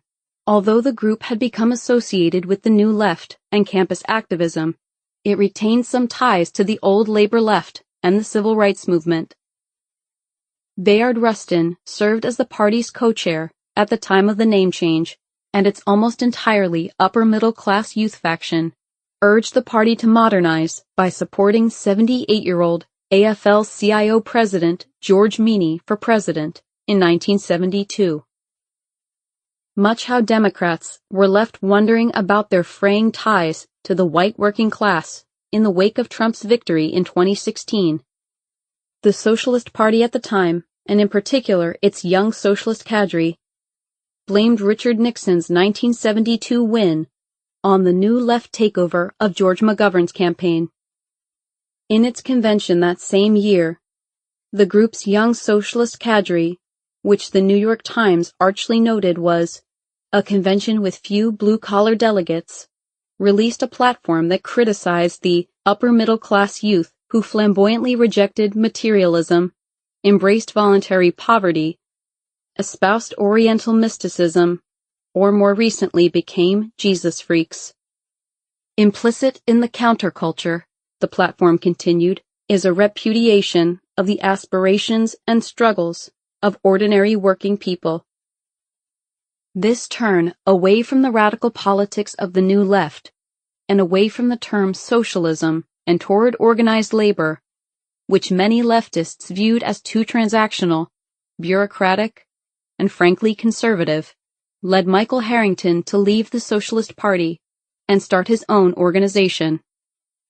Harrington was by then one of the best-known socialists in the country, a journalist who had written The Other America, a deeply reported look at the nation's widespread, if hidden, poverty. The book helped put an end to the Eisenhower-era notion that America was a country that was increasingly prosperous and comfortable. The book helped popularize the phrase, a culture of poverty, and Harrington argued that the poor in other countries had more in common with their American counterparts than they did with their own countrymen. They shared the same grinding lack of opportunity and lack of access to health care, education, and housing. Harrington went to Washington, D.C. soon after the book was published, where he teamed up with Daniel Patrick Moynihan, then Assistant Secretary of Labor and an old Greenwich Village drinking buddy, to write a report that urged a jobs program for the poor, modeled on the Works Progress Administration, an idea that led to Lyndon Johnson's War on Poverty, even as Johnson changed the focus slightly into early childhood education and a stronger social safety net as a cheaper alternative. After leaving the newly constituted Social Democrats USA, Harrington, along with fellow journalist Barbara Ehrenreich, founded the Democratic Socialist Organizing Committee, DSOC. Their goal was to unite various strains of the left so that anti-war and civil rights activists, feminists, and McGovern liberals could provide a vehicle to push the Democratic Party to the left. The group partnered with labor leaders and published a Democratic Agenda, which was used to push for a commitment from Jimmy Carter to fight for full employment, an agenda item that his team resisted at the 1976 Party Convention. A resolution criticizing the Carter administration for not moving on the issue got 40% of the vote at the Democratic Party midterm convention, and DSOC was an early and enthusiastic supporter of Ted Kennedy's challenge to Carter for the Democratic nomination in 1980. Delegates for the two groups met in Detroit in 1982, and, after some squabbling over how much to embrace the communist world and their positions on Israel and Palestine, they decided to join forces to become the Democratic Socialists of America. With 6,000 members, the DSA became the largest socialist organization in the country since the 1930s. Its goal was to work within the Democratic Party and become the left wing of the possible, in Harrington's phrase, a nod to its core values of pushing the party while also being cognizant of political realities. For much of the 3.5 decades of DSA's existence, its membership was a fairly desultory affair. Membership never grew above 10,000. The group competed, often unsuccessfully, with other socialist organizations to get a foothold on college campuses. There were just a handful of chapters around the country, and DSA's annual convention was often attended by just a couple of dozen comrades.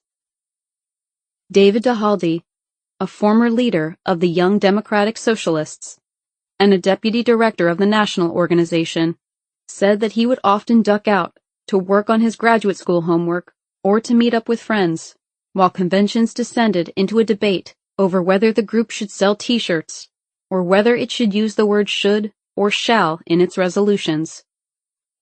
There were some highlights. In the 1980s, a few members of Congress, most notably Ron Dellums of Oakland, counted themselves as members, as did David Dinkins, who would go on to serve one term as mayor of New York. After getting behind Walter Mondale in a Stop Reagan push in 1984, the group was an early and critical backer of Jesse Jackson's 1988 presidential bid. There were international conferences that occasionally garnered some press attention. Members were annoyed that the Washington Post covered one of their conventions but put it in the lifestyle section, writing about how the group was trying to influence the Democratic Party. The Democratic Socialists are preaching a new, gradualist gospel, which, in at least some important respects, isn't that far away from today's liberal establishment agenda, the paper wrote, noting that the group pushed for nationalized health care, the creation of a public energy company along the lines of the Tennessee Valley Authority, and a law that would require large corporations to notify the public when they raised prices. The story noted that the group pulled overwhelmingly from the white intellectual class, and described how they eschewed pushing for Soviet-style command and control economies in favor of bringing more democracy into all matters of public life. These proposals, the cheerily disheveled Harrington noted, by way of defense against a cohort within the DSA that wanted further confrontation, may seem moderate to us, but they are radical to the nation. The group's biggest foray into the electoral arena, however, was in 2006, when a little-known congressman from Vermont, someone who proudly called himself a Democratic Socialist, even though he was not a member of DSA, decided to run for Senate.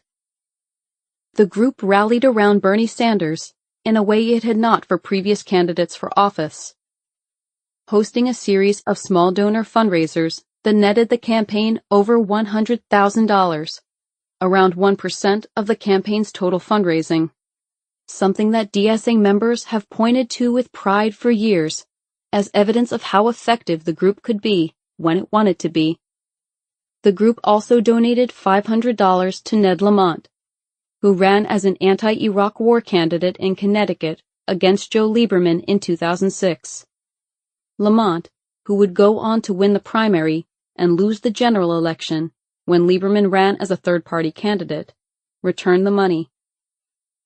Sanders also spoke at a DSA convention, an event that doubled as a fundraiser for his campaign, and that brought 125 people to the DSA's annual convention, far more than would have attended otherwise. In the 2000s, though, the group did not get behind any candidates for local or federal offices, and none sought their endorsement, since doing so would have meant being immediately labeled a fringe candidate. Socialism, much as it was in the 1980s, was in retreat, as even avowed socialist parties in Europe were embracing austerity in the wake of the post-2008 economic downturn.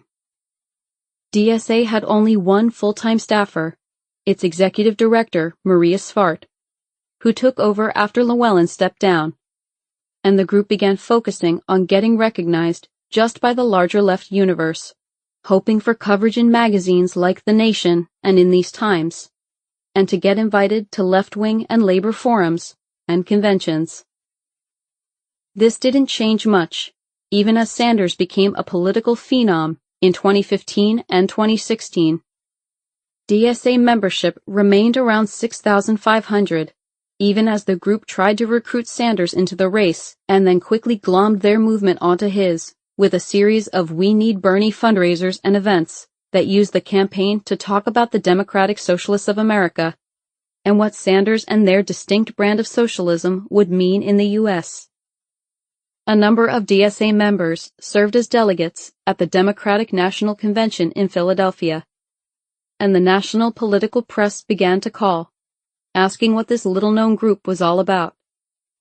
By election night 2016, DSA's membership had increased from just over 6,000 to just over 8,000. The group was laying out plans to use its modest increase in clout to push for some of Sanders's goals in a Clinton administration: universal health care, increased taxation on the wealthy, and a reform of the financial services industry. Instead, on the night of November 8, 2016, the world changed. Donald Trump was elected president, and distraught Democrats were wondering what went wrong, and more importantly, what to do next. The day after the election, 1,000 people joined the Democratic Socialists of America, and the day after that, the sign-ups were in the hundreds. As Bernie Woulda Won began to trend on Twitter, a group that was once fighting for respectability was suddenly central to the debate about how the Democratic Party saw itself. On Inauguration Day, another 1,000 joined.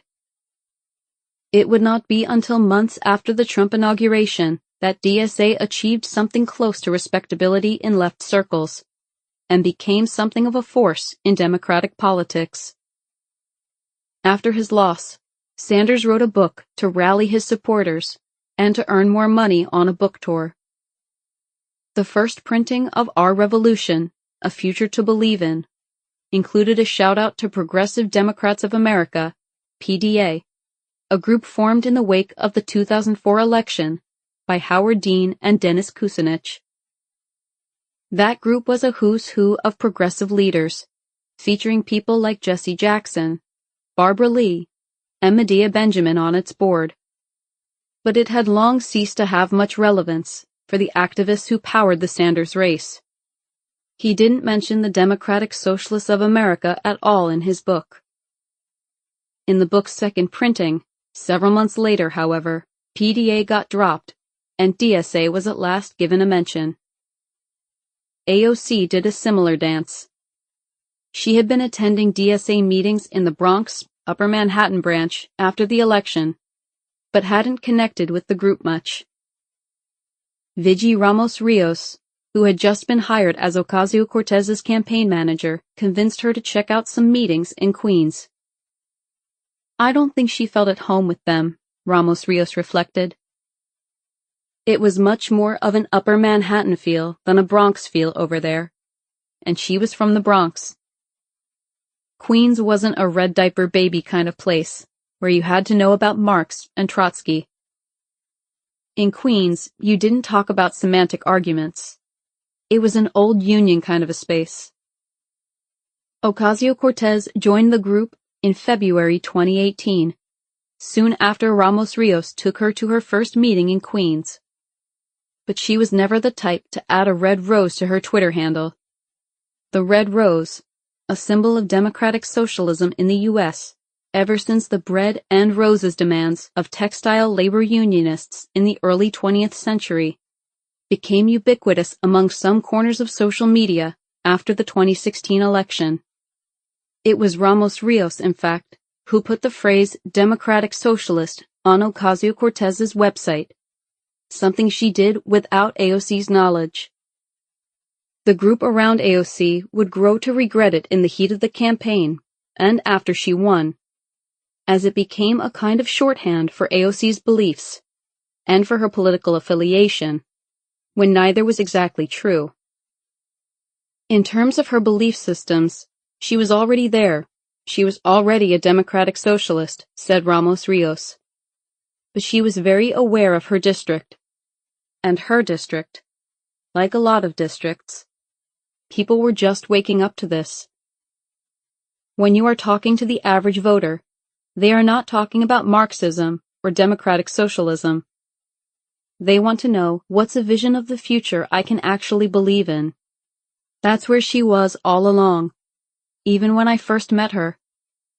If she had any discomfort with it, it was with the idea that if you bring regular voters in here, they wouldn't feel like they belonged.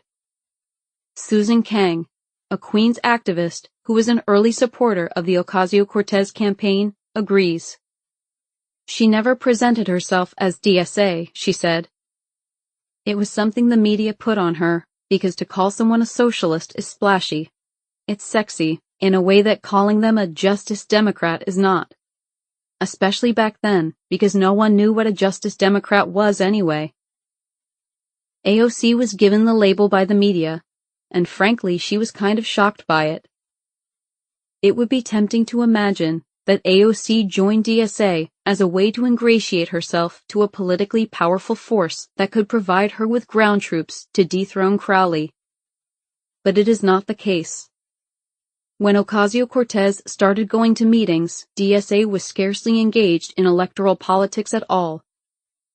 Some members felt that engaging in electoral politics, in fact, ran counter to the mission of the group, that politics was inherently corrupting. Portions of the group thought it better to engage in building a grassroots movement that was outside of the political process. But in 2017, the Brooklyn chapter of DSA got behind the city council campaign of Jabari Brisport, a public school teacher who was, contrary to Harrington's original directive to operate within the confines of the Democratic Party, running on the Green Party line against incumbent Laurie Cumbo, a favorite of the Brooklyn establishment. Running in a general election, Brisport got 29% of the vote. The race hardly merited much attention, but if political observers were paying attention, they would have seen that a new force had come into being. You are running a grassroots campaign. You're looking for anybody who's willing to endorse outside of the current political system. And that's the thing DSA had going for it. It wasn't a big powerhouse, especially in Queens and especially in the Bronx.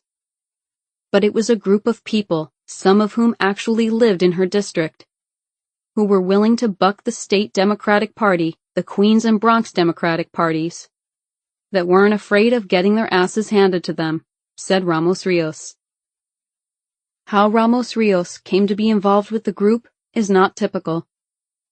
Like so many others, she joined DSA after the election of Trump. But she was in her 40s, a generation older than many who joined then, and she had a marketing career in the financial services and insurance industries. She was politically interested, but not engaged. And then she got sick, and had to declare bankruptcy in order to qualify for Medicaid. I was always on the leading edge of technology, she said. I worked in customer service in the banking system. And on the phone, I'm on the internet and I'm crying because I need Medicaid, and I can't figure out how to make it happen. And that moment crystallized something for me. If this is what I am experiencing, what is this like for people with less time, less resources, less education? Ramos Rios heard about Bernie Sanders, not from a 20-something, but from her 70-something mother, who was familiar with Sanders's work on Veterans Affairs in Vermont. She started volunteering for the campaign, and it turned out that she was an organizing wizard, and eventually became a Sanders delegate. She joined DSA after the Trump election because senior members of the New York DSA asked her to. There was suddenly a lot of interest in the group, and someone with Ramos Rios' skills could make the group cohere. The experience of Aaron Taub and DSA is more typical. He grew to be a key component in Ocasio-Cortez's campaign, but he didn't even identify as a socialist or a democratic socialist before joining the group. Trump's election was a traumatic event for so many people, and all I could think of was that things are going to get really bad, he said. There was this far-right, fascist force gaining power in the country. And where was the Democratic Party? They were nowhere. And so Taub showed up to his first DSA meeting the day after Trump had been elected. There had been efforts by groups affiliated with the local Democratic Party to get young people, Taub was 27 at the time, to join them. But those efforts were ad hoc and seemed limited to election season. Taub was struck upon entering a DSA meeting in late 2016 how well organized the group was. After his very first meeting, there was an orientation session that spelled out the fundamental precepts of democratic socialism. The meeting ended with everyone banding together and singing "Solidarity Forever." There was this sense from the start that you are in this, and this is what we are about, and that you are in this thing together, he said. A few months later, Taub and a few other members of the Queens DSA were invited to a small get-together for Ocasio-Cortez in a Jackson Heights apartment. I couldn't believe just what an incredible candidate she was. She had this way of explaining the intersectional nature of racism and of classism, and she communicated just a real frustration with the way things are, and belief that things could be better, Taub remembers. Once he left, it seemed obvious that DSA needed to get behind her in a big way. This was a person who was very, very good at this. She is going to steamroll this guy. You have this dynamic young person with great politics and a great vision, and she is up against this mediocre long-term elected official. She is going to be the first socialist elected to Congress, the youngest woman elected easy. Taub and some other members went to meet with members of the Brooklyn chapter of the DSA, who had been around the party longer and who had more experience in electoral politics. They told Taub and the Queen's members that they absolutely should try to get Ocasio-Cortez the DSA endorsement, but that they should also know that her chance of victory was nil. Taub said, "I remember them saying, 'Go ahead. This is going to be a great exercise for Queen's DSA. You are going to learn how to do an election. You are going to learn how to run a canvass. You are going to build new leaders. But just so you know, Joe Crowley is going to have the support of every local elected official in the district. He's going to have a ton of money, and this is worth doing because you are going to make the county machine easier to beat in the future, and it is going to be great to talk about the failings of the Democratic Party in Queens, but just know that you are going to lose." Despite Ocasio-Cortez's poor chances of winning, Taub went about attempting to secure the DSA's endorsement of her, which was no easy task. The difficulty he faced speaks to one of the challenges DSA has if it hopes to become a political force. AOC had wanted DSA's help to gather signatures to get on the ballot. She had noticed that the group always seemed to be present at events around the district, including rallies and community organizing meetings. The group, however, wasn't prepared to help with petitioning, so a few members volunteered their time, making it clear they were on their own and not as a part of DSA. At the time, DSA had never won anything in New York, or anywhere else for that matter, but getting their endorsement amounted to a Sisyphean task for Taub and the campaign. He had to win not just one DSA endorsement, but 3. The Upper Manhattan Bronx branch, the Queens branch, and NYC DSA. There was skepticism. Some of it was that DSA would waste whatever momentum it had had from the losing Bridgeport City Council race the year before, especially considering AOC was such a long shot. There were concerns that she wasn't officially calling herself a socialist, or a democratic socialist. That she wasn't sufficiently supportive of the boycott, divestment, and sanctions movement that pressured Israel to comply with international law, and that we are going to get our asses kicked really bad, and we don't want to put in our members' time for something that isn't going to work, Kang remembers. We are trying to fight for socialism. That takes a lot of time. Taub, however, went about whipping votes at DSA meetings across the city to get the group to endorse Ocasio-Cortez. He made a hardball politics pitch, something that would have been familiar to any regular in the Queens County Democratic Party, aware of the ethnic and tribal politics of New York City. DSA had a reputation as a mostly white, mostly male, mostly privileged group. Here was a Latina from the Bronx, a bartender, who wanted to carry their banner. Win or lose, it would help dispel some of the group's Bernie bro reputation.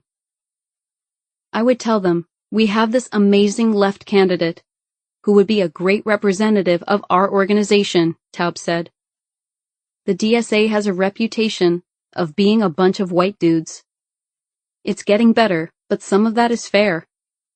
And we have this amazing, dynamic Latina running against the worst person in Queens politics.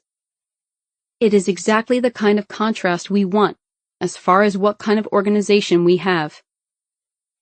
Plus, Taub said, we needed a campaign. Queens DSA needed something to rally around, to help us get off the ground. I would tell people, you may have concerns about her ideological purity, or about whether or not we can win, but that this was going to be very good for the long-term health of Queens DSA. It's not like we had very much to lose. The endorsement process of DSA couldn't be more different from the endorsement process of most labor unions and civic organizations. With DSA, a small group, or even a single individual, will typically meet with all the candidates, give, or not, the organization's imprimatur for use on palm cards and campaign literature, and maybe provide a few ground troops to go door-knocking. For DSA, by contrast, the promise of an endorsement meant an engaged group of supporters who would knock on doors, stand on street corners, and pass out palm cards because they believed in the candidate's cause. That is our theory, that a union cannot mobilize the way they used to, because these decisions are made in a top-down kind of way. They endorse candidates for transactional reasons as much as ideological, and DSA members can look at this race and say we have this amazing, inspiring candidate, and we participated in the decision to support her every step of the way, said Taub. As Taub whipped voters, he stayed in touch with the campaign, and AOC also went to DSA meetings to make her pitch, exciting members when she came out for abolishing ICE, and when she said housing was a human right. It is hard to imagine the hoops she had to go through for a DSA endorsement, as compared to others, but in the end, it was worth it. And, indeed, had there been other options, she may have foregone the whole thing. But even like-minded local political clubs and social service organizations that saw themselves as a counter to the Queen's Democratic Party wouldn't endorse her. Her chances of winning were so slender that the risks of getting on the wrong side of Crowley, who was likely to be the next Speaker of the House, were just too great. Even DSA members concede that the group's processes can seem opaque at best and maddening at worst. In the summer of 2019, roughly 1,000 DSA delegates gathered in Atlanta for their annual convention. It took most of the first day at the convention for the group to settle on their bylaws going forward. These bylaws were not for the coming years, or even the next quarter, but rather for the 3 days of the convention. The convention came at a fraught time in the group's history. Trump was denouncing socialism daily. Mainstream Democrats were distancing themselves from the label. Even the Georgia Democratic Party had issued a statement asking DSA to stay away.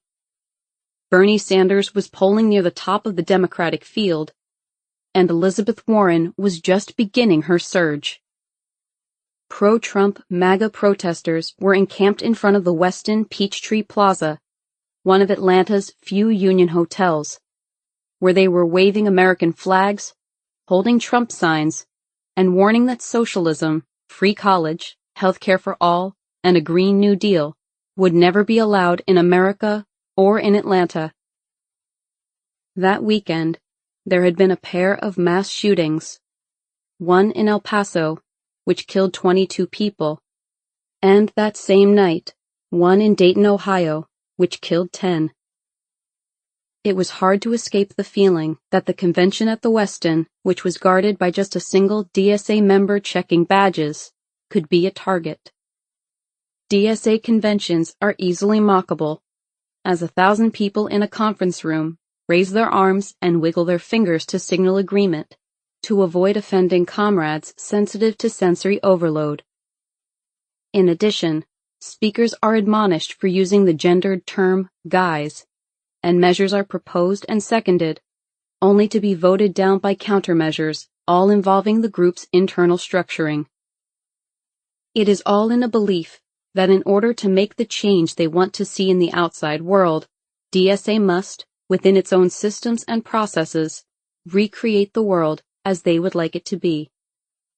Our goal is to build a mass movement of people in communities all over the country, organized in their neighborhoods and their workplaces, and in the political arena, to force landlords and bosses to stop exploiting people, Maria Svart told me in Atlanta. To force politicians, or to elect our own politicians to pass policy reforms that transform the power relationship between the poor and working class and the capitalist class. And ultimately, we want to change our entire economy and our society so that we don't have children going to bed hungry every night. We don't think that a society that allows that to happen is an egalitarian society. The growth of DSA over the last few years has been remarkable. It isn't just AOC, or Rashida Tlaib, or Ilhan Omar, her fellow members of the squad, who also call themselves Democratic Socialists. There are nearly 100 DSA members elected to local offices all over the country, most notably in Chicago, where a half-dozen aldermen were serving in 2019, and where they pushed for more housing affordability, increased rent control, and more community oversight of the police. There are Democratic Socialists in the Maryland legislature and in the city councils of Denver, Philadelphia, and Seattle. You may not know this, but we in the South have been waiting for you, Khalid Kamau told DSA members on the opening day of their 2019 convention. Kamau is a Democratic Socialist and a city councilman in South Fulton, Georgia, which is 90% African American. He stood before the group to tell them that they weren't just welcome in the South, but that they were welcome in communities of color believed to be hostile to them. Kamau told the group that their problem is an electability complex, a belief that the American people shy away from candidates who call themselves Democratic Socialists. The people in this room are going to destroy the electability complex, he announced, and let me tell you how. We are going to run candidates, and we are going to win. Today's fringe is tomorrow's future. While you are here, I need you to dream your biggest dreams so that we can win the future. Chapter 5. The Civil War to Come. The founders of Brand New Congress lived in different cities spread across the country, and so conducted their business on weekly conference calls. And on one of them, in early 2017, Isra Allison was almost trembling with excitement. The organization had been together for about a year and had been sifting through hundreds of applications, seeking their endorsement for what was an audacious project: to run congressional candidates in each of the 435 congressional districts in the United States. Allison, who had worked in mid-management for Duke Energy in Charlotte, North Carolina, before dropping everything in 2016 to volunteer for Bernie Sanders, and who had since become Brand New Congress's executive director, told the group, "This nomination is amazing. We have to go out and meet her." The application was from Ocasio-Cortez's brother, Gabriel, and it told AOC's story. Her journey from the Bronx to the suburbs, the financial aid that allowed her to attend Boston University, coming home after her father died and helping support her family, and her political awakening with the Sanders campaign. Allison arranged a phone call, and the two ended up connecting as Ocasio-Cortez was coming back from the Dakota Access Pipeline protests on the Standing Rock Reservation in South Dakota. If they were interested in her before, now the leaders of Brand New Congress were hooked. Other people in her position, I don't want to say sold out, but they could have gone and done something more high-paying, and she went back and tried to serve her community, observed Alexandra Rojas, one of the founders of Brand New Congress. It wasn't about checking a box on issues. It was about their experiences. What prepares them to go into a room where there are 400 people telling you to do something you don't think you should do? But if Brand New Congress wanted to hear Ocasio-Cortez tell her story to them, she wanted Brand New Congress to tell their story to her. How was this whole process going to work? How would she support herself if she ran a quixotic campaign against one of the most powerful people in Washington? And if she won, then what? Could she do more good running for local office? Convincing people to go and scream into the void is very, very difficult, Rojas said. And if you are a woman, running for office can really fucking suck. It just doesn't seem like something you can do. And so we told her, and we told all of our candidates, that they aren't going to be alone, that we are building a movement. It seems certain that Alexandria Ocasio-Cortez would not be in the United States House of Representatives were it not for brand new Congress. It was the group that first recognized her preternatural political abilities and provided the early infrastructure and support, without which she would not have even been able to come close to mounting a viable run against Joe Crowley. The group owes its existence to the Bernie Sanders campaign. Corbin Trent grew up and was living in Morristown, Tennessee, in the foothills of the Smoky Mountains and deep in the heart of Appalachia. For generations, a symbol of a kind of grinding white rural poverty. His grandfather and his father owned a metal and woodworking business. Trent took it over when he was in his 20s, but the business went belly up. He then moved to upstate New York to attend the Culinary Institute of America. After earning his degree, he moved back home and opened a food truck called Crazy Good Burgers. The truck eventually burned in a fire, and he raised money for another, but that caught fire too. When the Sanders campaign took off, Trent, who had no political experience and not much political interest, signed up as a volunteer, eventually becoming the head of the campaign's distributed organizing arm. Distributed organizing differs from the traditional approach of hiring paid canvassers to go door to door, a top-down system that relies on a substantial budget and a willing workforce. It also differs from the more volunteer-driven style of making signs and holding bake sales, which most campaigns rely on. Instead, distributed organizing focuses on ceding central control, allowing activists at the local level and who know their communities best to take charge in their neighborhoods. While there is a chance that strategy can go awry, as local activists lose interest or forge a path outside of the campaign's values, it can also encourage would-be organizers to take on larger roles and make them feel as if they have an important role in a campaign that could be headquartered hundreds of miles away. Trent teamed up with Zach Exley, who had joined the Sanders campaign after a career in politics. In 2000, Exley had been furious that George W. Bush wouldn't own up to his past drug use. Bush said that he had grown up in the years since, while still pushing for harsh penalties for drug felons.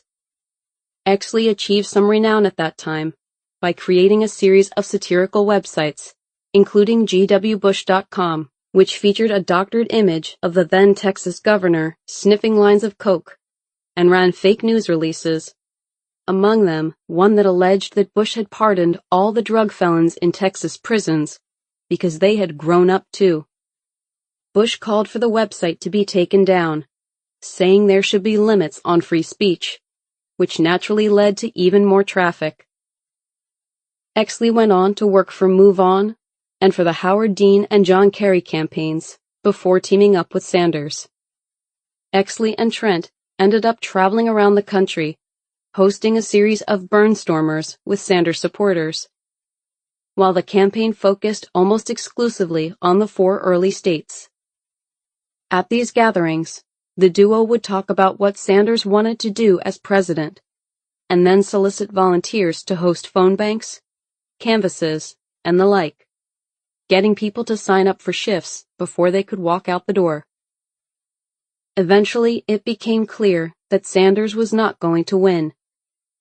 Exley, with his long experience in left politics, wanted to create something that resembled the parliamentary system of European countries in which lawmakers ran as a slate, putting forth a unified platform of what they hoped to do in office. The U.S. parties, as Exley saw it, had become indistinguishable from each other. If you favored fiscal rectitude, for example, did you vote for Republicans who were supposed to be the party of balanced budgets, or for Democrats, who actually paid attention to deficits once they were in office. There is a divide on social issues, like abortion and gay marriage, but how often do Democrats push on those issues when they get into power?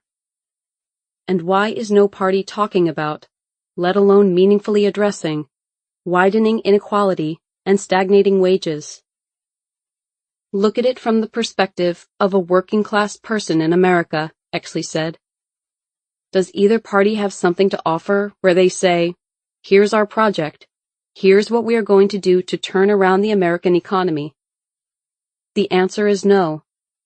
In fact, if anything, it's the Republicans, because they at least say, we are going to cut your taxes so you can keep more of your money. Ask any Democratic politician except Bernie what they would do to turn the economy around, and it is just a mishmash of little policies. Brand new Congress, as Exley saw it, would run a slate of candidates, proposing a WPA-style mobilization to boost the economy, sending millions of Americans to work on critical infrastructure needs. And he had seen with Move On, and then with the Howard Dean campaign, and later the Barack Obama campaign, how a big idea could excite millions of people to donate their time and their money, and that the mechanism for doing so was no longer reliant on big money donors or establishment players. The only question was whether such an effort could be applied to remake Congress.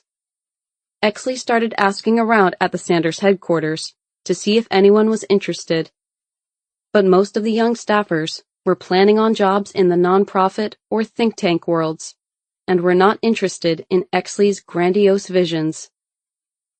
Apart from Trent, however, two young organizers were interested, Shoika Chakrabarti, a Bay Area software engineer and entrepreneur, and Alexandra Rojas, a community college dropout from California by way of Connecticut. They all figured that Hillary Clinton was going to be the next president. But how could they harness the energy of the Sanders political revolution in a real and tangible way in Washington, knowing that his political career was likely over? The answer was audacious, and, truth be told, a little bit nuts. What they came up with was a plan to run against every single member of the House, all 435 of them. Democrat, Republican, Independent, it didn't matter. What did matter was the candidates came from outside the political class. Nurses, teachers, social workers, accountants, anyone with a desire to serve, but who didn't think politics was for them. Ideally, someone who was already considered a leader in their community. Extraordinary, ordinary people is how the group described their ideal candidate.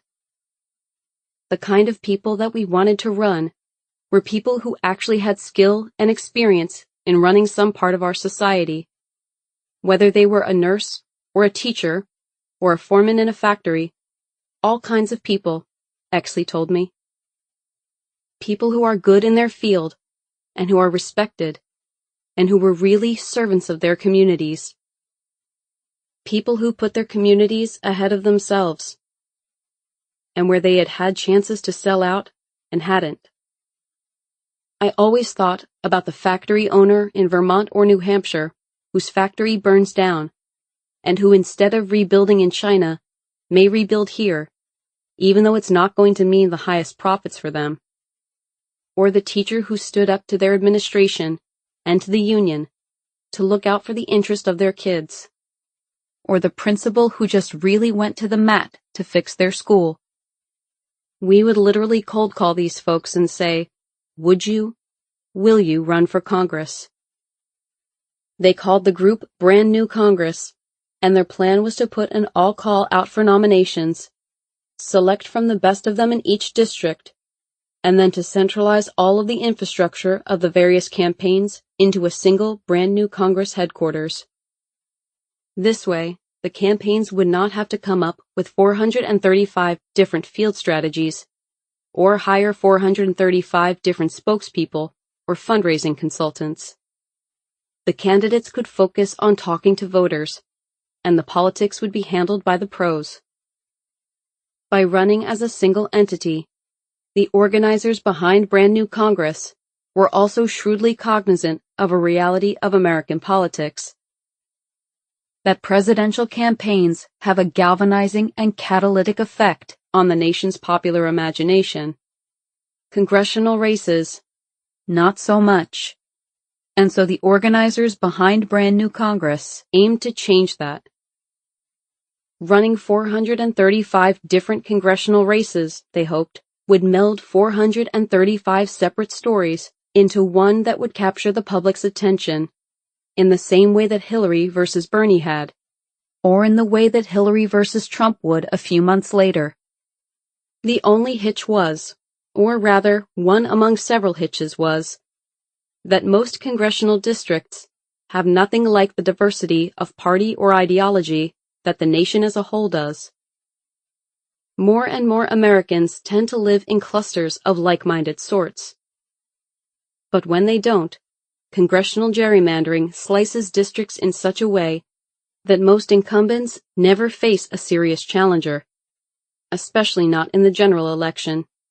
In the early decades of the 21st century, re-election rates for sitting members of Congress have never sunk below 85%, and have often been well above that percentage, even as a series of wave elections has swept the majority party out of power repeatedly during that time. And the founders of Brand New Congress were all Bernie Sanders-style progressive Democrats. Aware that carrying a D next to your name in roughly half the congressional districts in America is a political scarlet letter, Brand New Congress decided that if they were serious about replacing the sitting Congress with one closer to the needs of the people, they would need to run in Republican primaries as well as Democratic ones. The decision to compete on Republican turf was also due to the fact that many of the founders came from Republican territory, places like Appalachia and South Texas, and the forgotten mill towns of New England. Areas' liberal cultural values did not have much appeal, and their experience on the Sanders campaign led them to believe that a new political moment was in the offing. Sanders' success was due not just to his success at rallying the left wing of the Democratic Party, but to his appeal to independents and even some Republicans. What we noticed as we were going around the country talking to volunteers and voters and supporters was that, first, there were a lot of independents, people who were agnostic politically, that were inspired by the Sanders campaign, Trent told In These Times. It's not hard to get people to run as Republicans, so much as getting Republicans to vote for the people who are running on our platform. I think you do it by accentuating the connections that we have across the aisle. It's going to be the desire to have high-wage jobs, a growing economy, access to affordable health care, access to good education. I think that what conservatives and Democrats and independents want is very similar. They want their lives to be better and their kids' lives to be better. And so as Democrats convened on a sweltering weekend in Philadelphia to officially nominate Hillary Clinton, the leaders of Brand New Congress began touring the country, meeting mostly with people they had met through canvassing during the Sanders campaign, to sell the idea of a brand new Congress, raising money along the way to extend their journey further, and staying at the Burn B&B, their nickname for the network of spare couches that Sanders supporters lent to one another as they found themselves in strange cities to fight for their cause. They got the word out however they could, going on MSNBC, hosting Facebook live chats, and talking with podcast hosts and any interested reporters they could find. They ended up with 12,000 applicants, and after an intensive screening process, just 31 candidates received the official Brand New Congress endorsement. It was far from the 400 they originally envisioned, or even the 50 they thought they could reach. But it was a start. One of those was Rob Ryersey. He was a fundamentalist pastor who had had a crisis of faith, and so in his late 30s, he moved his family to Northwest Arkansas, where he started a new church, more in keeping with his values. It was the day of Trump's inauguration, and Ryersey was adrift as he tried to sort through what to do with his life in the new America. His wife was listening to a podcast hosted by Rob Bell, another one-time evangelical preacher whose crisis of faith had led him to question the concept of hell. Bell was talking to Exley about brand new Congress. Ryersey's wife handed him her phone so he could listen. And although he had never been involved in politics before, the idea struck a nerve, and he started talking to all of his friends about the group. Soon enough, they nominated him. It really appealed to me that brand new Congress was post-partisan, recognizing that the two-party system and the party establishment of both parties care more about their own power and keeping their own power than they do about solving the biggest problems we face as a country, Ryersey said. And the idea of trying to subvert that system by running Republicans in bright red districts and Democrats in deep blue districts seems like a way to work within the two-party system to subvert it. It's a strategy that just made a lot of sense. And the other thing that was really appealing is the idea of running regular people, not career politicians, but regular people who aren't going to take corporate PAC money so that their loyalty can be with the voters who sent them to Washington.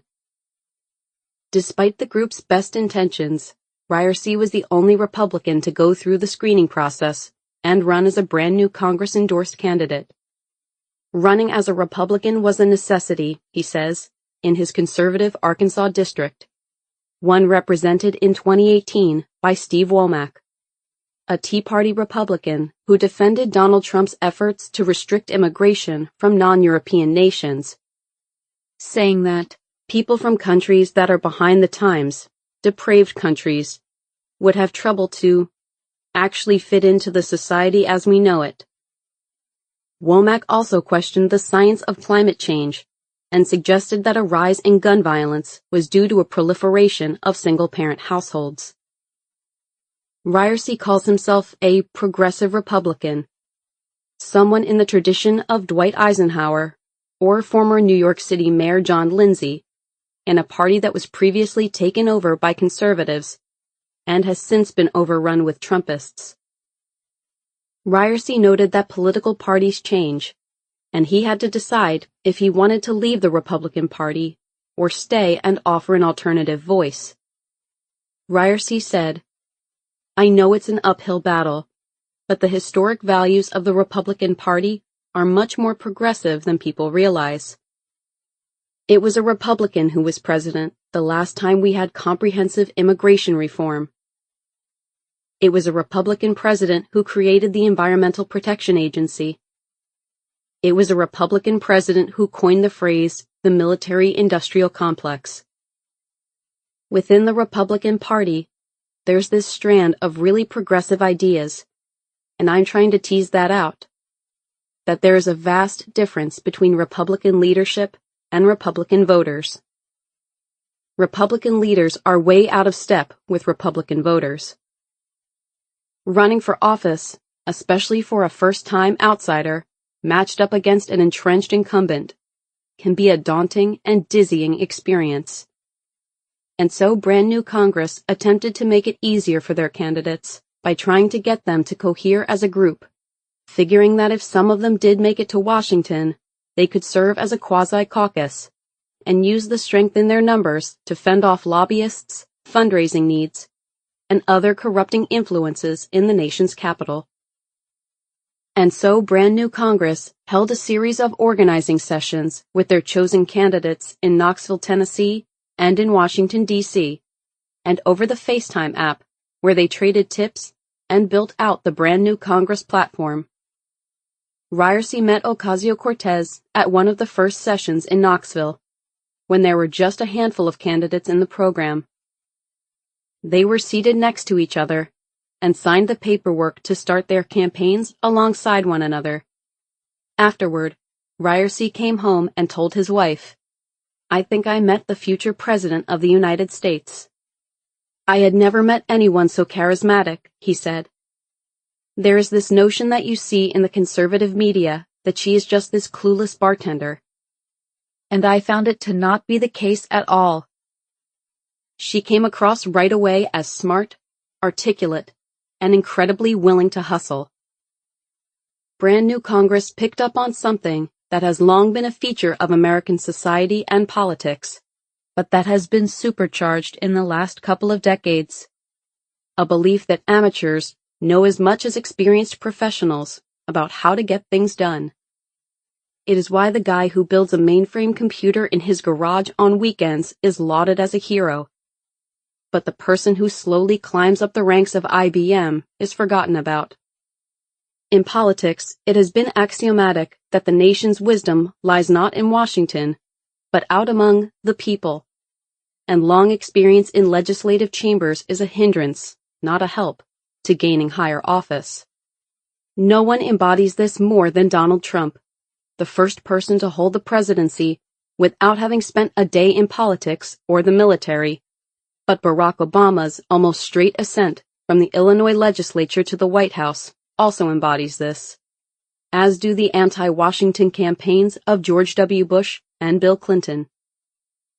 And it makes sense in this current moment that an outsider would be appealing, when so little has changed in the nation, even as the party in power has changed frequently, and Congress and most of official Washington live cosseted from the rest of the country. Members of Congress earn more than 88% of American households. Brand new Congress was based on this very idea, and AOC embodied and articulated it. The great divide in the country isn't between left and right, she told the group at their retreat in Tennessee, a line she would use over and over again on the trail. It is between those that have power and those that don't. According to Isra Allison, it was AOC who, coming from her poor urban district, steered the brand new Congress platform toward issues important to the Bronx and Queens, particularly toward criminal justice reform and the environment, issues that became the Green New Deal. "We aren't going to be able to outspend our opponents," AOC told the group, another line that she would use over and over again in the months afterward. "But we can out-organize them." Ryerson and AOC developed a friendship, as did the rest of the slate. He texted her on the night of her debate with Crowley, "Go kick his ass," which led her to write back, "Don't worry, I will." And they remained in touch throughout the campaign. By that time, Ryerson had already lost his race, getting just 16%, or approximately 9,000 votes against Womack. It wasn't a surprise. Soon after he became an official candidate, however, Ryerson came to realize that the early promise of what it meant to be a brand new Congress candidate was not going to be borne out. The money and the excitement, which the new venture was supposed to inspire in the electorate, failed to materialize, and 30 of the 31 brand new Congress candidates went down to defeat. The infrastructure never materialized either, in part because candidates balked at sending their money to a central organization, and in part because local political operatives on the ground knew better. One of the most difficult parts of campaigning was shifting from this vision that we bought into, and then the reality turned out to be very different. And that shift was tough, because I had no plans to run for office. This was not the trajectory of my life, Ryerson said. Looking at the period of 2016 through the 2018 midterms, brand new Congress may look like something that was invented in the intoxicating romance of a galvanizing presidential campaign that, once viewed again in the sobering light of dawn, can seem kind of crazy. It's hard to find non-political people who want to and are capable of running for Congress. and people are generally satisfied with their local elected officials, even as they give low marks to Congress as a whole. And to the extent people want a brand new Congress, they almost always want to kick out the people from the other party, and almost never want to replace the representatives from their side with a crop of largely unknown people with no experience in government. But life trajectories have a funny way of surprising. Isra Allison stepped down from brand new Congress in 2019 in order to become the campaign manager for Cori Bush, a progressive who in 2020 unseated William Lacey Clay, a longtime incumbent from St. Louis, in an Ocasio-Cortez Crowley-sized upset. Ryerson, after the washout of his own race, stepped in as Allison's replacement. After 2018, brand new Congress reoriented, downsizing their previous ambitions to do a wholesale takeover of the House of Representatives, and instead focusing on what they could and could not do to help their chosen candidates be successful. In 2020, the group ran No Republicans, an admission that party identification and ideology pretty much trumps everything else in American politics in our era, but still helped lend their seal of approval to some remarkable upsets by left-wing challengers to establishment Democrats. But recognizing that different parts of the country may have different ideas about how best to achieve progressive ends, the group now does not come up with a unified platform, but instead has a 21st Century Bill of Rights, which lists broad themes and not Sanders-inspired ways to get there, including every American has a right to quality of life, and a high-quality education is essential to secure the rights of life, liberty, and the pursuit of happiness. It's a recognition that there are some shared values that our candidates have, said Ryerson, and we also recognize that they express those values and express them in policy positions that may look a little bit different district to district. We have things we believe in, like affordable health care for all and a Green New Deal, and we aren't shy about that. But we have made a shift away from strict policy positions for our candidates to shared values. Brand new Congress's visibility soared after the release of Knock Down the House, a documentary from filmmakers Rachel Lears and Robin Blotnick, who chronicled the campaigns of 4 brand new Congress candidates, but spent the bulk of its narrative on Ocasio-Cortez's campaign, since she was the only one to have won. After the movie was released, a flood of volunteers reached out to join the group, more than they were capable of handling. People saw that movie and they realized they wanted someone like Alex as their representative. And we are here to help them get that, Ryerson said. Brand new Congress endorsed nearly 40 candidates in 2020, an improvement over the 31 they backed in 2018. And the organization serves as a kind of public utility for these candidates, helping out where needed.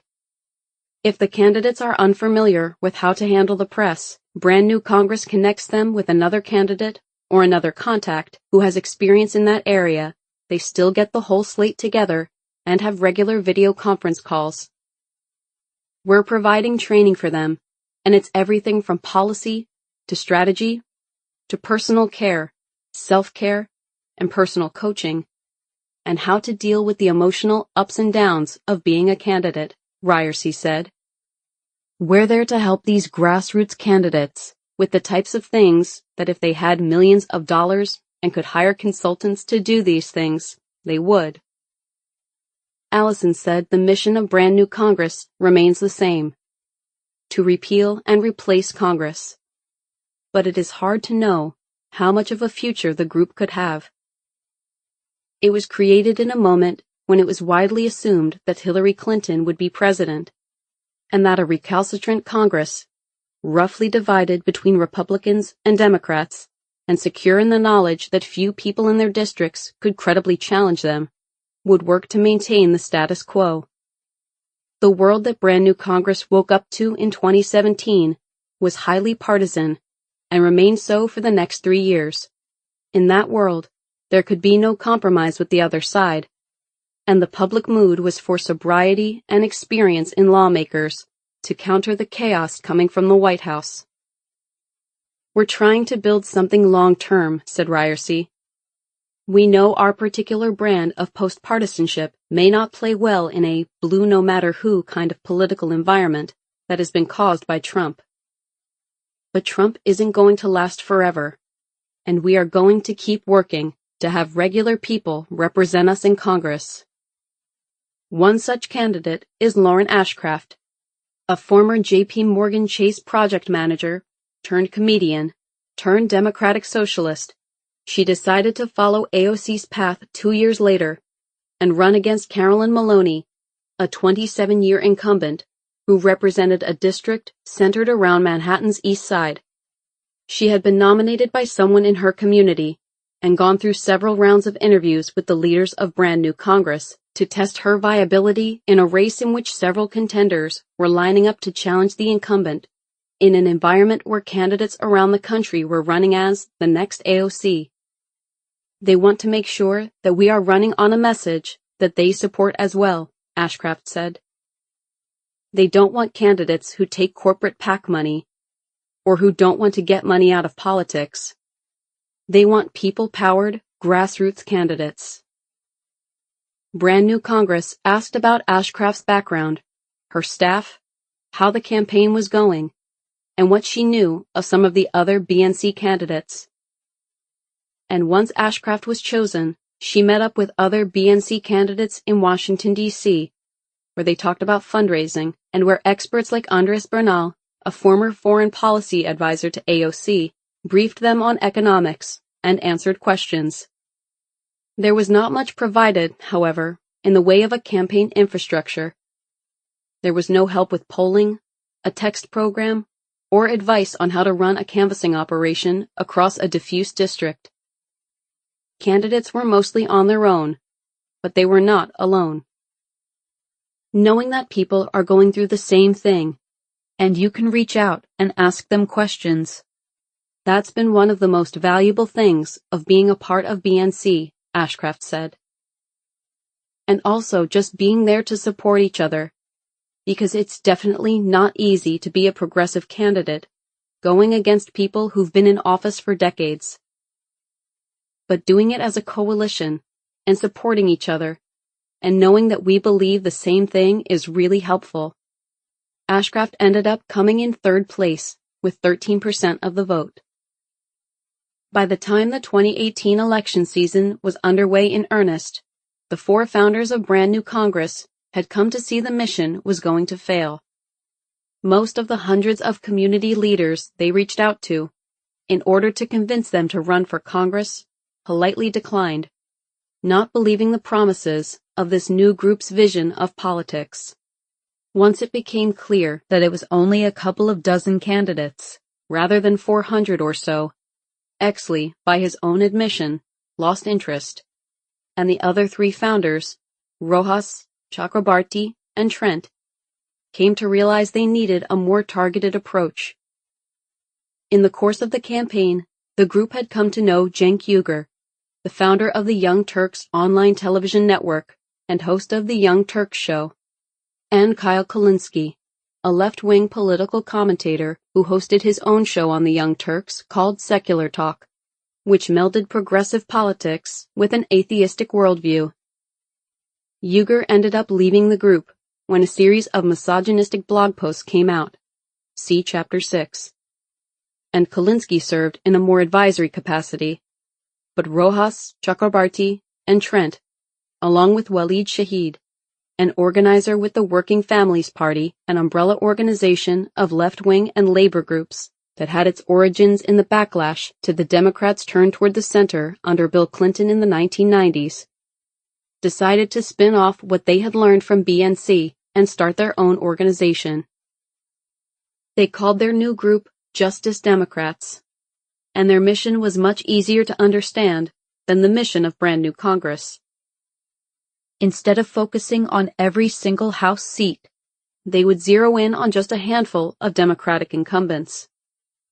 It was an effort that drew resemblances to the Tea Party, which had given the Republican establishment fits during the Obama era by knocking off incumbent after incumbent and replacing them with fire-breathing radicals who often went on to lose to Democrats in the general election.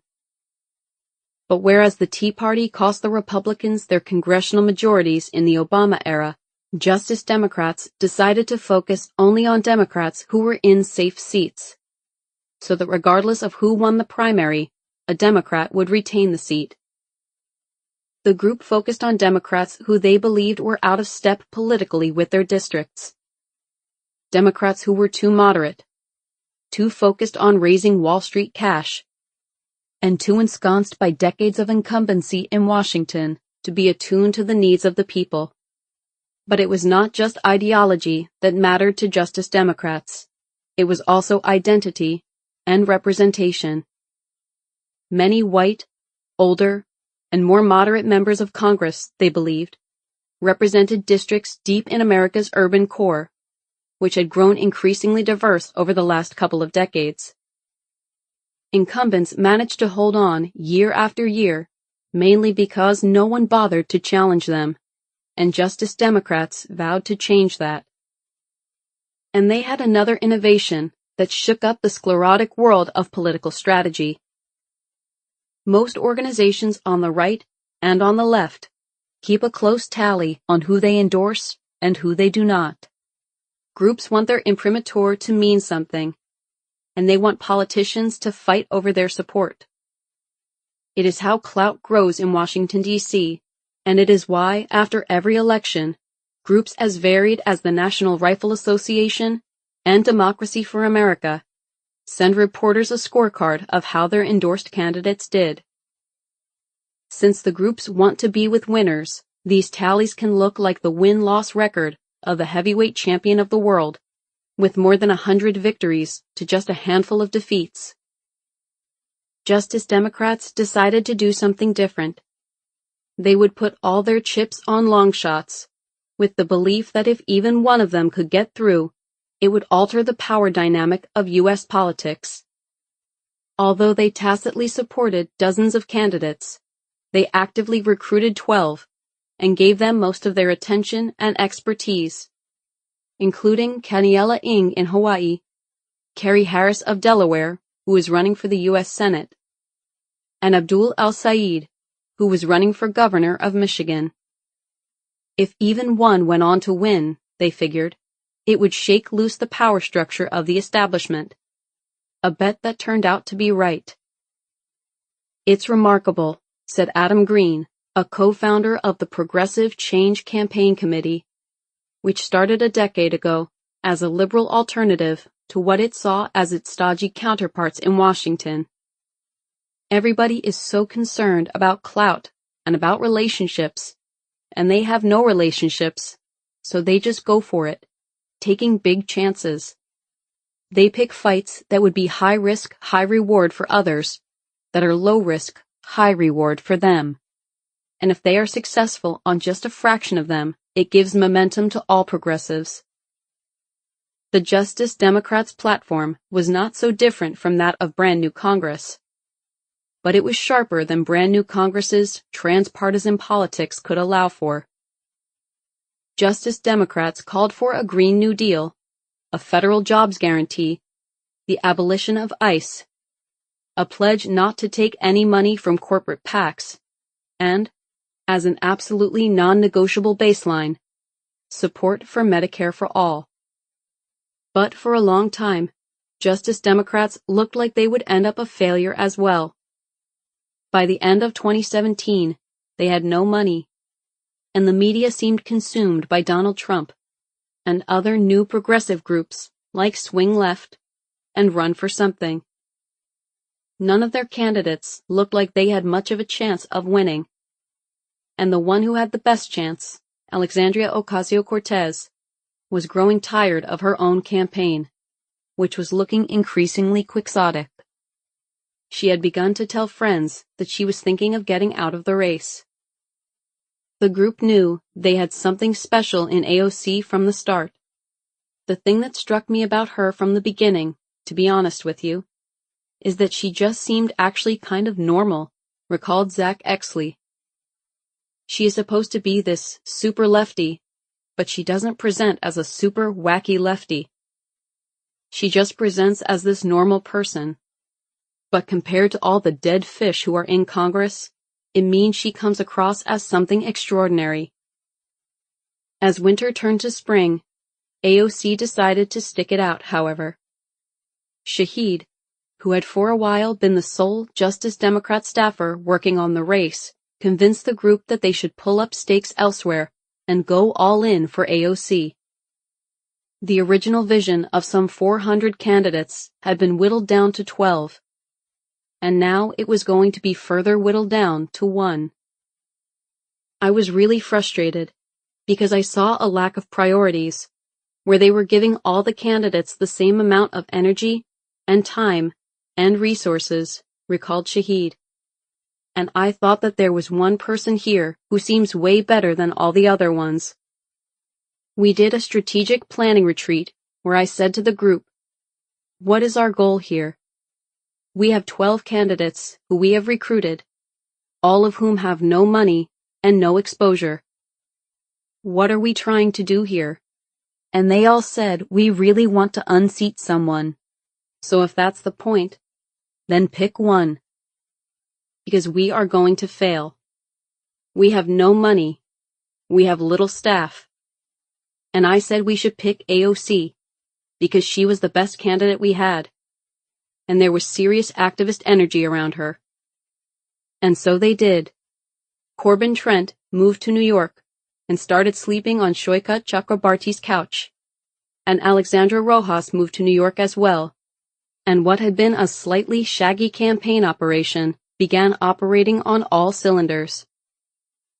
Shahid had grown up in an apolitical family in Virginia suburbs of Washington, D.C. His parents emigrated from Pakistan. His father took a job as a garage attendant, eventually rising to oversee a string of garages as part of a company that manages parking lots. And his mom worked in local public schools. Shahid was 10 years old on 9/11, and when his mother picked up him and his 2 siblings early from school that day, they found the highway home blocked off as the police prevented commuters from traveling into D.C. They were just a few hundred feet from their home, but police wouldn't let them go any farther. And Shahid's mother and one of the officers started getting into an argument, with her pointing out that they just needed to get off the highway to get home. Eventually, the cop pointed a gun at her, while the 3 kids in the back started screaming and crying, pleading with her to turn around. She did, driving 45 minutes out of their way to get home. And when they eventually got there, Shahid's mother organized a vigil on their lawn for the whole neighborhood, as they still awaited word from people who lived nearby and who worked at the Pentagon. I remember everyone, white, black, Latino, gay, all of these people we had never met before because who knows your neighbors, holding American flags and singing the national anthem. I didn't even know my mother knew the national anthem, said Shahid. Shahid had a cousin who had overstayed a visa and had been tipped off to authorities because he had said disparaging things pre-9/11 about George W. Bush to his coworkers, which led federal authorities to come to his workplace for questioning. Afterward, Shahid's parents warned him not to discuss politics at school. And so, as young people do, he started discussing politics at school, eventually organizing a school walkout as Congress debated immigration reform in the Bush years. It was the height of the real estate boom, and Shahid's father invested his retirement savings in a second home that would be used to generate some extra income. Then, the housing bust happened, and everything they owned was lost. Shahid got a full ride to Haverford College, an elite school outside of Philadelphia, where a classmate of his one summer went to go work for Dave Bratt, an obscure economics professor at Randolph-Macon College in Virginia. Bratt was mounting a long-shot campaign against Eric Cantor, then the Republican House Majority Leader and someone thought to be the next Speaker of the House. and made Cantor's support of comprehensive immigration reform the most central issue in the race. In one of the biggest political upsets in generations, until AOC's at least, Bratt won, and afterward, a headline in Politico said, "Cantor loss kills immigration reform." "It was just one fucking race," Shaheed said. "One fucking race, and immigration reform was dead." As the 2016 primary got underway, Shaheed was working at an immigrants' rights legal aid group in Philadelphia. People would come in, asylum seekers, undocumented immigrants, and Shaheed recalls telling them, day after day, to just keep watching CNN, because Obama was bound to pass something sooner or later that would clarify their legal status. "It was the most demoralizing, uninspiring time of my life," he said. Disappointed with Obama, Shaheed got a job with the Working Families Party, which supported Sanders. After the 2016 election, he wanted to figure out how to make systemic changes in politics, or culture shifts. Not just winning arguments, but changing the terms of the whole debate. The idea is that you bring moral questions to the public's attention and have the public rally around it, Shaheed says. Reframe the issue so that the choices are stark, and let the public decide, rather than people in power.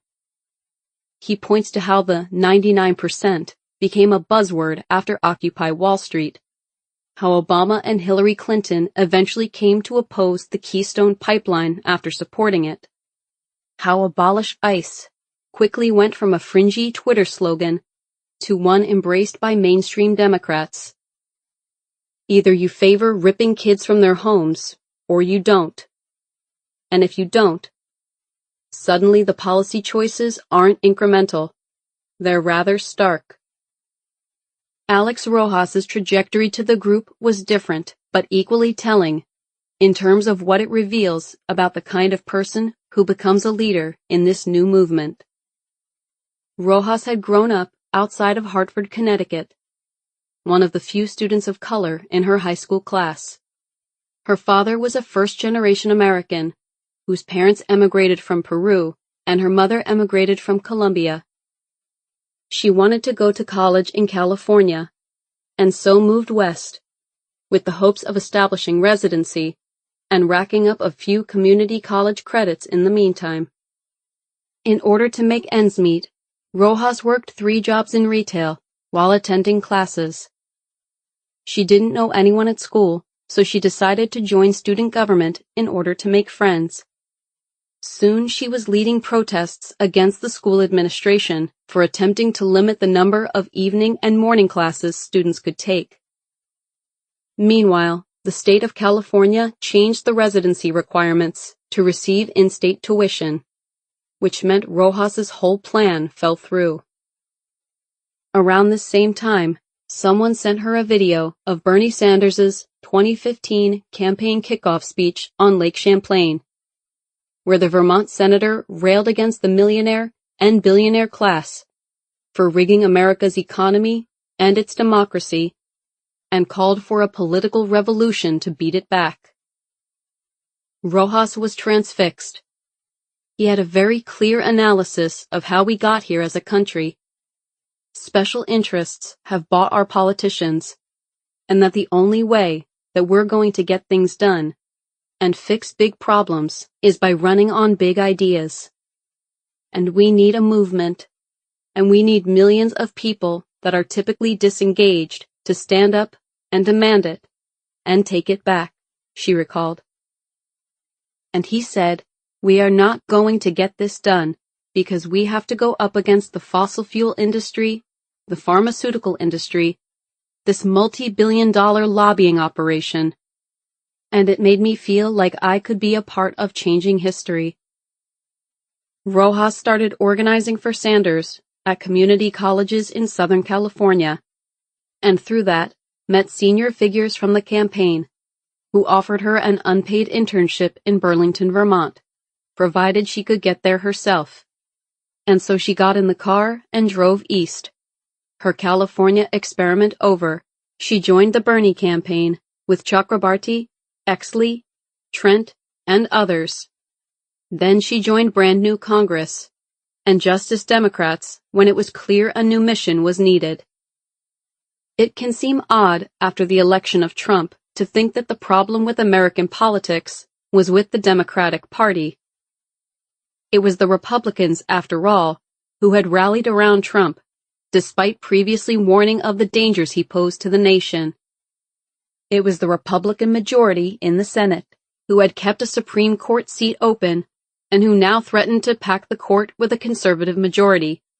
It seemed like a natural moment to rally around the Democratic flag, but that is not how the nascent Justice Democrats saw the moment. After the election, was I mad at Donald Trump? I guess kinda, said Uyghur. But mainly I was mad at the Democratic Party for blowing it. How could you lose to this guy? I came to realize Democrats are never going to learn, he went on, and that the only way to make a difference is to defeat the corrupt corporate Democrats. They get paid to lose. The corporate donor pays them to be weak and pays Republicans to be strong. Rojas saw things the same way.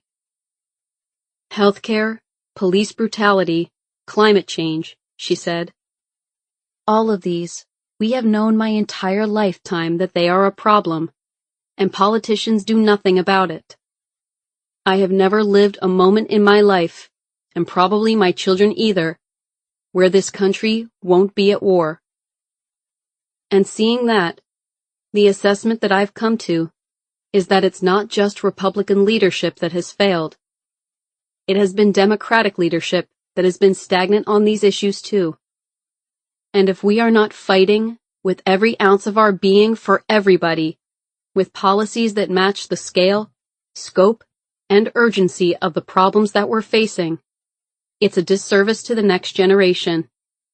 And I think it makes political sense if every representative from a blue district is actually fighting for democratic values. We are trying to bring out the best in Democrats so that we can defeat the worst in Republicans. The goal of Justice Democrats isn't to replace the entire Democratic Party. It is to move a suite of progressive agenda items closer to reality. Policies like a Green New Deal, Medicare for all, and an end to the war on drugs. And primarying sitting members, they find, is the best way to make that goal a reality. The great secret of Justice Democrats is that of their recruited candidates, only AOC won.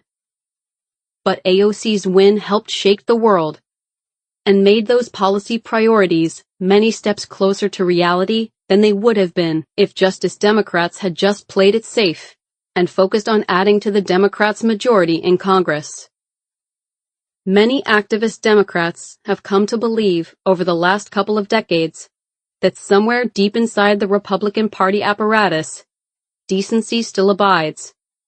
It is a belief that the true Republican Party isn't the party of Donald Trump, Mitch McConnell, or even George W. Bush and Dick Cheney.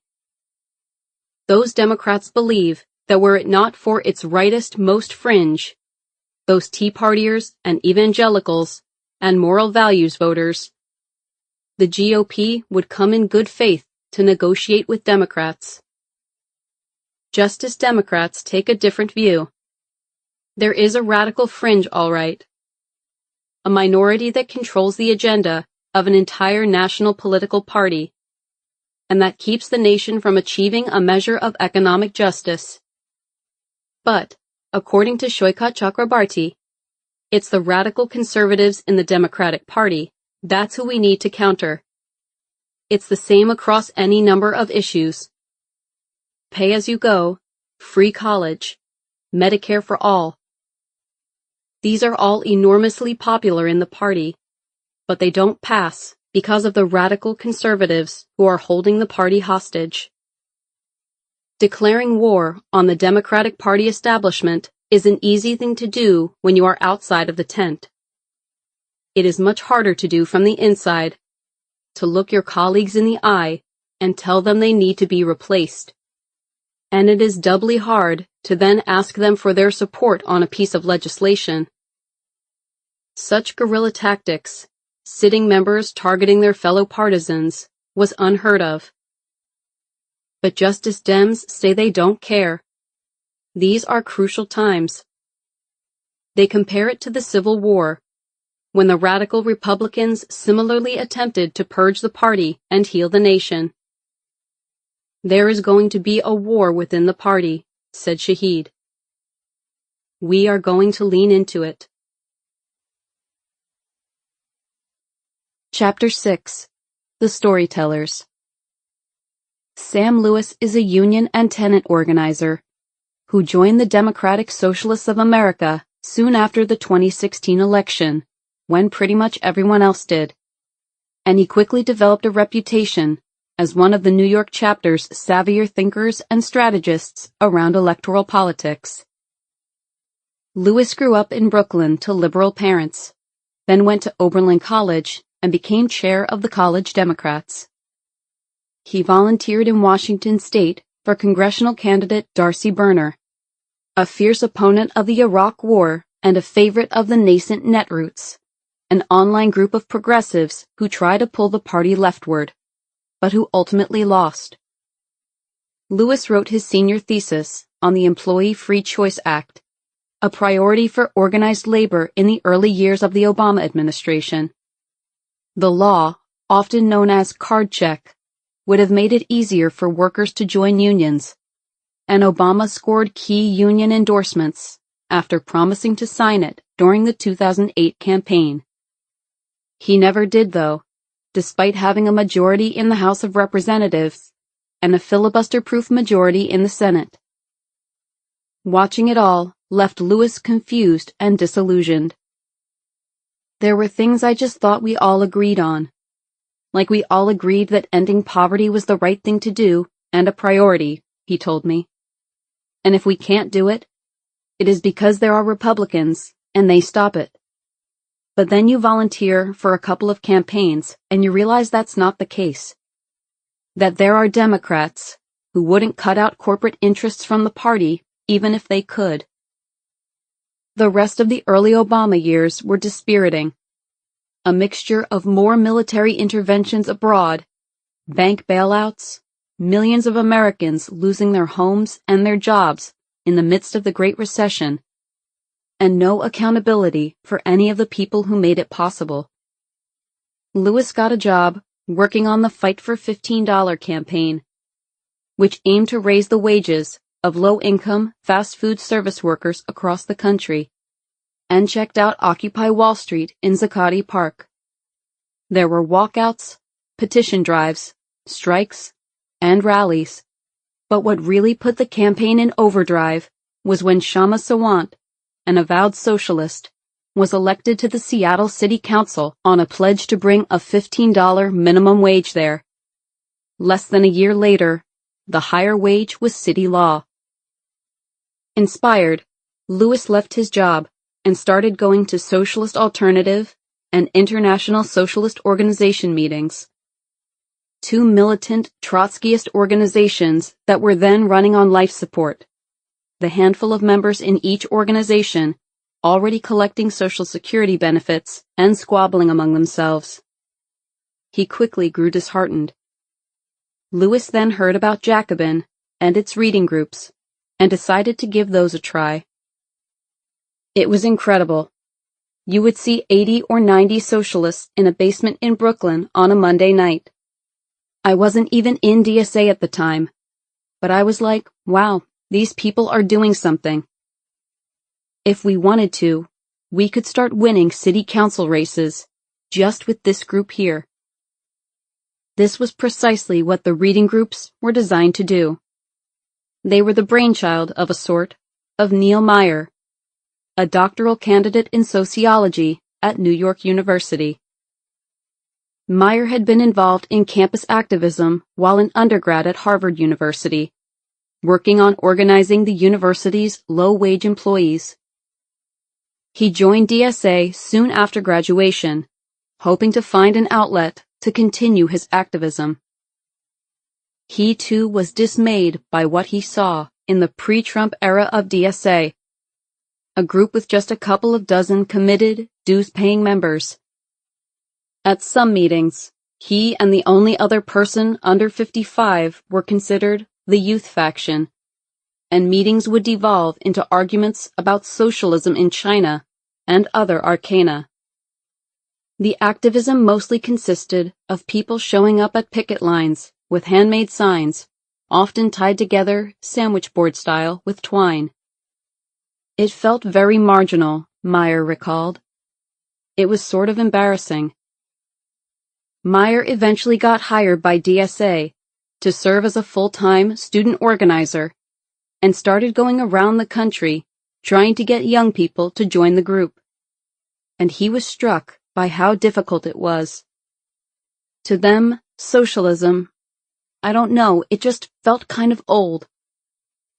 It was the 21st century, and it just didn't seem relevant to people. Jacobin magazine had been started in 2010 by Bhaskar Sankara as a hip, well-designed, and well-written update on some of the dour lefty magazines of old, like Dissent and In These Times, and in just a couple of years had become a sensation with the left, with a circulation of 10,000. Reading groups, organized by the readers of left magazines, like The Nation and Mother Jones, are not a new idea. Discussion groups, usually listed in the classifieds, back when magazines had them, were held in living rooms in the liberal enclaves of Berkeley Hills and Boulder, Colorado, going back years. These were largely sparsely attended and genteel discussions over tea, but Meyer and Sankara wanted to do something dynamic and figure out a way to supercharge what they sensed was a new energy crackling among the young after Occupy Wall Street. As they were discussing what to do next, Jacobin reading groups had sprung up on their own in Boston and Washington, D.C. They were just getting together once a month and discussing articles, and there was this energy and excitement about them that you weren't even seeing at DSA meetings, said Meyer. They had maybe 10 to 15 people under the age of 35, but they somehow felt alive. And so Sankara hired Meyer at Jacobin to serve as a part-time circulation manager and organizer in charge of setting up a nationwide reading group program. We wanted to popularize socialist ideas, Meyer said. The goal was to deepen the political education work of the magazine and actually get people in person to meet and argue about these ideas, and really test out their hypotheses with each other, and figure out what differences they had, what questions they wanted to learn more about. And part of the point, too, was that if you got a bunch of left activists together, they would start to recognize that they could truly have power, could move an agenda forward, and could win local, and maybe even bigger, elections. This was a change in approach from the activism of Occupy Wall Street a few years before. As Sankara and Meyer figured, for years the left had been energized by spontaneous, anarchic demonstrations and mobilizations, and had eschewed the basic building blocks of political power, like organization and leadership. There was this assumption that politicians and that people in power were people of good conscience and morals, and that if you protest loudly enough, they would just change course, Meyer said. Although the meetings were a bunch of people sitting around and talking about what they read, they weren't about only people sitting around and talking about what they read.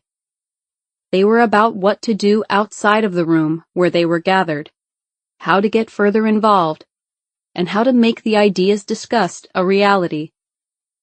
Meyer wasn't even aware that other liberal magazines held reading groups, but that wouldn't have mattered anyway.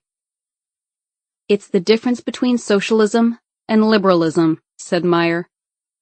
Socialism is about inspiring people to make enormous sacrifices in their lives, to participate in this big political project they can't make money off of. It's going to cost them. it's going to cost them a lot of free time. Their partner's parents might think they are crazy. So it's a different project to tie yourself to. But it is also more exciting and more inspiring. Meyer had never organized anything in his life when Jacobin put out an email to its subscribers asking if they would like to start a group. 400 people wrote back, expressing enthusiasm. Meyer set up phone calls with all of them, and later he and Sankara put together a syllabus that included articles to read from the most recent issue of Jacobin and a few outside articles, and otherwise allowed people to organize their time as they saw fit. At their peak, the Jacobin reading groups were in 40 American cities and a few more abroad, including one in Kathmandu, Nepal. Meyer estimates there were probably around 2,000 people who came through them at one time or another, a more impressive figure when you consider there were only 6,000 members of the Democratic Socialists of America at the time, and probably only a few hundred active members. The meetings that Meyer organized took place at the Brooklyn Free School, a non-traditional private school in the Fort Greene neighborhood. Participants, which sometimes numbered 60 to 80 people, would mingle for a bit and then break off into small groups for discussions. There would be the occasional cranks from the Spartacus League who would come and denounce DSA as a bunch of revisionists who had Rosa Luxemburg murdered in Weimar, Germany, and when they could, the group's leaders would invite members of labor unions to share what they were going through.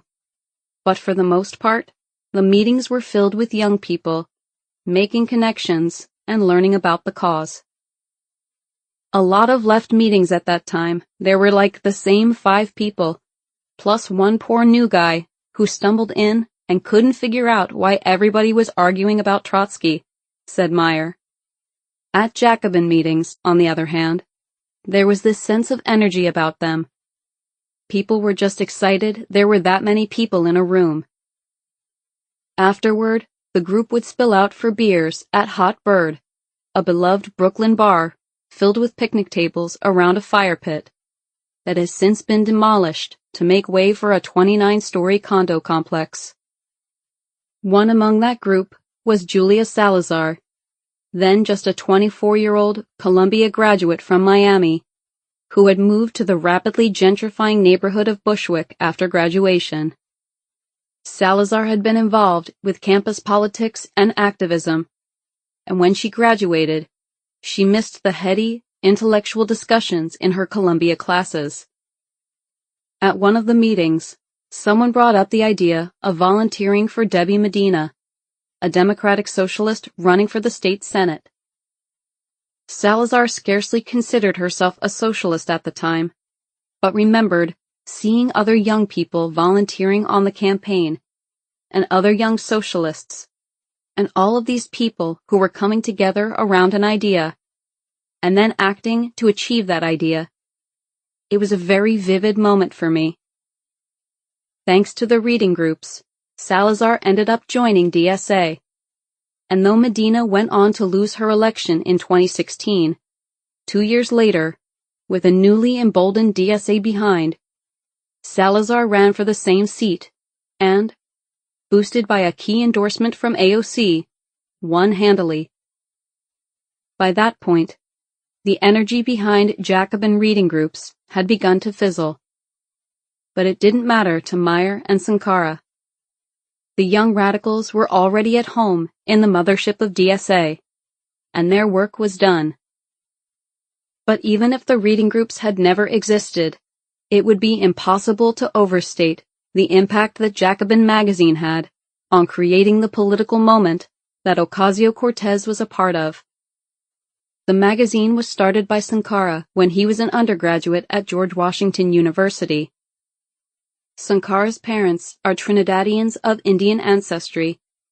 They moved to the upper-middle-class New York City suburb of Pleasantville with their 4 children, and Bhaskar was born a year later, the only natural-born American of the bunch.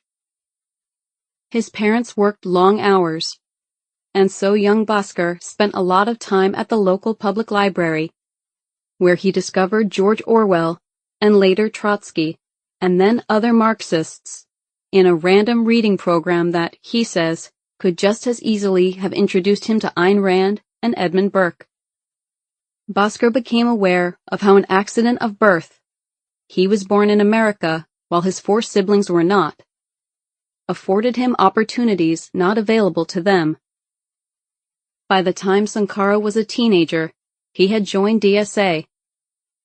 In college, he got sick and had to take time off. And during that time, he delved even deeper into Marxist texts and history. That's when he got the idea to start Jacobin, announcing in its opening pages a desire to both change the world and to have a sense of style while doing it. Publications with tiny audiences have a knack for mighty pronouncements. A grandiloquent opening, some platitudes about resurrecting intellectual discourse, followed by issue after issue of the same old shit.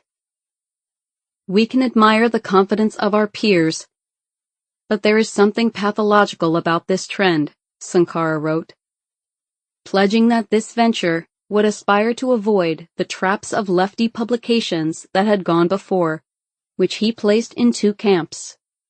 The esoteric ones, sites of deliberate obfuscation, utterly disconnected from reality, and those that are unchallenging rags that treat their readers like imbeciles, with mainstream pretenses, high school yearbook prose, and rosy reports of mass movements in the making. Their role is even more disorienting. Substantive engagement does not preclude entertainment, he went on. Discarding stale phrases and ideas does not necessitate avoiding thought itself. Voicing discontent with the trappings of late capitalism does not mean we can't grapple with culture at both aesthetic and political levels. Sober analysis of the present and criticisms of the left does not mean accommodation to the status quo. Other than AOC, there is perhaps no figure who has come to embody the new socialist left quite like Sankara. He is, to put it mildly, a force of nature, the kind of person who can either meet you right now, or as soon as he gets back from a talk he is giving in Santiago or Vienna. Twice he canceled interviews with me at the last minute. Once because he had forgotten that he was scheduled to a radio debate with Whole Foods CEO and noted libertarian John Mackey. And another time because he had to prep for an interview with the former president of Ecuador, Rafael Correa.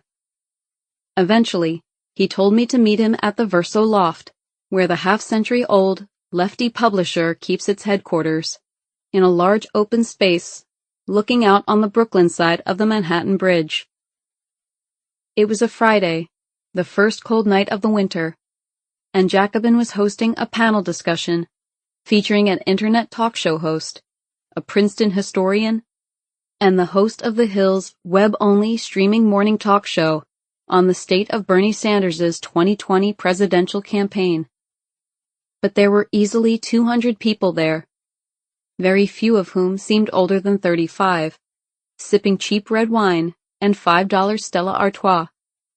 Sankara was a whirlwind of activity, talking with fans, tending bar, and setting up extra chairs once it became clear that there were more people coming than expected. This kind of thing is about building brand relevance. I figure if people are going to go to political events, they might as well be our own, he told me. Unlike other outlets that have to spend money to promote their events, Jacobin merely puts the word out on Twitter, sends a couple of email blasts, and the crowd appears. We want to harden social bonds. It is helpful for our overall project if people feel like they are part of a collective project that is beyond their own individual social media accounts on the internet, he said. Sankara said that if he had been a savvier businessman, he would have noticed that something was happening with the magazine he started in his dorm room, something that would come to fruition during the activism and organizing of the Sanders campaign, and then in the Trump era. Jacobin's subscriber base was rising by 40% a year in 2013, 2014, and 2015.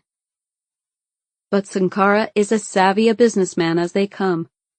Someone who can quote year-over-year subscription rates, bulk mailing costs, and who, according to Jacobin managing editor Micah Utrecht, is most comfortable while negotiating shrink wrap rates for polyurethane bags with their industrial shipping supplier. I think he is one of the most unique figures in the history of the American left, Utrecht said. It's this classic, son of immigrants, business success story of someone who used his business savvy to create a socialist empire that, to be clear, is not lucrative in the least. Utrecht bounced around the Midwest as a child and young adult. His father was a pastor in a Lutheran church, and sometime in high school, Utrecht came to fancy himself a radical activist, interested in anarchism, veganism, dumpster diving, and black-clad protests in Seattle in the late 90s and Occupy Wall Street a decade later. But he grew tired of the look when he read Saul Alinsky's Rules for Radicals. If the real radical finds that having long hair sets up psychological barriers to communication and organization, Alinsky wrote, he cuts his hair. So Utrecht cut his hair and got a job working at a newsstand at the Chicago airport, trekking hours there on the bus back and forth, surreptitiously organizing the workers there while the bosses weren't looking. After leaving that job, he started writing for In These Times, another publication of the old left. There, he met Sankara, who was also writing for the publication while trying to get Jacobin off the ground. Sankara worked in an administrative back office at the City University of New York, where, in between stapling course packets together, Sankara put together the magazine. The sensibility of Jacobin was a rejection of much of the liberal magazine publishing world that had come before. The issues were gorgeous. One of Sankara's first hires was a graphic designer, Ramika Forbes, and the sensibility was, on the one hand, open-hearted, and on the other, as sharp as a spear.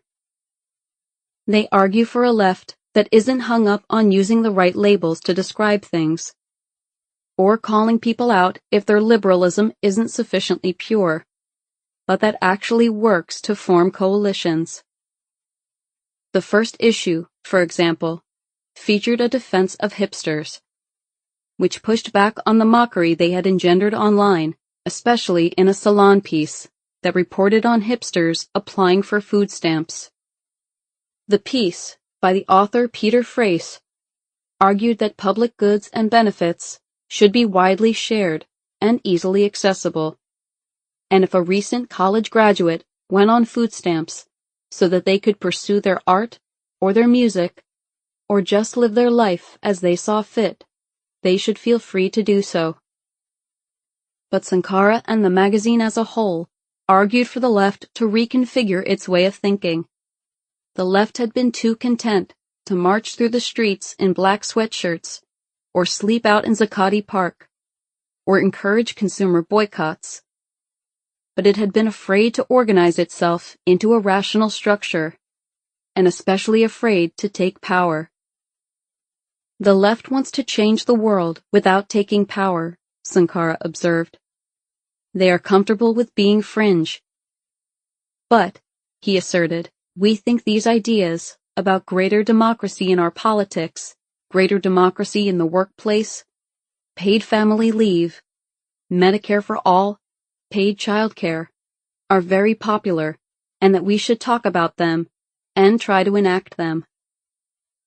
The magazine scarcely wrote about AOC during her race, but she sat for interviews after she won and was quoted in articles by other interviewers.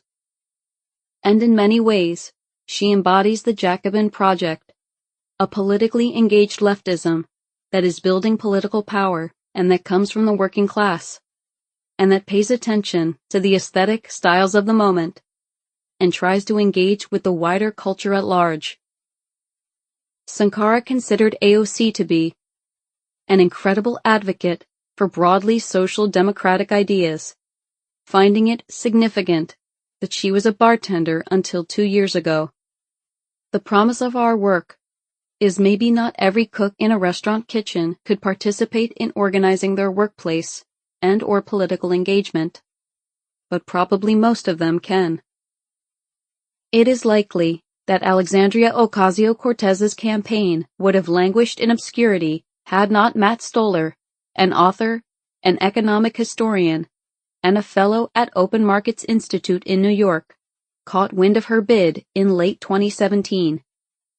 He texted his friend Ryan Grimm, a longtime Washington reporter who had recently taken a job as the D.C. bureau chief at The Intercept. "Hey, do you know anything about Alexandria Ocasio-Cortez and her challenge to Crowley in Queens?" Grimm didn't know anything, but looked into the campaign finance report and found it substantial, only later realizing that, in fact, he had misread the report, and Ocasio-Cortez had a fraction of the money on hand he had thought. Grimm, figuring it would be a good chance to introduce Crowley to a national audience, since he was likely the next Speaker of the House anyway, sent a reporter and a photographer to cover Ocasio-Cortez. In May 2018, he co-wrote The Intercept's first story on the longshot candidate, titled "A Primary Against the Machine." A Bronx activist looks to dethrone Joseph Crowley, the King of Queens. The piece introduced readers to Ocasio-Cortez, running through the highlights of her biography: the move to Westchester for a better education, her father's sudden passing, the years spent keeping lawyers at bay from foreclosure. But it was mostly a withering rundown of the ways in which Crowley had grown out of touch with a district and a county he was supposed to rule over like a Raja. It described Crowley as someone in hock to Wall Street financial interests, more interested in the Dow Jones Industrial Average than in the economic futures of his largely working-class constituents in the outer boroughs. The story painted Crowley as someone whose prolific fundraising for the Democratic Congressional Campaign Committee meant that he was on the cusp of becoming the next Speaker of the House, and as someone who was consolidating his power in Queens County, which would grant him unprecedented home and away power for a sitting member of Congress. Subtle, in other words, the piece wasn't. It talked about Crowley shifting his fundraising from unions to financial services. The article also mentioned that he had been investigated by the House Ethics Committee and that he freely gave out his largesse to moderate and conservative Democratic candidates around the country, never mind the money he doled out to progressives. His tenure atop the head of the Queens County Democratic Party, an organization that, as we were all soon to learn, was so hollowed out that it couldn't protect its leader against a 28-year-old bartender, gave Crowley power throughout the borough in a number of overlapping and interlocking ways, which he used to handpick judges and candidates and keep disfavored would-be candidates off the ballot. Crowley's power, both locally and nationally, could theoretically be used for the benefit of the people of the district, the story continued. In reality, though, Ocasio-Cortez said he's used it to benefit Wall Street and luxury real estate developers, who are gentrifying the district and pushing working-class people out. That article was just the first of a dozen that tracked the Ocasio-Cortez-Crowley race, a race that went largely unnoticed by the rest of the national press, and even by much of the local press, save for a few articles in the hyper-local news outlets. The New York Times only mentioned Ocasio-Cortez once in a story about a new wave of female candidates, and another time in an editorial, chastising Crowley for skipping a scheduled debate with her. But The Intercept more than took up the slack. Having recognized a good story, it went all in, covering the twists and turns of the campaign in a way it hadn't for any other race before. Crowley's campaign team started to seethe, believing that by the end of the race, the site was little more than an in-kind contribution to the Ocasio-Cortez for Congress campaign. Joe Crowley complains his primary opponent, Alexandria Ocasio-Cortez, is making this race about race, screamed one headline. The story went on to quote someone who heard the candidate tell a crowd at a backyard fundraiser that Ocasio-Cortez was running a racially divisive campaign, and that, "I can't help that I was born white." The piece went on to detail how Crowley, whose uncle served as a city councilor, got the job in Congress. When Congressman Tom Manton was ready to retire, he handpicked Crowley as his replacement at the last possible minute, in order to fend off any primary challenges. The article gave lots of room for Alexandria Ocasio-Cortez to make the anti-Crowley case. The irony that Crowley laments how he can't help being white, while ignoring the political advantages he inherited, is not lost on Ocasio-Cortez, wrote Grimm, who proceeded to quote Ocasio-Cortez. The congressman could have helped that he accepted inheritance of his seat from a multi-generational political dynasty without a true primary, a process by which people of color are historically locked out of representation. The congressman could help that he voted to establish ICE. The congressman can help the fact that he accepts money from developers that are displacing our communities and the folks criminalizing our backyards. Additionally, why is it that the congressman can proudly discuss his Irish heritage on the campaign trail, but I am somehow barred from mentioning my Puerto Rican family? As Grimm saw it, AOC was what the left wing of the party was looking for after Bernie Sanders's failed 2016 run. We knew this needed to be a multiracial movement after 2016, Grimm told me. An older white guy has a harder time winning black voters, and that is something the establishment uses to beat back insurgent candidates. I knew this district needed an outsider, a Latina, a working-class woman candidate. People were called racist and sexist in 2016 for supporting Sanders, and Ocasio-Cortez was able to precisely articulate what is meant by class intersectionality. You can't understand how exciting that was for people on the left. There were other stories, too. A video interview with Glenn Greenwald, the founding editor of The Intercept, in which AOC accused Crowley of being funded by the very same donors who supported Donald Trump. My opponent takes an insane amount of money from luxury real estate developers, from private equity groups, from pharmaceutical corporations, and private insurance corporations, AOC noted. And that is tied directly to the legislation that he's been passing. And you look at, for example, 8 or 7 of his top 10 donors are primarily Republican financiers. His number 2 top donor is the private equity firm Blackstone. They primarily finance the Trump presidency. Ocasio-Cortez received other press coverage. A story about how Crowley's tenure as head of the Queens County Democratic Party had enriched some of his allies.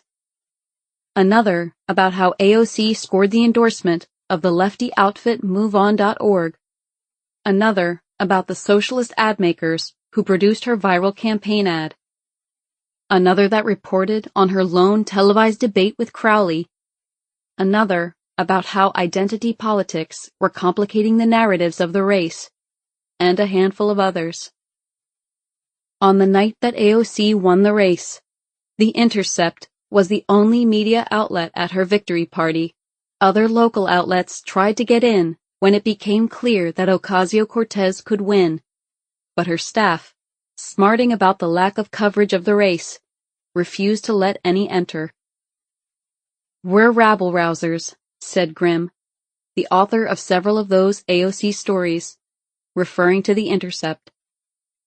"I have been covering the Capitol for 12 years, and my work is better because I have really good access to the most powerful people in Washington. We were pretty sure she was going to lose, but we figured it was an interesting and compelling story. And I knew that by going all in on it, we would be burning all of those networks to the ground. Grimm joined The Intercept in June 2017. Prior to his arrival, the outlet was mostly known for its scorching coverage of the national security state in a post-9/11 world, particularly the National Security Agency's drone strike assassination program and its plan to increase its surveillance net around the world. Much of the information came from Edward Snowden, the former CIA contractor who revealed previously unknown details of the government's spying program. The Intercept, founded by Greenwald and 2 other editors and funded by Pierre Omidyar, the billionaire founder of eBay, was created in part to provide a platform for Snowden, to encourage more of the same from similarly placed sources, and to provide editorial independence and protection for the journalists who write about national security issues. The founders plan to write about other issues in a similar vein: criminal justice, inequality, corruption, and the media. The editorial independence of our journalists will be guaranteed, and they will be encouraged to pursue their journalistic passion, areas of interest, and unique voices, the editors wrote in their opening memo. We believe the prime value of journalism is that it imposes transparency and thus accountability on those who wield the greatest governmental and corporate power. Our journalists will be not only permitted, but encouraged, to pursue stories without regard to whom they might alienate. Our tagline is fearless, adversarial journalism, and that kind of sums up our approach. Executive editor Betsy Reed told me, in her office, overlooking Lower Fifth Avenue in Manhattan. It's an outsider approach. There is a kind of coverage that lends itself to a kind of access journalism. And then there is what we do, which cultivates whistleblowers as sources. Reed came to The Intercept from The Nation, where she had served as executive editor for 9 years, hoping to do a different kind of journalism than the one at that august institution of left politics, one that focused more on money and politics, and took more of an adversarial approach to the Democratic Party. The Intercept's political coverage became supercharged when Reed hired Grimm. He had spent several years as the D.C. bureau chief at the Huffington Post. He was thought to be the next editor-in-chief of the site after founder Arianna Huffington stepped down. But when the job went instead to New York Times correspondent Lydia Polgreen, he left the company. Grimm had been one of the original hires at Politico, and he grew into one of the site's star reporters on Capitol Hill. He was concerned that when he left the nonpartisan Politico for the left-leaning Huffington Post, it would mean he had lost access to his sources in the GOP leadership. But Grimm told me that a senior House Republican aide reassured him that it would be fine, saying, "We always knew you were a communist, Grimm." Grimm's parents divorced when he was young, and he grew up on the rural eastern shore of Maryland, on food stamps and free school lunches, while his mom worked a series of low-wage jobs.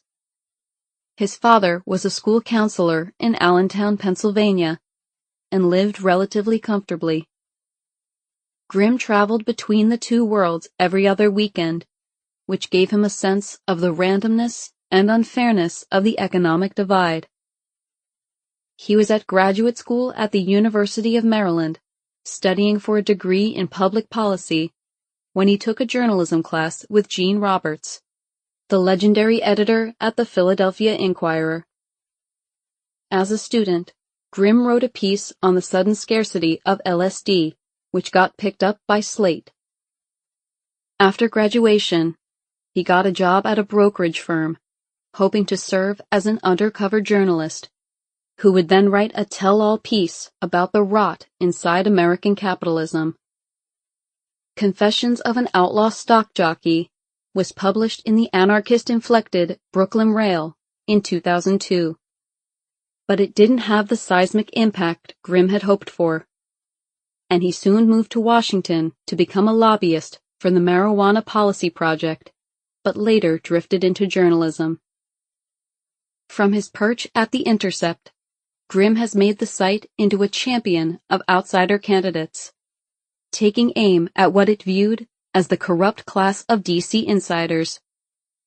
The site has, for example, published leaked audio of Steny Hoyer, the second highest-ranking Democrat in the House, trying to dissuade an outsider candidate from running, and a groggy-voiced recording of Gil Cisneros, a party-backed congressional candidate in California, left on the voicemail of the wife of one of his insurgent opponents, warning that he was about to go negative. Neither of these stories was particularly scandalous or outside the bounds of politics. Congressional leaders are allowed to go pick favorites, and no rules prohibit candidates from calling one another. But The Intercept played them as the machinations of a Machiavellian political machine. The problem with the Democratic Party is that too many people are dying because they lack health care. Too many people are being run through the school-to-prison pipeline. Too many people are seeing their future destroyed by going to shitty public schools. Too many people are in poverty. And too many Democratic leaders are comfortable with the status quo, Grimm said. They think maybe things can be made a bit better, but there is no sense of urgency. So we have one side, the Republicans, who are against progress, and another side, the Democrats, who think it isn't worth it to fight for it, that it will go nowhere, and somebody needs to fight for it. Both Reed and Grimm say The Intercept provides a necessary correction among a news media that has its own unrecognized biases against the status quo. I think that for a lot of journalists, they think of someone like Joe Crowley, oh, he is a part of our world, and they are not going to bring scrutiny to him, Reed said. But every utterance that someone like Ilhan Omar makes gets blown up and catches fire, because that is the mentality of most media professionals. Reed compared the way most news outlets cover politics to the way most news outlets cover war. They embed someone on the front lines, and that reporter develops relationships with soldiers and military brass. At The Nation, Reed published reports by Ann Jones, a journalist who embedded with Afghani women's groups during the American war in Afghanistan, so that readers got a view of what women on the ground were going through. Our reporters have to understand that they are players in the political system, not mere observers. They should never push their coverage in a particular direction to achieve a particular outcome, but they have to understand that journalism has consequences, said Grimm. He pointed to Hunter Thompson's famous 1975 Rolling Stone profile of Jimmy Carter, which gave the obscure Georgia governor a boost that helped launch him to the White House. All journalists want to have an impact. That means that somebody wins and somebody loses. The New York Times is whipsawing around this 2020 Democratic primary campaign, first giving one candidate a boost, then another, deflating one, then another. We just recognize what we are doing, Grimm said. Advocacy journalism has a long and storied lineage in American journalism. It is journalism that announces its bias up front and that proudly pushes for a cause, counting Nellie Bly, Lincoln Steffens, and probably half the investigative reporters in America among its ranks. But what The Intercept does is different. Advocacy journalism means advocating for specific issues and causes. Reed, Grimm, Greenwald, and their staff advocate for, or at least come very close to advocating for, specific candidates in political races.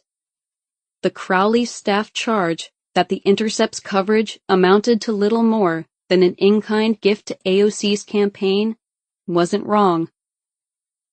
We see it as our jobs to give oxygen and attention to candidates who are critics of the way politics generally operates, said Reed. We make clear the things we are committed to, like civil rights and privacy, human rights for immigrants. We have a set of values, and we don't insist that reporters hide who they are. And so, when we write a story about a candidate who wants to abolish ICE, the story is going to be sympathetic to that goal. Grimm agrees. During the 2020 campaign, Bernie Sanders was briefly off the trail after suffering a heart attack, and returned with a mega rally in Queens, with AOC and 20,000 supporters. Backstage, the duo granted interviews to a couple of television networks, and to Grimm and the Intercept team, who uploaded it to their YouTube channel. It is in some sense new territory, yes, Grimm said. When I was at the Huffington Post, we had good relationships with Nancy Pelosi, Harry Reid, Elizabeth Warren, people like that. And it is something you constantly need to think about in your reporting and writing. But on the other hand, you don't want to be a nihilist who is attacking power for the sake of attacking power. That is not useful either. We have to hold AOC to account. But if she is doing what she said she was going to do, I don't see any reason to drag her. Emma Vigeland discovered the Young Turks when she was still in middle school in Montclair, New Jersey. It was the 2008 Democratic primary between Hillary Clinton and Barack Obama, and CNN and the rest of the news networks seemed to her all in on Clinton. I thought, I really like this Obama guy, so like a true millennial, I went looking for him on YouTube, she said.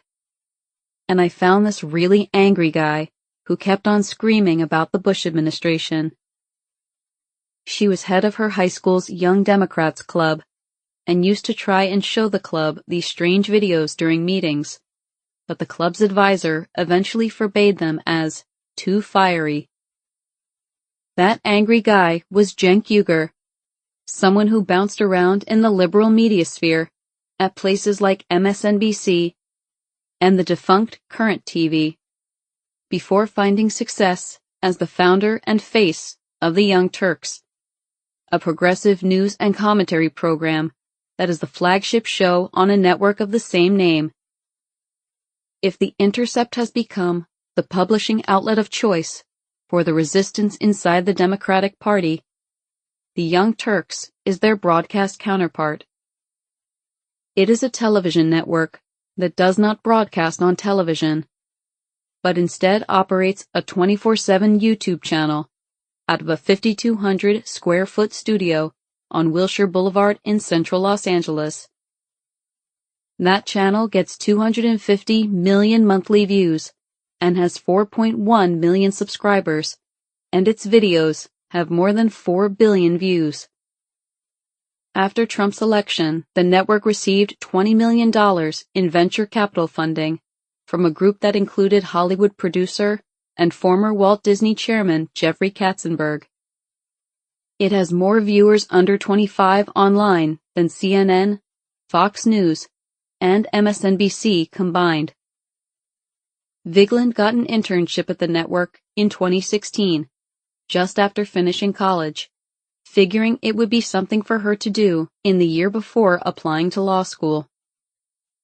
She had no experience in politics, or journalism, or television, but started working behind the scenes, helping with production, studying what made for good TV and what didn't. A year later, one of the Young Turks' main correspondents, Jordan Chariton, was fired after allegations of sexual misconduct surfaced, and Vigeland took over his spot. She began taking the lead on the politics coverage, and soon learned about Ocasio-Cortez's candidacy. And if The Intercept was the first print outlet to go deep on Ocasio-Cortez and her race, they were latecomers to the party compared to the Young Turks.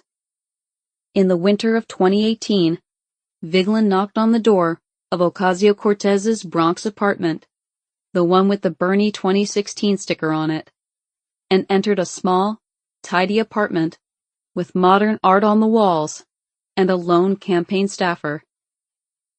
Inside, AOC laid out her case to Vigeland, how she was born in Parkchester, grew up upstate to get a better education, had organized for Bernie, and had traveled to Flint, Michigan, and Standing Rock. New York City politics is a crazy place to be, and I never really envisioned myself here, she told Vigeland. I really feel like we are at a point in our democracy where we need to be firing on all cylinders. And we need to be challenging the establishment everywhere that it is. And this is my place in that broader revolution. The two ended up spending 8 hours together, mostly walking side by side around the neighborhood, or on AOC's long bus commute from the Bronx into Queens, or sitting in a local restaurant. It wasn't so much an interview as a conversation between two people, interrupting and bouncing ideas off each other. They talked about how unlivable and expensive New York was, how homeownership was an impossibility, something they blamed on corrupt politicians more than simple supply and demand, how Uber was pushing out yellow cab drivers, and how the Democratic Party had been allowed to rot from the inside. They talked about public policy, too, in a way that most long-shot congressional candidates don't get asked about, mostly because it is so hard to have an impact from the backbench. Yet Ocasio-Cortez called for free public colleges, for good union jobs like ones that were provided for the grounds crew in the housing complex where she lived, and for a massive public investment in switching to a green economy. We have to invest in changing to a renewable energy economy in 15 years. Some people say 20, 50 years. But we actually think that when we look at these numbers, we see that it's possible on a shorter timeline. And in order for our generation to survive life as we know it and maintain a sense of normalcy, we need to switch to renewable energy as quickly as possible, AOC said.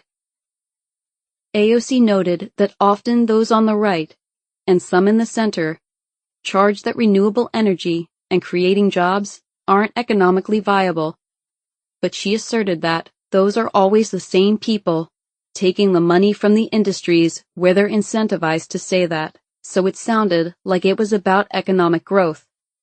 When you hear that talking point, it's really about preserving the already existing power structures. And when people talk about things not being economically viable, they're thinking about short-term returns. They're not thinking about the long-term economy. AOC observed that businesses and special interests focus on what's going to give me a profit in Q1 or Q2, which often are these Band-Aid solutions. But it's our job as citizens and members of government to think about the long term, and to think about how we're not only going to survive, but thrive 7 generations on. They spoke about what it was like to be a Democrat in New York, and to run as an outsider in a city and state that may be one of the most liberal in the nation, which ensures its political class is kept cosseted from any kind of political challenges. At the time, New York's Governor Andrew Cuomo, a figure hated by much of the left for governing from the center in a deep blue state, was facing a primary challenge by Cynthia Nixon, the former star of Sex and the City, and Vigeland asked AOC what she thought of the race. She didn't answer directly. Nixon didn't endorse AOC until the race's waning days, but used the opportunity to talk about the daunting political hurdles she was forced to overcome as an outsider candidate. I think one of the big things that we have to face as New Yorkers is that a lot of our voting issues are less about the stance and more about the execution, she said. And I think we really need to have a real conversation about corruption in the city. We need to have a conversation about corruption in the state, because everyone runs as a Democrat. There is so much corruption that we tolerate it just because a person puts a D in front of their name. And it's my opinion that we need to hold our elected officials more accountable for what's going on. After the interview, Vigeland called her mother in New Jersey and said that she had just spent the afternoon with a political star. She was extremely warm, and politically, she was just speaking my language, recalled Vigeland. It's the language of grassroots, progressive politics that I had been waiting for someone to talk about. The Young Turks is a different kind of journalism from what we are used to seeing on cable news, one that is unapologetic about its political biases and its efforts to boost chosen candidates and give them a platform. My entire goal is to change the world for the better, Vigeland said. That's what drives me, as opposed to being a news person. Although it is fun to go on cable and get your makeup done and stuff like that. But I'd give all of that up to change the country. The AOC campaign and victory was a big moment for the Young Turks as well. Vigeland's interview with AOC, which spanned several segments, was one of 34 times that candidate Ocasio-Cortez appeared on the Young Turks, which was 34 more times than she appeared on any other television broadcast. Uyghur was one of the founding members of Justice Democrats, but had been forced to step down when a series of misogynistic blog posts he had written in the early 2000s was unearthed. It seems like there is a sea of tits here, and I am drinking in tiny droplets. I want to dive into the whole goddamn ocean, he wrote in one. Obviously, the genes of women are flawed. They are poorly designed creatures who do not want to have sex nearly as often as needed for the human race to get along peaceably and fruitfully. But Uyghur remained invested in the project, and early on, saw AOC as the best hope for success among Justice Democrat-endorsed candidates. One of the excuses Uyghur gave for the blog posts was that he wrote them when he was still a Republican. It is true that Uyghur did first rise to prominence as a Republican, writing in campus newspapers as an undergraduate and later as a law student. He joined the Federalist Society, railed against left-wing bias on campus, got a public access television show, and tried to make it as a right-wing talk radio shock jock, even interviewing to be a replacement for Fox News' Sean Hannity at one point. It is not much of an excuse, nor is it an accurate one. In 2019, Uyghur announced that he was running for Congress himself, and a spate of stories of Uyghur denigrating women and minorities re-emerged, leading Bernie Sanders and other progressives to distance themselves from him. Among those stories were incidents on his show, where Uyghur ranked women and described them in crude and sexualized terms, defended misogynistic acts by other men, and used a number of racial and religious slurs. He lost the race. The impeachment of Bill Clinton, the soaring deficits of the Bush era, and the Iraq War turned Uyghur into a liberal.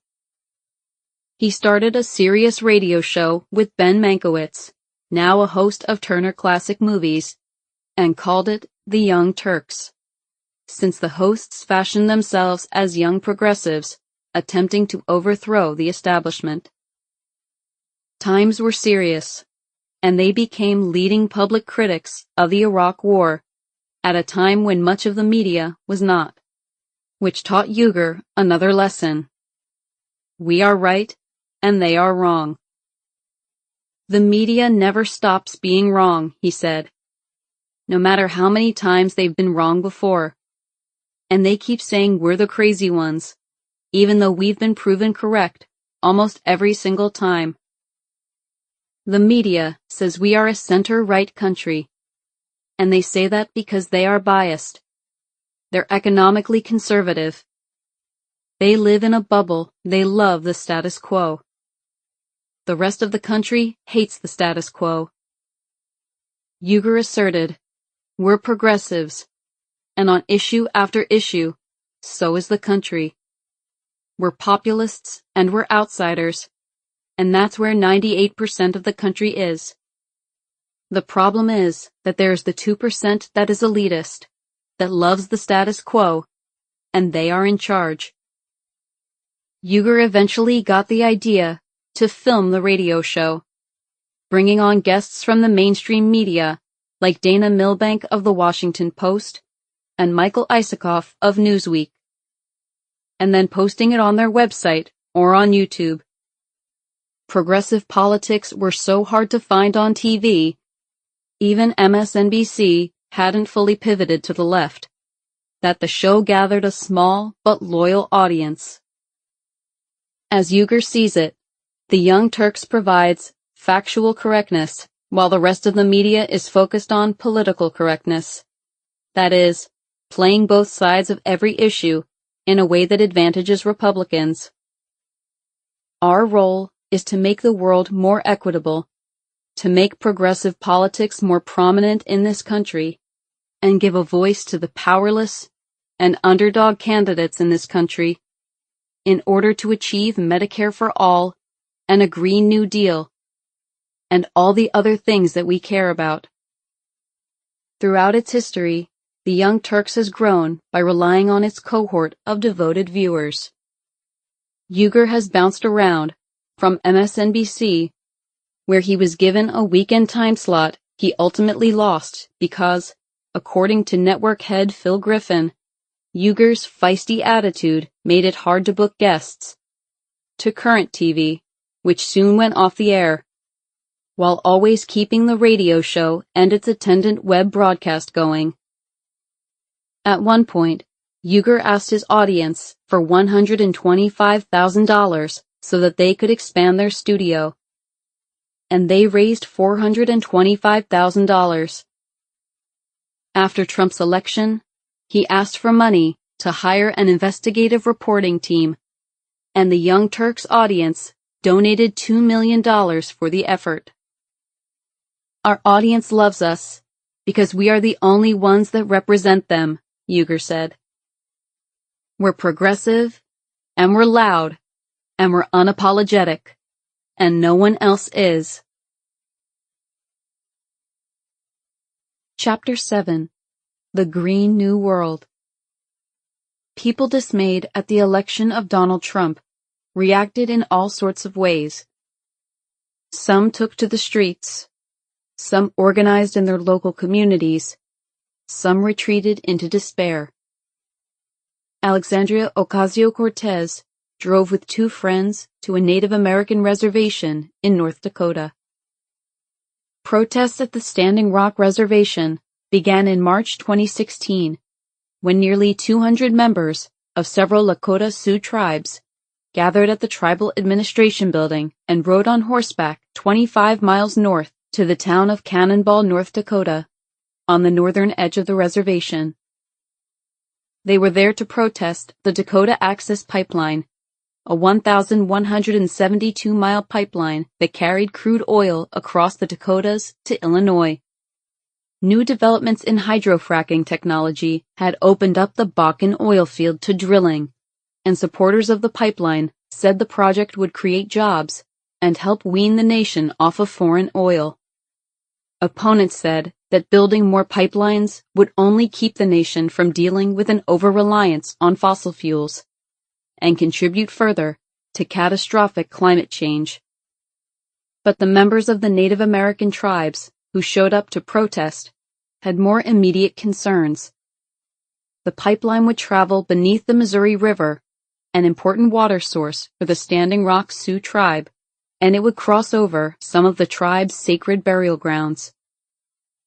"This is sacred land," LaDonna Allard, a member of the Standing Rock Sioux tribe, told Britain's Guardian newspaper, which covered the uprising far more closely than any American paper. "This is not about trying to be a protester. I am a mother. My son is buried at the top of that hill. I can't let them build a pipeline by my son's grave." In August 2016, hundreds of protesters from around the country gathered at the tribe's encampment, jumping fences and surrounding construction machinery. A few days later, the workers returned, accompanied by armed guards, and the number of protesters grew too, numbering between 400 and 500, with another few hundred camping nearby on either side of the Cannonball River. That camp was more than just a place to stay. It became a gathering point, not just for rival tribes, but for people from all over. It began to resemble the parking lot of a rock concert, crossed with a tribal gathering. There were sweat lodges and teepees, tents and portable toilets, and stands selling food and handcrafted art. Throughout the camp, protesters participated in prayer groups, rituals, and ceremonies, and tribal members rode horses for sport and to patrol the grounds.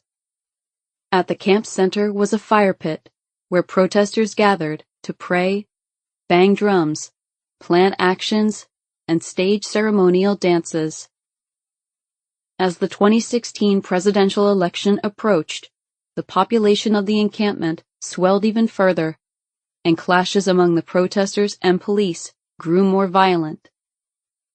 Bernie Sanders, CNN analyst Van Jones, and actor Shailene Woodley joined the protest, and journalists like Democracy Now! Host Amy Goodman were nearly arrested for reporting on the conflict. On the last Friday of October, police fired beanbag rounds and pepper spray at protesters and arrested 142 people. 2 days later, millions attended a virtual protest on Facebook, where users checked in at Standing Rock in order to confuse police surveillance. Just before the election, Obama floated the notion that the pipeline could be moved off of the contested grounds. And after Trump won, but before he had taken office, Obama called for a more thorough environmental review of the project. Trump scuttled that plan almost immediately after being sworn in, and the protests flared up again, only to die out as the last parts of the project were completed. Before protesters started amassing in North Dakota, there was another localized environmental and public health issue that was attracting the world's attention. Flint, Michigan, was once an automobile manufacturing mecca, home to a sprawling network of 8 General Motors plants, where in the 1930s, 136,000 workers walked off the job to demand better working conditions, an action that helped spur the creation of the United Auto Workers Labor Union. In the years since, however, the plants moved out to the suburbs and then closed completely, and the city's workforce and population shrank. In 2014, the city, bankrupt and crime-ridden, ended its relationship with Detroit Water and Sewerage Department for water supply, building instead its own pipeline with the Carignan Water Authority in an effort to save money. To keep water flowing in the meantime, the city tapped into the Flint River as its main water source, as the city had in the 1960s. Almost immediately, residents knew something was wrong. The water smelled off and tasted wrong, too, even though officials insisted the water was safe to drink and bathe in. Thousands of children ended up with elevated levels of lead in their bloodstream, a condition that can stunt physical and mental growth.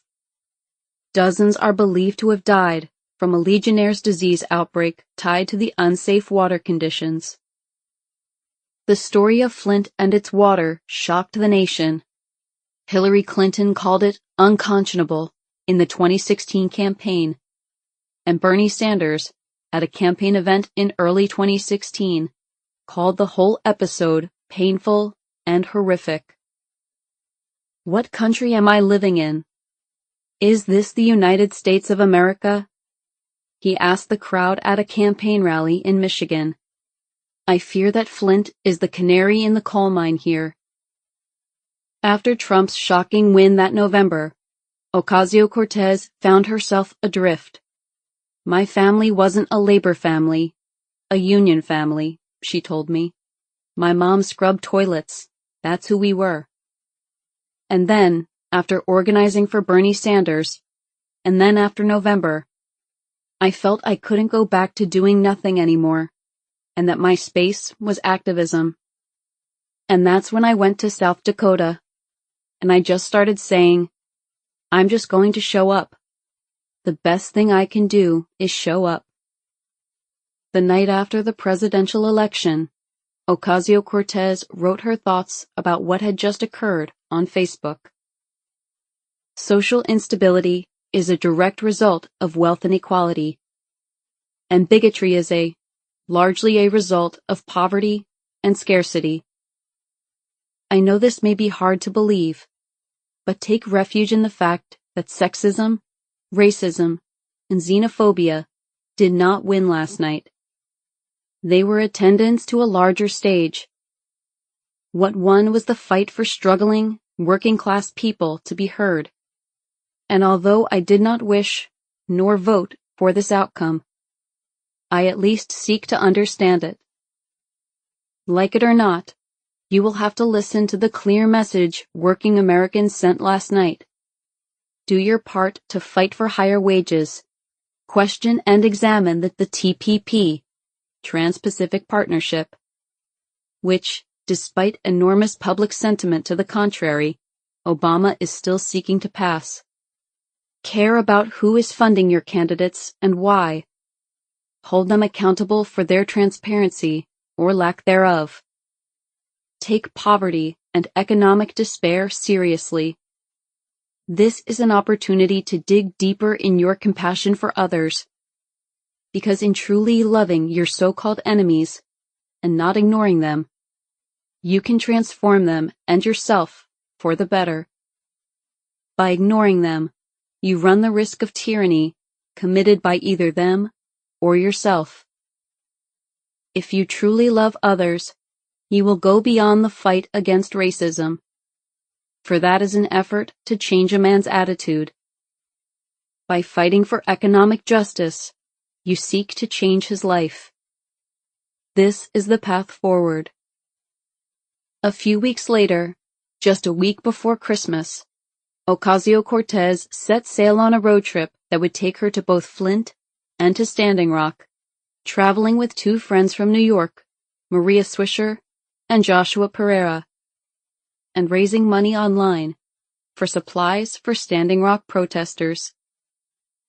After the events of this year, my good friend Maria Swisher and I began to feel the strain of feeling disconnected from people of different backgrounds, opinions, politics, etc., AOC wrote on social media. We feel that the tenor of our national discourse has worn down to an extent that people everywhere were having a difficult time finding common ground and talking honestly. We wanted to do something about it. Driving in a borrowed '98 Subaru station wagon, the three friends drove to Cleveland, arriving at 3 o'clock in the morning, and set off just a few hours later for Flint.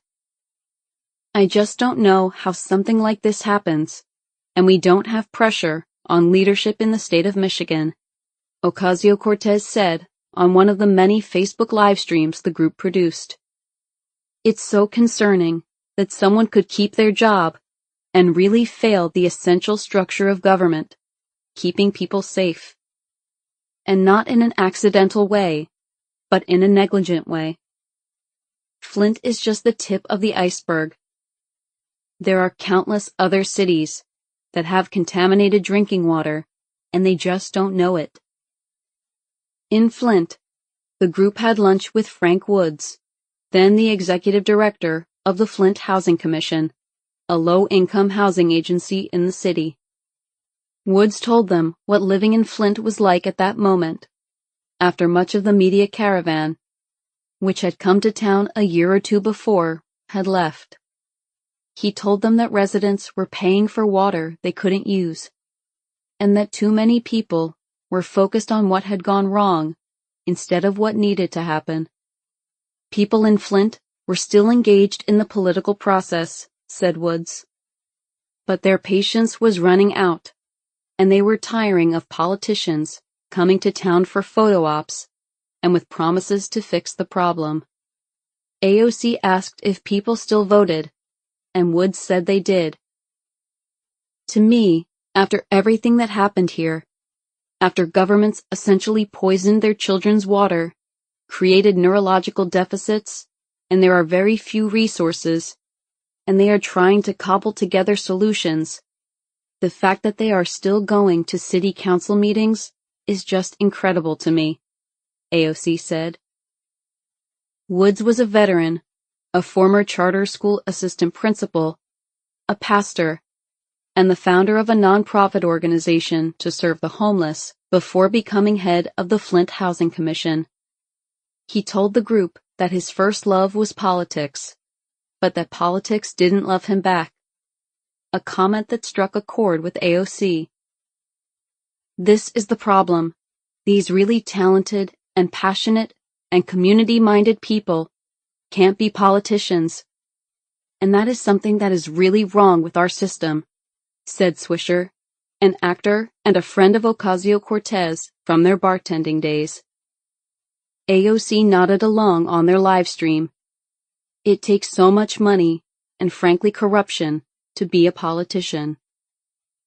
You could almost see the wheels turning in AOC's mind as the two continued on from their drive from Flint.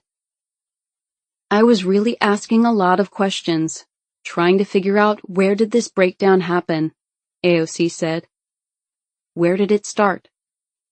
Was it our local politicians bought out? Is it the state?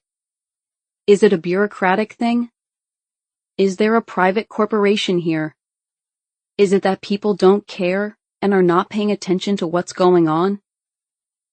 And it seems as though, when you connect some of these disparate thoughts, it all does come back down to the influence of money in politics. Just 27 years old, Ocasio-Cortez was wrestling with the notion that protest could be of limited value, that it might be more important to actually engage in politics and government. I think that while protest can be effective in certain contexts, it is not a panacea, she concluded. We just saw an intense amount of public spotlight thrust upon Flint, which is the aim of protest, to create a spotlight on the situation. In Flint, they just experienced that spotlight, and nothing happened. Ocasio-Cortez brooded on these questions as she and her friends made their way west. The issue of the pipeline was complicated, she said, but what wasn't was the issue of sovereignty. New York had banned fracking, and so it ceased to exist in the state. The people of the Standing Rock didn't want a pipeline running through their land, and so they deserved to be heard and to have their say as well. It goes back to this fundamental value. We are one nation, and what happens to some of us happens to all of us, she said on one live stream. When children's water are being contaminated in Flint, it's my business. When people's lives are in danger because their sovereignty is at risk, in my country, it is my business. A threat to you is a threat to me, and to close my eyes in the face of my neighbor's injustice opens the door to my injustice. The group arrived at Standing Rock on a bright and fiercely cold, windswept night on December 21st, the longest night of the year. They were stopped by armed guards in green fatigues, who directed them to drive farther south and enter the reservation from the South Dakota side. The group entered the camp at night. The next day, traveling down a road flanked with the flags of the various tribes, passing a massive bonfire and someone playing the flute. There were more stars lighting up the night than AOC had ever seen. The next morning, AOC, her friends, and the rest of the 2,000 or so people gathered by the ceremonial fire pit for pre-dawn prayers. At sunrise, they chanted Mni Wachoni, a Lakota phrase meaning water is life. While at Standing Rock, they slept in a tent warmed by a wood-burning stove, interviewed some of the protesters, went to camp meetings, and returned back to New York with a newly restored faith in humanity and a determination to spread what they learned there far and wide. AOC and her friends had come to Standing Rock in the hopes of delivering supplies to a group of protesters who were out in the Dakota winter. When they arrived, they were surprised not just to find a tent waiting for them, but people asking them if they needed anything. Someone gave them warm socks because the ones they had were inadequate, and they passed the pair on when they left. When supplies arrived, people took only what they needed and left the rest for others. When trash was on the ground, it got picked up. When disputes came up, mostly over tactics, they got sorted out peaceably through mediation. They stopped by the sacred fire on their way out, and 2 camp elders asked if there was a prayer they could say for them. People who knew Ocasio-Cortez, friends from college and high school, took notice of this trip, aware that she planned and carefully documented it on social media, where she garnered a decent-sized audience for someone whose celebrity didn't extend much beyond the restaurant where she worked. They noticed that she seemed to be stepping out on her own, expanding her world since it had constricted after the death of her father. Before they left the camp, the 3 friends went live in another Facebook post, and Ocasio-Cortez recounted something an elder, a native veteran, had told her at the camp, that who you are right now and where you are right now is intrinsically tied to and a reflection of the actions of people 7 generations past, and that your decisions will echo 7 generations into the future. And by this telling, the United States, in 2016, was precisely 7 generations removed from its founding. This generation, if you are alive, if you are present, if you are awake in America right now, you are a very important person. You're at a very important inflection point in this country, and what we choose now is going to change the next 7 generations in the future. The elders of the camp, she continued, truly believe that young people will change the world, that this generation of young people will change the world, that we are at the inflection point of 7 generations since America's founding, and we are now about to embark on 7 generations into America's future. They really feel like people are starting to wake up. Julian Brave Noisecat was going to go to Standing Rock in the winter of 2016 too, but leaders of the protest asked him to stay away. By early winter, there were already upward of 2,000 people camping on site, and more people would only put more pressure on the leaders to keep everyone safe, warm, and well-fed. Raised by a single mother in Oakland, Noisecat, a member of the Secwepemc tribe, spent his childhood in the East Bay and among the Secwepemc and Xw't'len territories in British Columbia, Canada. There he learned to dip net and dry salmon and traveled on the powwow circuit. While back home in Oakland, he became steeped in the American Indian movement and the Civil Rights movement, both of which were nurtured decades before there. Noisecat ended up at Columbia University in New York, and then studied at Oxford, but returned to New York after watching the Bernie Sanders campaign flare up and flame out from afar, and deciding that he wanted to be closer to the action. And so he got a civil servant job with the city of New York, and started organizing local actions around the Standing Rock pipeline. Once getting arrested in front of the Army Corps of Engineers building in Lower Manhattan in a traffic-stopping protest. He also hosted teach-ins, wrote articles, and gave talks about how the battle over Standing Rock was the catalyst for both a new kind of resistance from Native Americans and the dawn of a new era of environmental activism. It showed for the first time in modern American history that Indigenous people could lead a movement that mattered to a broader public instead of just our own, Noisecat said in an interview. That messages about climate change and water and environmental justice could matter to a community larger than our own when the whole country was focused on Donald Trump. It was really the closing of one chapter of the environmental movement and the opening of another. The Standing Rock protest was in many ways the continuation of a series of protests that had begun in previous years. Those protests were also centered on stopping pipelines and other energy infrastructures, most notably the Keystone Pipeline, which was slated to run through the upper Midwest but not across native lands, and which was ultimately killed by Barack Obama, although brought back to life by Donald Trump in his first days in office. In states around the country, protesters had been catalyzed by the prospect of new pipelines running through their communities, and in many cases, the opposition was enough to defeat the project. The Keystone protests had been catalyzed by Bill McKibben, an activist, an author, and one of the founders of 350.org, an environmental organization named for the 350 parts per million of carbon dioxide in the atmosphere, which would signify a climatological tipping point.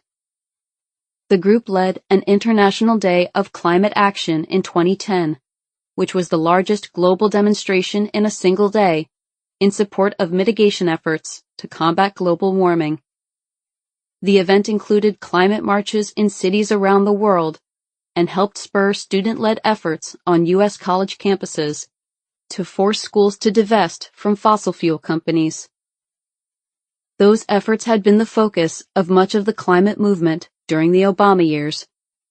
But after Trump was elected, environmental activists came to believe that something new and more dramatic was needed. They wanted to get beyond just stopping infrastructure projects, to be for something rather than just against things.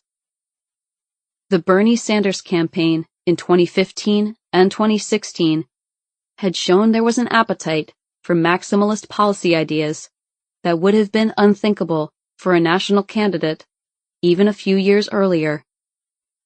Medicare for all and free college hadn't been discussed in previous years, not even by candidates proclaiming to represent the progressive wing of the Democratic Party. And here more than 40% of the party's primary voters were rallying behind those issues. Sanders's climate proposals were slightly less ambitious, however, than some of his economic ones.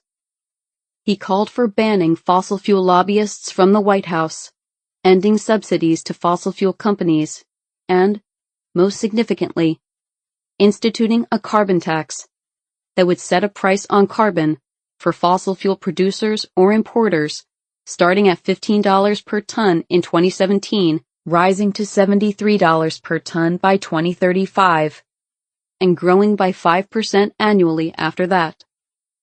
The money would be used as a rebate for consumers and to protect frontline communities.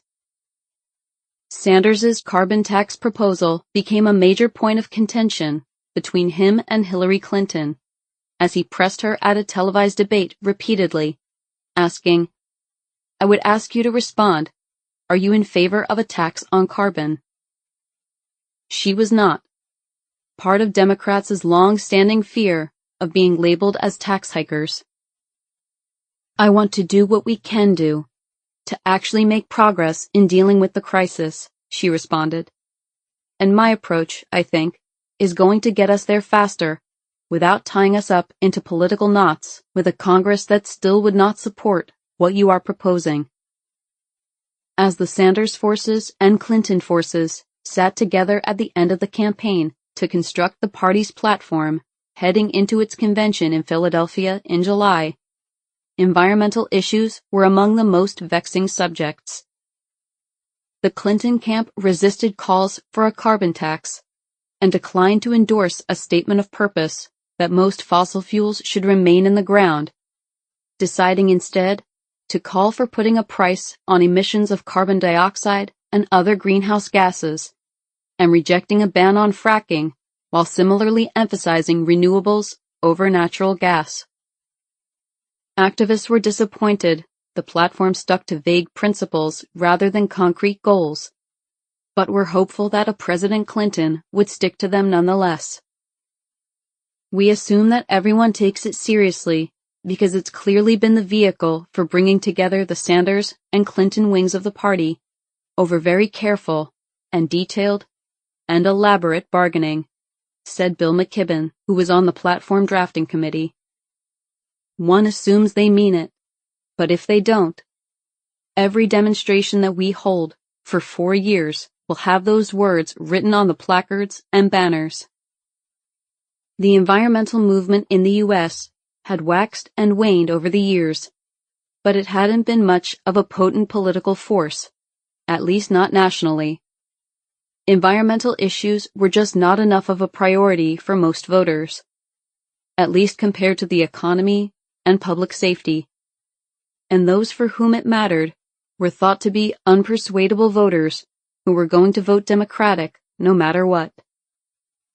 Climate activists were initially encouraged by the prospect of an Obama presidency, especially after 8 years of a president who had been a Texas oil man.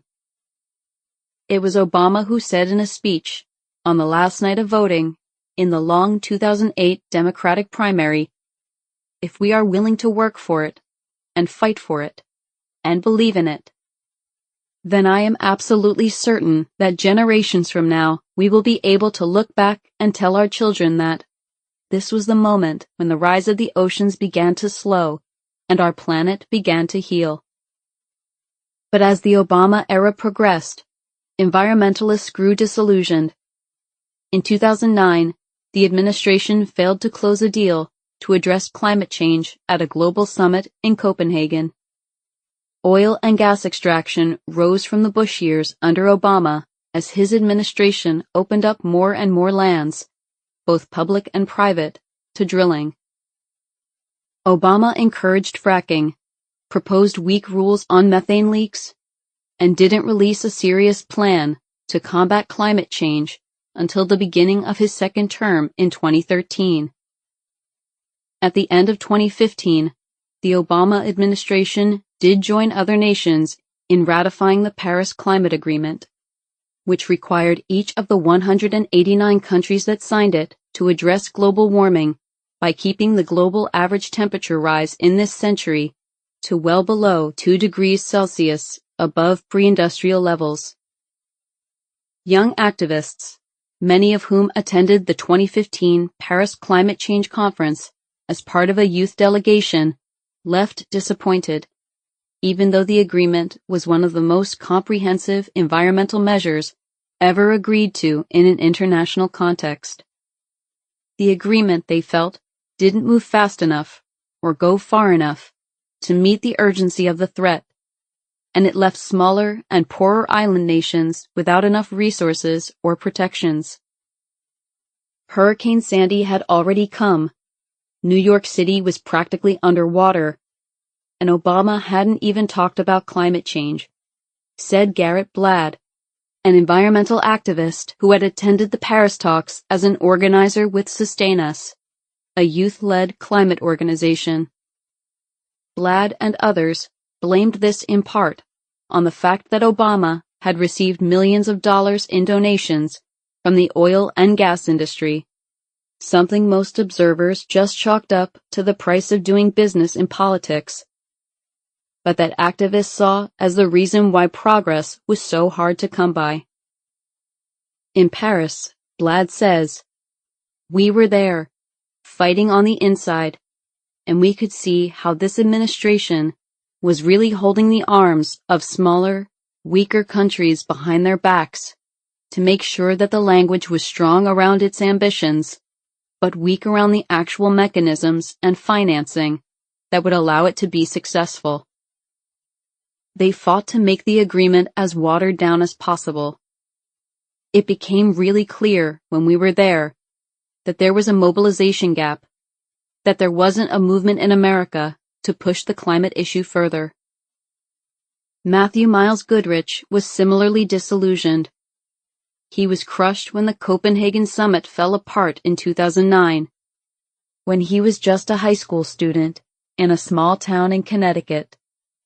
He went to Bowdoin College in Maine and started getting into campus activism, encouraging schools and universities to divest from fossil fuel holdings in their endowments. That effort, spearheaded by McKibben, was called 350.org, and it sprung up on several college campuses in the years after 2012. More than 600 university and college presidents committed to reduce greenhouse gas emissions and to educate their students on the science and the importance of mitigating the effects of climate change. But only a handful of colleges and universities followed through on divestment, as schools felt obligated to maximize the return on their investments. But winning wasn't always the point either. Campaigns aren't just about winning a yes on divestment, the group said in a statement of purpose. They're about telling the story of people power against the fossil fuel industry. Getting a yes on divestment is a big part of that, but creating tension at a school that might be unlikely to divest tells that story too. By dismantling the fossil fuel industry's social license, we can break the hold they have over our economy and governments, make way for community-led solutions to the crisis, achieve strong climate legislation, and shift the paradigm on fossil fuel dependency. After graduation, Goodrich scooted over the border to New Hampshire, getting a job with 350.org's political arm, and started working on the Democratic primary between Bernie Sanders and Hillary Clinton. Mostly that involved trying to get to talk for a few seconds with Hillary Clinton on a rope line, catching the interaction on film, and trying to get her to commit to concrete climate goals, or at least to say something mildly embarrassing. Eventually, Clinton's staff and security cottoned on to who he was, and they kept Goodrich away from the candidate as much as possible. But not before he could get one of the organizers he trained to goad Clinton into lashing out at her on camera after she asked about Sanders's allegations that she was taking money from fossil fuel interests. I have money from people who work for fossil fuel companies. I am so sick of the Sanders campaign lying about me, Clinton said while angrily pointing her finger at the activist. I'm sick of it. The video went viral online, but Goodrich began to see that it wasn't quite enough. Hillary Clinton at the time looked overwhelmingly like the next nominee, he said, and we needed to concentrate on winning concessions from her. That was the logic. And at the time, it seemed really cutting edge for the landscape that we were dealing with. We thought that if we could get Clinton on the record saying these things, then we could hammer her if she then tried to reverse herself after she became the nominee. But Goodrich and other activists also noticed something else that was afoot in that primary. Even though Sanders seemed to have galvanized progressives and young people to join his movement in droves, institutions on the left and organizations dedicated to the environment weren't set up to help him and to tap into that energy. Instead, they focused on getting Clinton to say something embarrassing on camera. The whole point of what we did was to push Democratic candidates in our direction, but we couldn't pivot to supporting Bernie Sanders on anything like the scale that the enthusiasm he generated warranted, Goodrich said. Part of the problem was that many in the Green movement were skeptical of electoral politics and of political leaders in general. But on the other hand, Sanders showed how popular many of the ideas these activists had been promoting really were, even as they had been dismissed for years as fringe players in U.S. politics.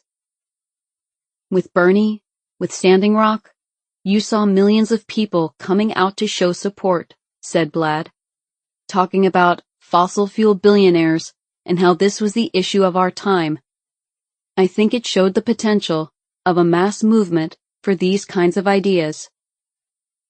The election of Trump was a devastating blow to climate activists, a repudiation in many ways of their approach to the election, and it took a hammer to their strategy of trying to push Democrats, and, in particular, a Democratic administration, to the left.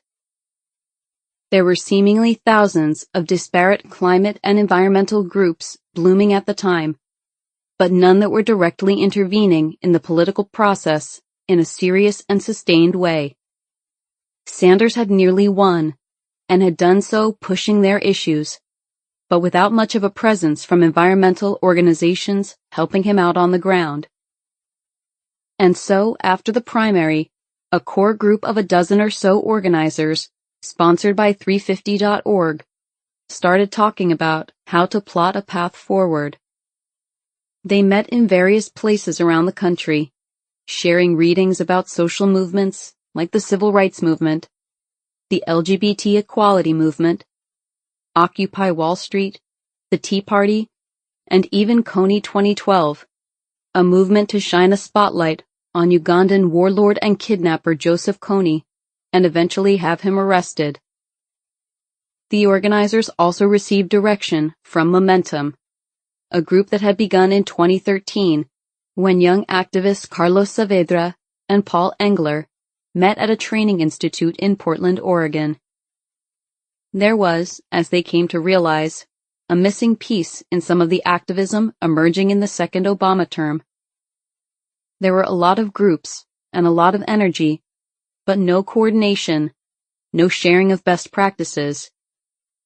They wondered, how do you get media attention? How do you organize in such a way that galvanizes people from all walks of life and lets them feel like they are a part of it? How do you tell your story? How, in other words, do you build a movement? Momentum's trainings encouraged activists to make big, splashy protests that would attract media attention and provide arresting visuals. Momentum teaches activists how to fuse huge, seemingly spontaneous uprisings like Occupy with traditional structures of labor unions and community organizing. That means deploying dramatic demonstrations, since a simple march or rally isn't always enough for people to pay attention, and to claim victory so the opposition can't downplay their effectiveness, wrote Tyler Kincaid in a rare profile of a group that does not try to bring attention to its work. To hear Momentum's leadership tell it, activists emerging from their training could significantly reshape politics through disruptive, nonviolent protests that will chase people out of a passive middle ground and ramp up pressure to break stalemates on issues like immigration and global warming. They disregard what is considered politically possible in favor of what would be ideal. The founders of Momentum had seen groups and even movements bubble up over the previous years, but then fade into irrelevance. They wanted their allies to build something that would last. And so they encouraged groups to create a story they wanted to tell about themselves and their cause, and to think about their work as a cycle of escalation and absorption, of high-profile fights followed by organizing meetings to bring more and more people in. On election night 2016, as much of the rest of the country looked on aghast at the returns coming in, that group of a dozen or so young climate activists were gathered in a farmhouse in Lancaster, PA, trying to figure out a way to make what they saw as the existential issue of climate change relevant in American politics. We were watching Bernie nearly win and Trump win this whole debacle unfold, and no young people who were scared about the climate crisis had any role in it, said Varshini Prakash. She had been a campus divestment activist at University of Massachusetts Amherst, but had begun to feel like her work wasn't approaching the scope of the problem, and so she and her young allies in the climate movement began to plot a way forward that would allow for a massive transformation, far greater than the one the election that night seemed to portend. As the whole rest of the country was freaking out, we were planning, she told me. The group came up with what they called their DNA guide, a plan for action, which they made public in the hopes that others would use it and join them. Sunrise is building an army of young people to stop climate change and create millions of good jobs in the process, they wrote on their website. We will unite to make climate change an urgent priority across this country, end the corrupting influence of fossil fuel executives on our politics, and elect leaders who stand up for the health and well-being of all people. The group pegged the next election as critical to the future, both theirs and the planet's. It all pivots around 2018, the DNA guide read. Next year, politicians across the country will be running for re-election. This is our chance to make stopping climate change and creating renewable energy jobs a decisive election issue for the very first time. 2018 could be the year when it is no longer acceptable for politicians to take money from fossil fuel CEOs who are driving us to destruction. To get there, we need to build an army of thousands of young people, starting right now. We knew we needed to bring the climate movement into politics, said Blad. The movement for so long had been focused on pipeline fights, or working at the UN level, or doing divestment campaigns.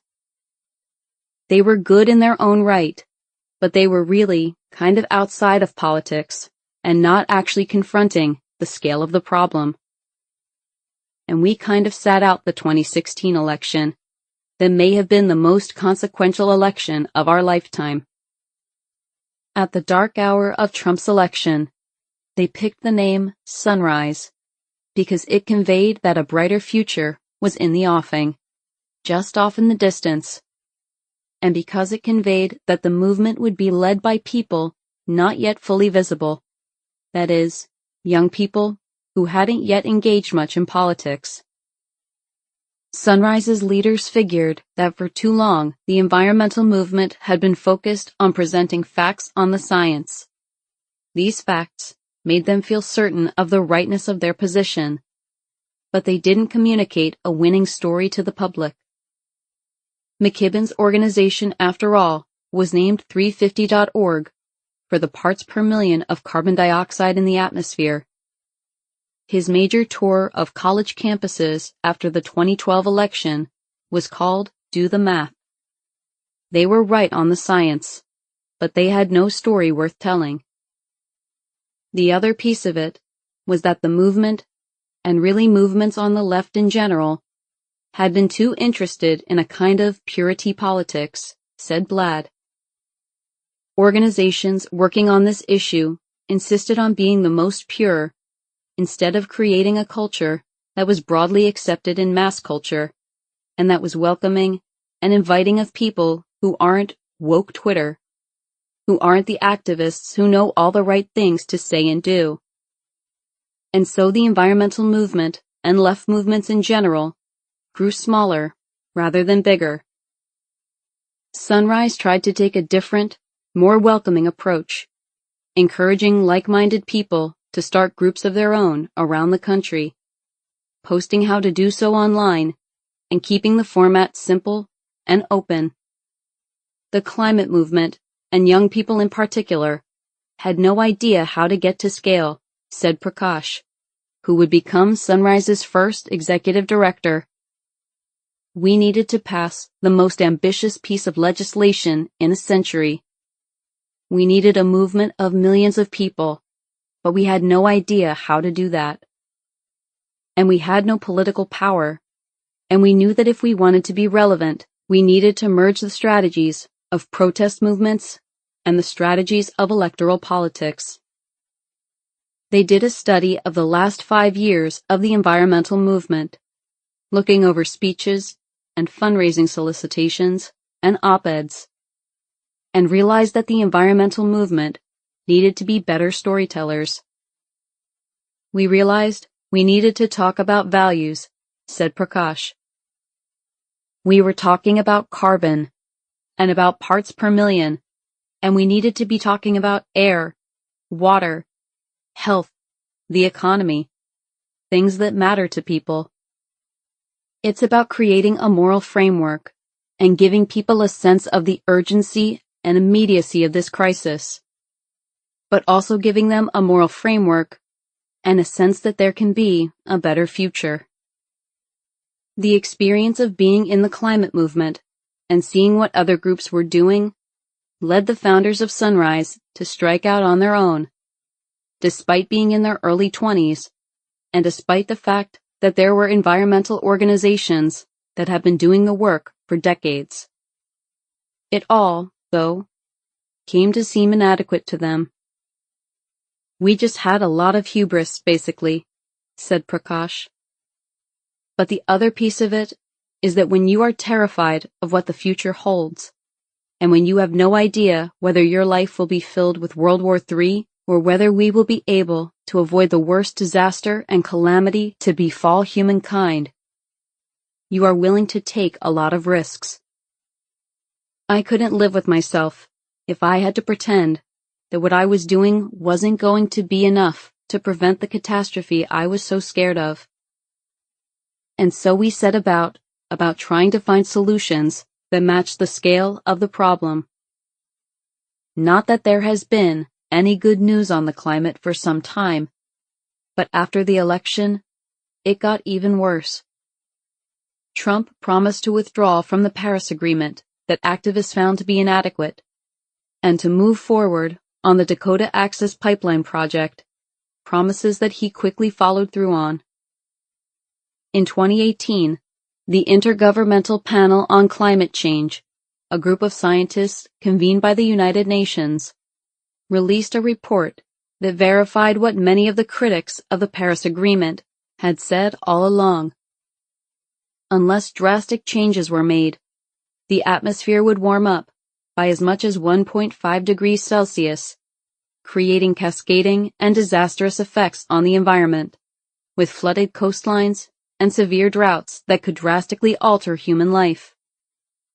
That same year, Greta Thunberg, an unknown 15-year-old from Sweden, addressed a United Nations climate summit in Poland, and gave a searing speech that went viral and captured the world's attention. You say you love your children above all else, and yet you are stealing their future in front of their very eyes, she told world leaders. Until you start focusing on what needs to be done, rather than what is politically possible, there is no hope. We cannot solve a crisis without treating it as a crisis. We need to keep fossil fuels in the ground, and we need to focus on equity. And if solutions within the system are so impossible to find, maybe we should change the system itself. We have not come here to beg world leaders to care.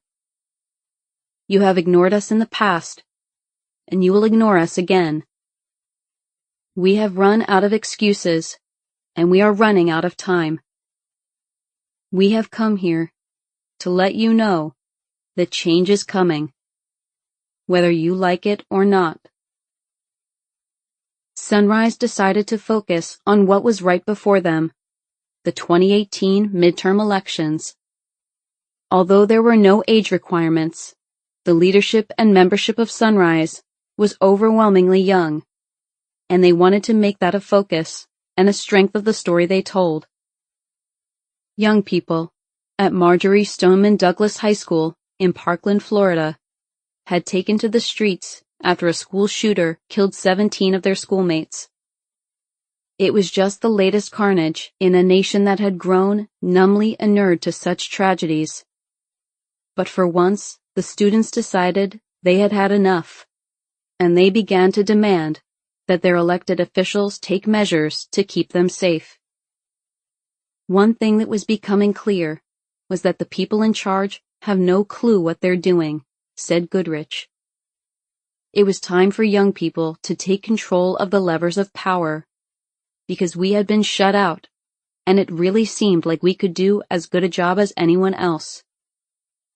In April 2017, tens of thousands of climate activists converged on the streets of Washington, D.C., on behalf of the climate movement. It was President Trump's 100th day in office, and they chanted, "Resistance is here to stay. Welcome to your 100th day." There were similar, smaller marches around the country, but the newly formed Sunrise Movement did not participate.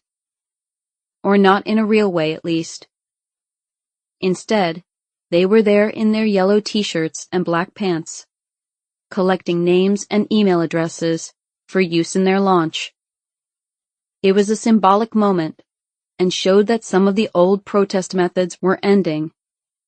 These kinds of pre-planned and well-publicized marches were of the past, something that captured the news cycle for a day, at most, and allowed participants to feel good about themselves. Something that impacted politics in a tangible way was more necessary.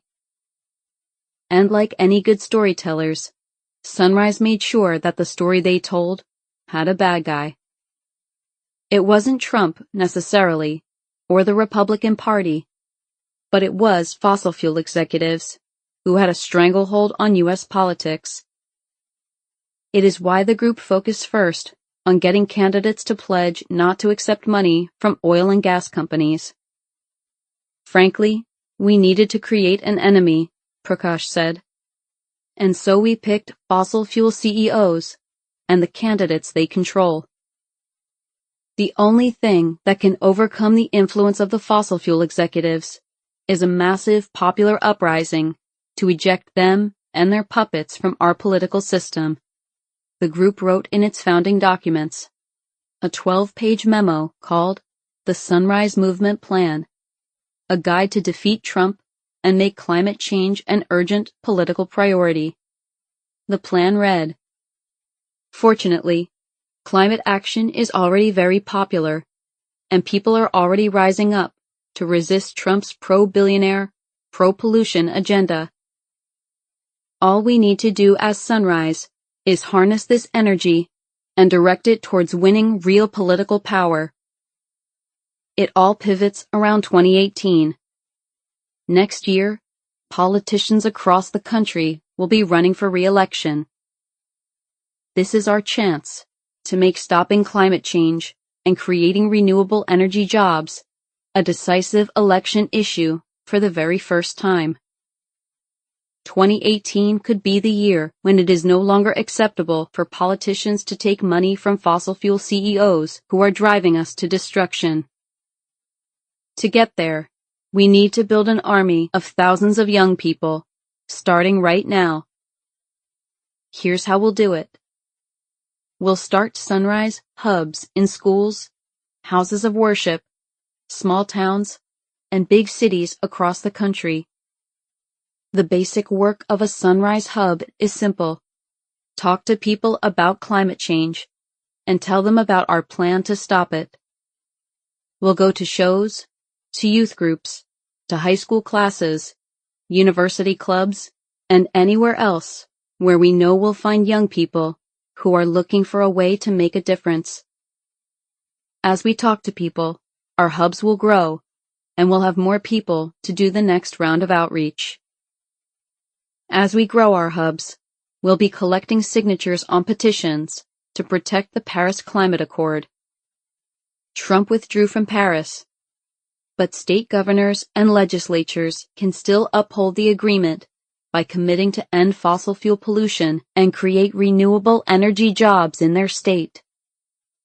A majority of people in every single state support the Paris Accord, and we need every governor to follow our will. This popular demand gives us something tangible to talk to people about as we build towards 2018.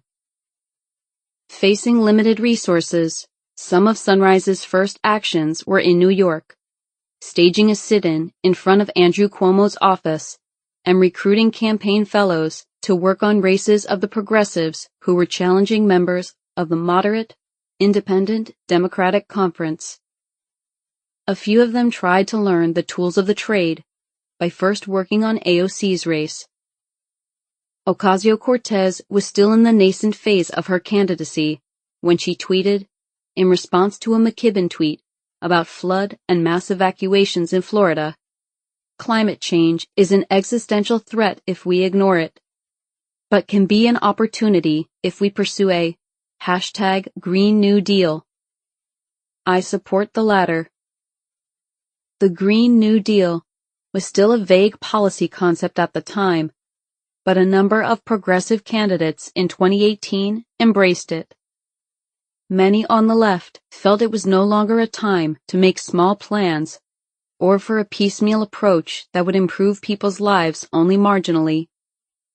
We wanted to do a World War II-style mobilization to rebuild the economy, but without the war, said Zach Exley, one of the founders of Justice Democrats and Brand New Congress, and an early supporter of AOC's campaign. Then we built new industries out of nothing, using free market mechanisms, but with the government as a big player in the free market. And it kept going for decades around the world. It's actually a really normal thing. This is just how countries keep up. This is how countries keep from declining. The mastermind of the Green New Deal is Rihanna Gunn Wright, then a policy director at New Consensus, a think tank aligned with Ocasio-Cortez, and founded by Exley and led by Shoika Chakrabarti, who became AOC's first chief of staff. Educated at Yale and Oxford, and raised on the south side of Chicago, Gunn Wright knew that a 21st century environmental agenda couldn't just focus on the environment. It needed to focus on jobs and infrastructure, and it needed focus on marginalized communities that were going to bear the brunt of the worst impacts of climate change. The key, she told Marie Claire magazine in a 2019 profile, is figuring out how you create policies when you assume that no one and no place is disposable. According to Exley, the Green New Deal almost wasn't called that. The phrase had been kicking around for a while. Even New York Times columnist Thomas Friedman used it in a piece a decade before. But it had largely been a fringe policy notion, advanced mostly by Green Party candidates in the United States. Exley said that it took some selling among the activist class before they embraced the Green New Deal. For one thing, the original New Deal was a slew of government public works projects and social welfare programs. But what today's activists were calling for was something more akin to the buildup that took place during and after World War II, but one that would ramp up industrialization to decarbonize the economy, not to fight the Nazis. Plus, for many young activists, the New Deal connoted discriminatory housing and employment practices, and calling it green suggested that it was meant strictly to improve the environment, while many saw it as a more encompassing social justice project. People were trying to find a different name for it, but any time anybody said the Green New Deal, journalists would write about it and say, "Ah, I know what this is." They are talking about a sweeping economic project. There was no other way to put it so that people would understand. Those were the three magic words that conjured something sweeping, Exley said. One of the cornerstones of the Green New Deal was a federal jobs guarantee that was bubbling up in the months and years after Clinton's defeat. A federal jobs guarantee would put all able-bodied Americans to work on critical infrastructure projects and social service needs. A proposal that would reintegrate long-term unemployed people back into the labor force and, proponents hoped, push wages higher for the already employed. Plus, it was seen as something that was more realistic than a universal basic income, an idea that had been gaining popularity in order to combat the coming joblessness associated with increased automation. The key to the Green New Deal was really the federal jobs guarantee, said Noisecat. It was something that was starting to get talked about more and more in the 2018 primaries. And before the IPCC report of 1.5 degrees, and before Greta, it was a question of, how do we piggyback climate onto more popular stuff? Could you Trojan horse it through a federal jobs guarantee? Ocasio-Cortez's platform didn't include a tab for the Green New Deal. The resolution became well known after she won the primary, but before she won the general election.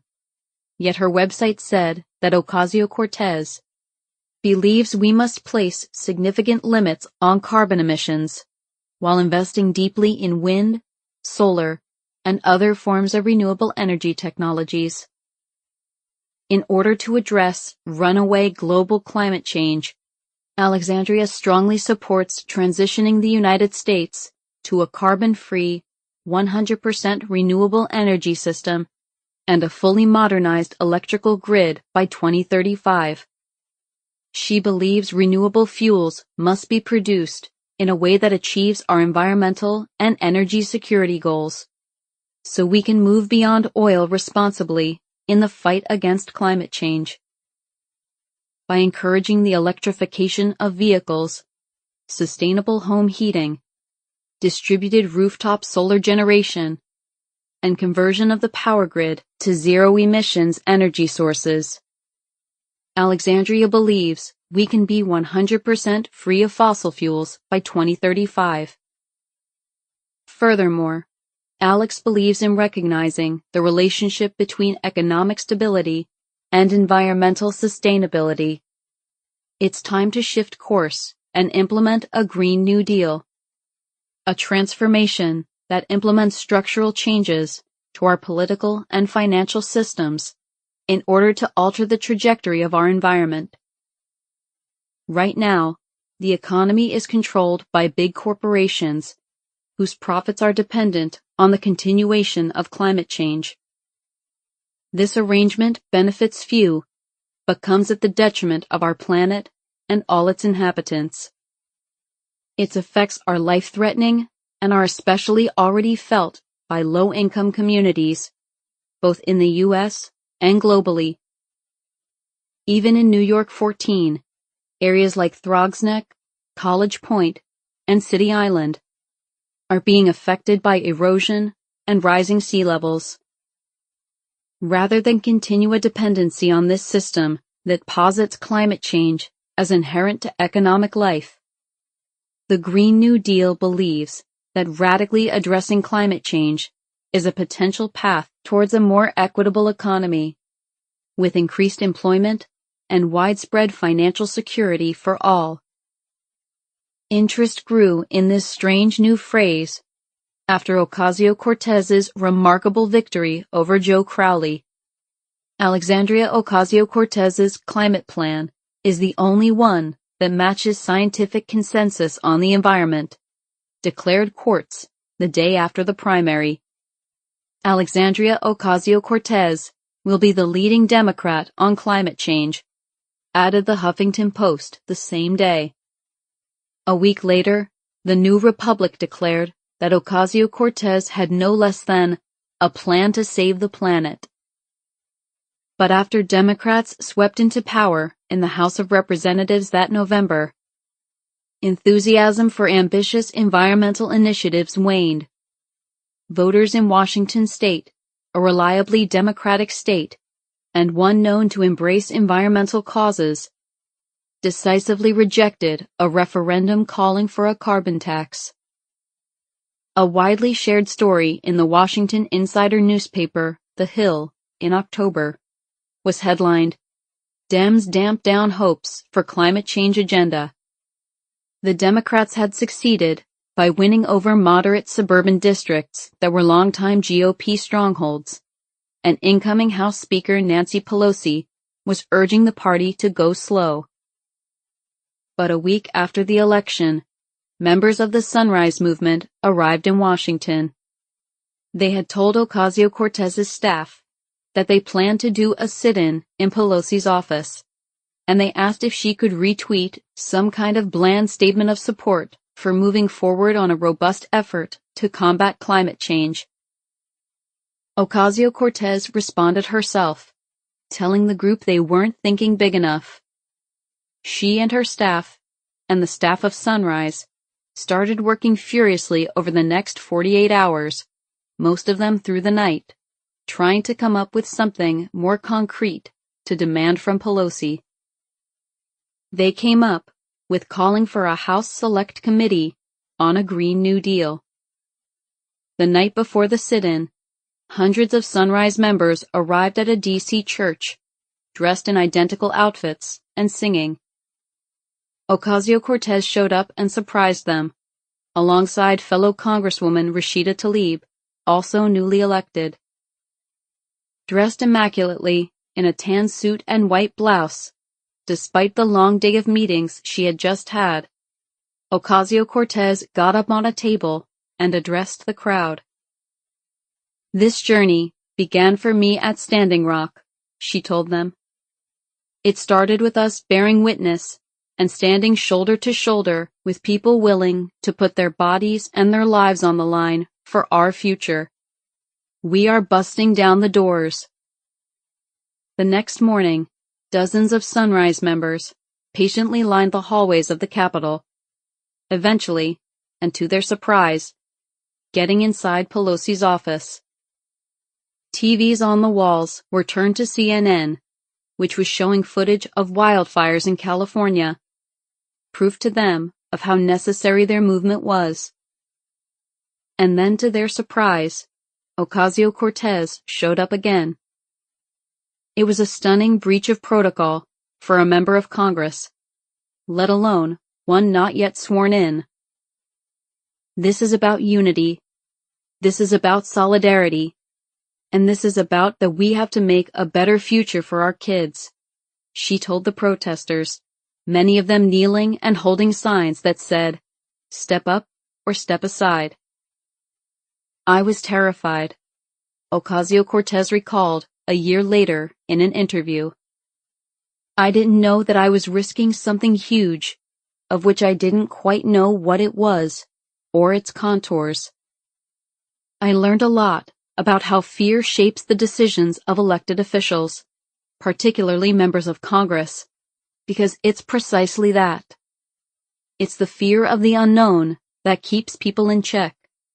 Because it's like, I know this could be bad, and this could make someone mad, and I don't know exactly how they would drop the hammer on me or what hammers would be dropped. It's just too much work, and so we're just going to not rock the boat." It was so stressful because it was not planned. This wasn't some big operation setup where it's like, okay, we're going to come down to DC at this time. On day 2, we're going to do this. I showed up, and these activists asked me to visit them at this church that they were sleeping at the night before the protest. I went, and they asked me to join them at the sit-in. The idea of that was terrifying, but at the same time, I'm looking at 14 and 15-year-olds in the face that are willing to get arrested and not go to college, or risk their college admissions for climate action, and no one was paying attention to this issue.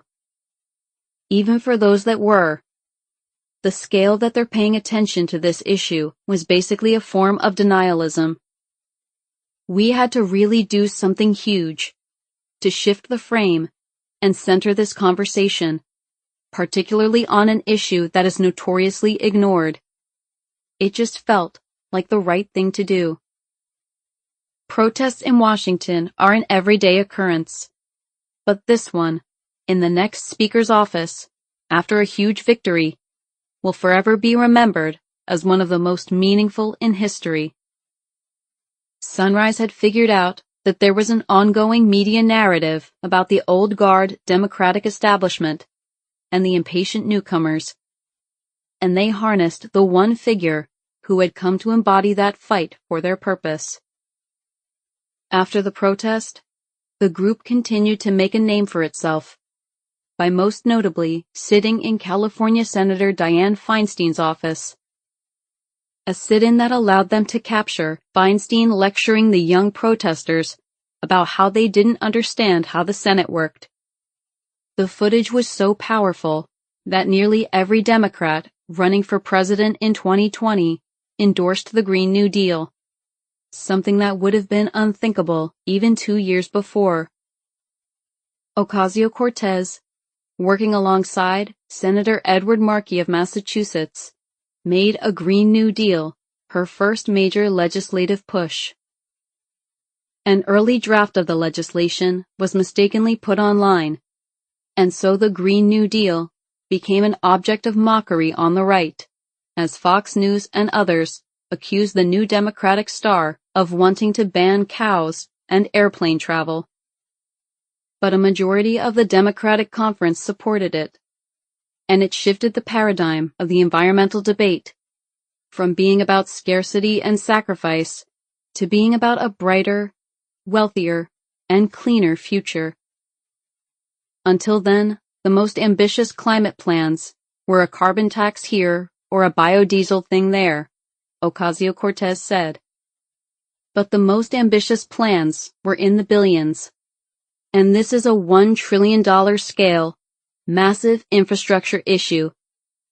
It was the space where we, as an office, could shift public policy the most. But it wasn't just about policy for her.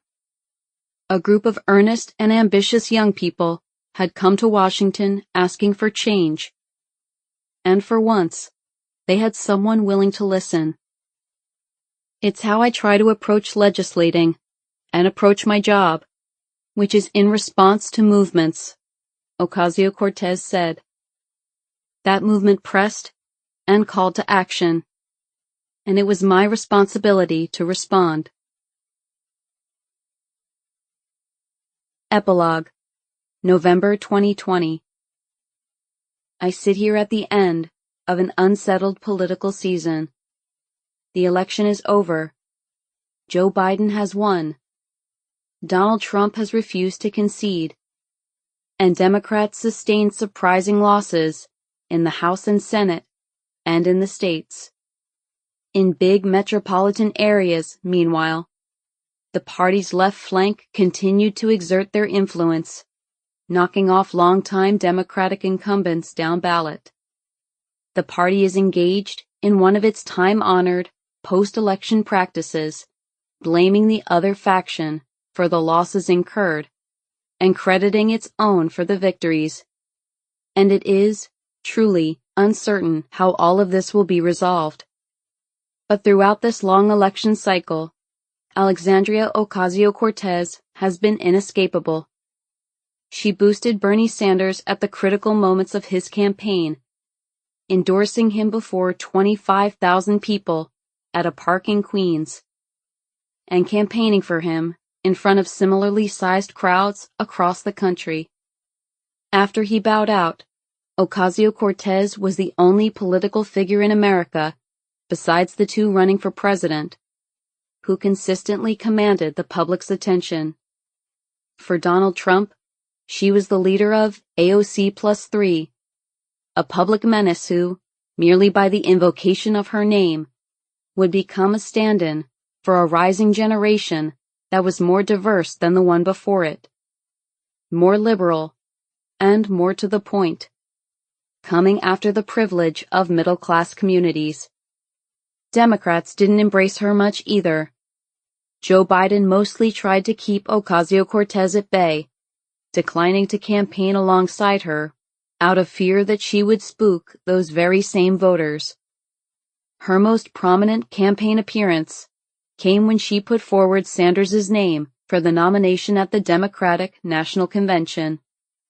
It was a 90-second speech, one in which she discussed many of the themes of this book, paying tribute to the people and movements who helped make her possible. A mass people's movement working to establish 21st century social, economic, and human rights. A movement striving to recognize and repair the wounds of racial injustice, colonization, misogyny, and homophobia, and to propose and build reimagined systems of immigration and foreign policy that turn away from the violence and xenophobia of our past. A movement that realizes the unsustainable brutality of an economy that rewards explosive inequalities of wealth for the few at the expense of long-term stability for the many, and who organized an historic grassroots campaign to reclaim our democracy. As with all things AOC related, a run-of-the-mill appearance became spun into a days-long controversy. Why was she only given 90 seconds? Why didn't she mention Biden? Is the party turning its back on the young? Never mind that her speech was standard fare for someone placing the party's runner-up into nomination. But then again, in the last 3 years, it has always been thus for Alexandria Ocasio-Cortez. For 2 years, she has served in Washington, with a spotlight on her unlike any seen before for a rookie lawmaker. Her Washington, D.C. office has become a place of pilgrimage, as thousands of visitors from around the country leave supportive post-it notes on the wall outside her door. Tourists come and pay respect to her old bar off Manhattan's Union Square.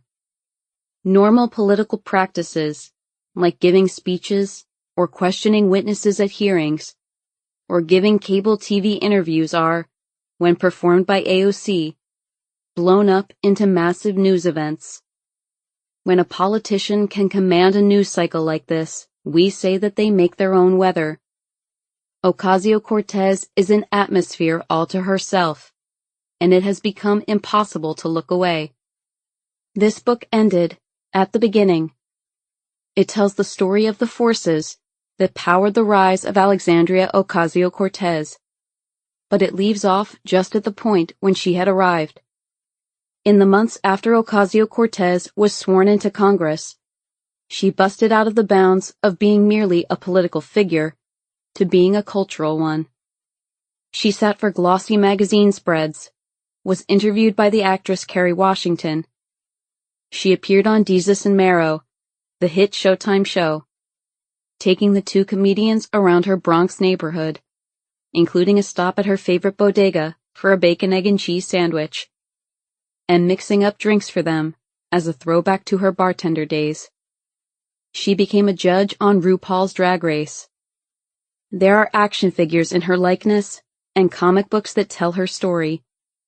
When she name-checked her favorite lipstick brand on Twitter, it sold out immediately.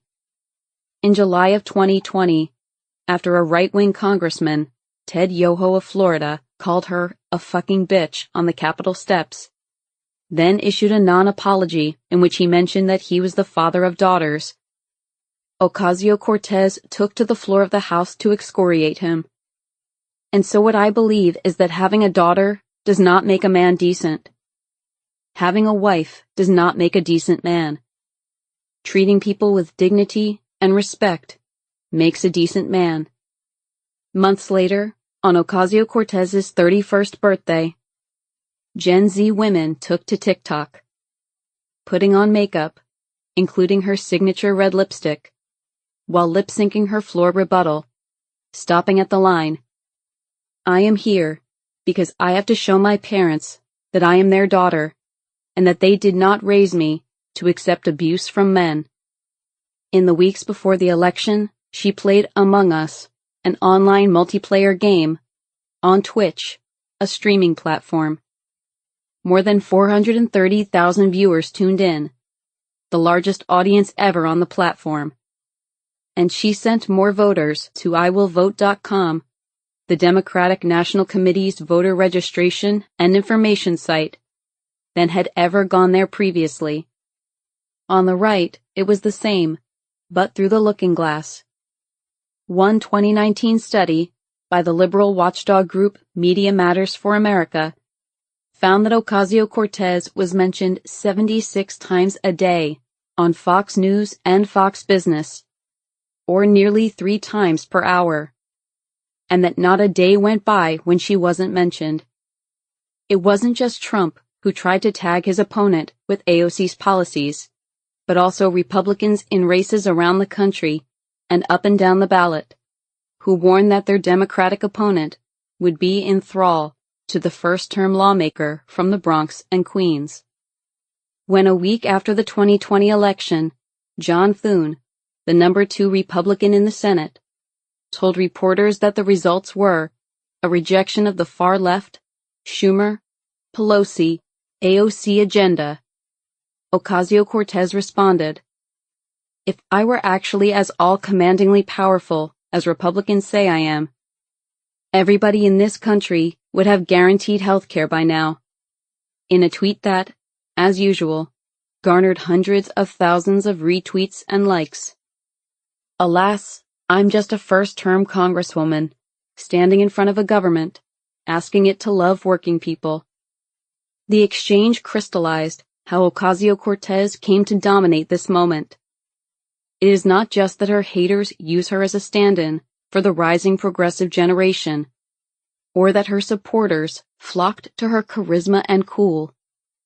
Ocasio-Cortez cultivated this space, clapping back at her critics and meeting her fans where they were, whether it was on a video game platform or in the pages of Vogue. She is the first member of Congress truly fluent in social media, and one of the first to recognize that politics has become another pop cultural pursuit, and that for her message to succeed, it has to first reach people. She has become the most prominent spokesperson for left politics in at least a quarter century, and in doing so, she has become surely the most significant political figure of her age, besides Donald Trump, despite sitting at the furthest back of the backbenches of the House of Representatives. In her first term in office, Ocasio-Cortez openly feuded with House Speaker Nancy Pelosi, nearly single-handedly kept Amazon from building a new campus in New York by coming out against it, even though as a federal lawmaker she had no say over the matter, and HQ2 was not even in her district, and was the lone Democrat to vote against funding the government, because it meant funding immigrations and customs enforcement. She had promised to carry to Washington the voices of the activists who got her there, and it is hard to argue that she failed to do so. Still, over the summer of 2020, on a phone call with activists and organizers from Democratic Socialists of America, Ocasio-Cortez pushed for her fellow travelers on the left to work to increase their coalition. "I think it's incredibly important that we do all of this with an open posture," Ocasio-Cortez said in the call, a recording of which I obtained. "This is not a contest about who knows more. This is about making sure that we are really reaching out, and making this the most inviting, exciting, and frankly, promising way of politics that is most inspiring to the most people in this country. And that is really the posture that we need to have, or else we will not win. So it's possible to be both revolutionary and also create an open enough posture where people all across the country are willing to buy in. We should not replicate the capitalist politics of domination and ownership upon others," she added. "We are part of a larger community, and we have to build that coalition in order to win." She told the group that fighting against the powers that be was difficult. The emotional component is a huge part of the political component. We have these votes, where 99% of the party is voting one way and 1% or less are voting the other way. But she added that true change would come from them. The critique that folks on the left have of folks in elected office and particularly of Democratic Socialists in elected office, is that we are not doing every single possible thing in the universe, and that is because electoral politics simply cannot do what mass movements can. We have to be very aware of what zone we're in and make sure that we are operating on all cylinders. On an electoral cylinder, on a mass movement cylinder, and revolutionary cylinders, as we restructure power, she said, adding that being a member of Congress is not the only way to make change. It's difficult. It's frustrating. You have to deal with a lot of neoliberal trash, and it wears on your soul. And if there's anything that's convinced me that electoral politics is not enough, that it is necessary but not sufficient for wholesale change, it has been being an elected official. This is not the only way to make change, and we need to do so much more than just electoral politics. It is hard to know where Ocasio-Cortez or where the movement that propelled her rise will go from here. Activism tends to increase on either side of the political aisle when your party is out of power. It very much remains to be seen if Justice Democrats, Democratic Socialists of America, Indivisible, or some of the other groups and outlets featured in these pages are able to keep up their energy and enrollment in the years to come. After the 2020 election, when Democrats lost seats in the House of Representatives and failed to deliver the electoral repudiation of Trump many hoped for, many in the party blamed AOC. With the white-hot light of the public's attention on her, she pushed for policies that, in this telling, turned off the vast middle. She continued to embrace the Democratic Socialist label. After a series of summer protests about police brutality, she joined activists in calling for defunding the police. As conservatives warned against socialized medicine, she called for Medicare for all. As the Republicans said Ocasio-Cortez wanted to ban cows and air travel, she continued to push for a Green New Deal. A number of candidates endorsed by Ocasio-Cortez won election this fall, giving her a kind of clout on contested floor votes that she lacked before. But it certainly looks from this vantage point that Ocasio-Cortez and the movement she leads are at a low ebb. Democrats are trying to cling to slender majorities, and the dysfunctional nature of our political geography limits the power of young people clustered together on the coasts and in dense urban areas. Establishment Democrats are blaming her and her allies in the so-called squad specifically for pushing the party past its ideological moorings. There is some truth to this. The nation is far to the right of Ocasio-Cortez and of the many organizers who make up this book. And while there have always been left-wing members of Congress, none have been able to command the public's attention like she has before, or have cultivated an audience in quite the same way. And so Ocasio-Cortez complicates the Democratic coalition in a way that may be hard to reconcile in the future, pushing it ideologically beyond a realm in which it can continue to cohere. It doesn't necessarily have to be this way. But first, Ocasio-Cortez and her allies have to decide what they want. As many were quoted saying in the pages of this book, for years, the left has been afraid of seizing power. They have preferred marches and talks and tweets, and have avoided the hard and necessary work of politics. The presidency of Donald Trump changed this, got the American left engaged, and they gained a major foothold with Ocasio-Cortez, someone who carried their message into the mainstream of American politics. Whether they are satisfied with a mere foothold, or want something more, the coming years will show. We hope you have enjoyed this presentation of the AOC Generation, How Millennials Are Seizing Power and Rewriting the Rules of American Politics, by David Freedlander. Thank you for listening.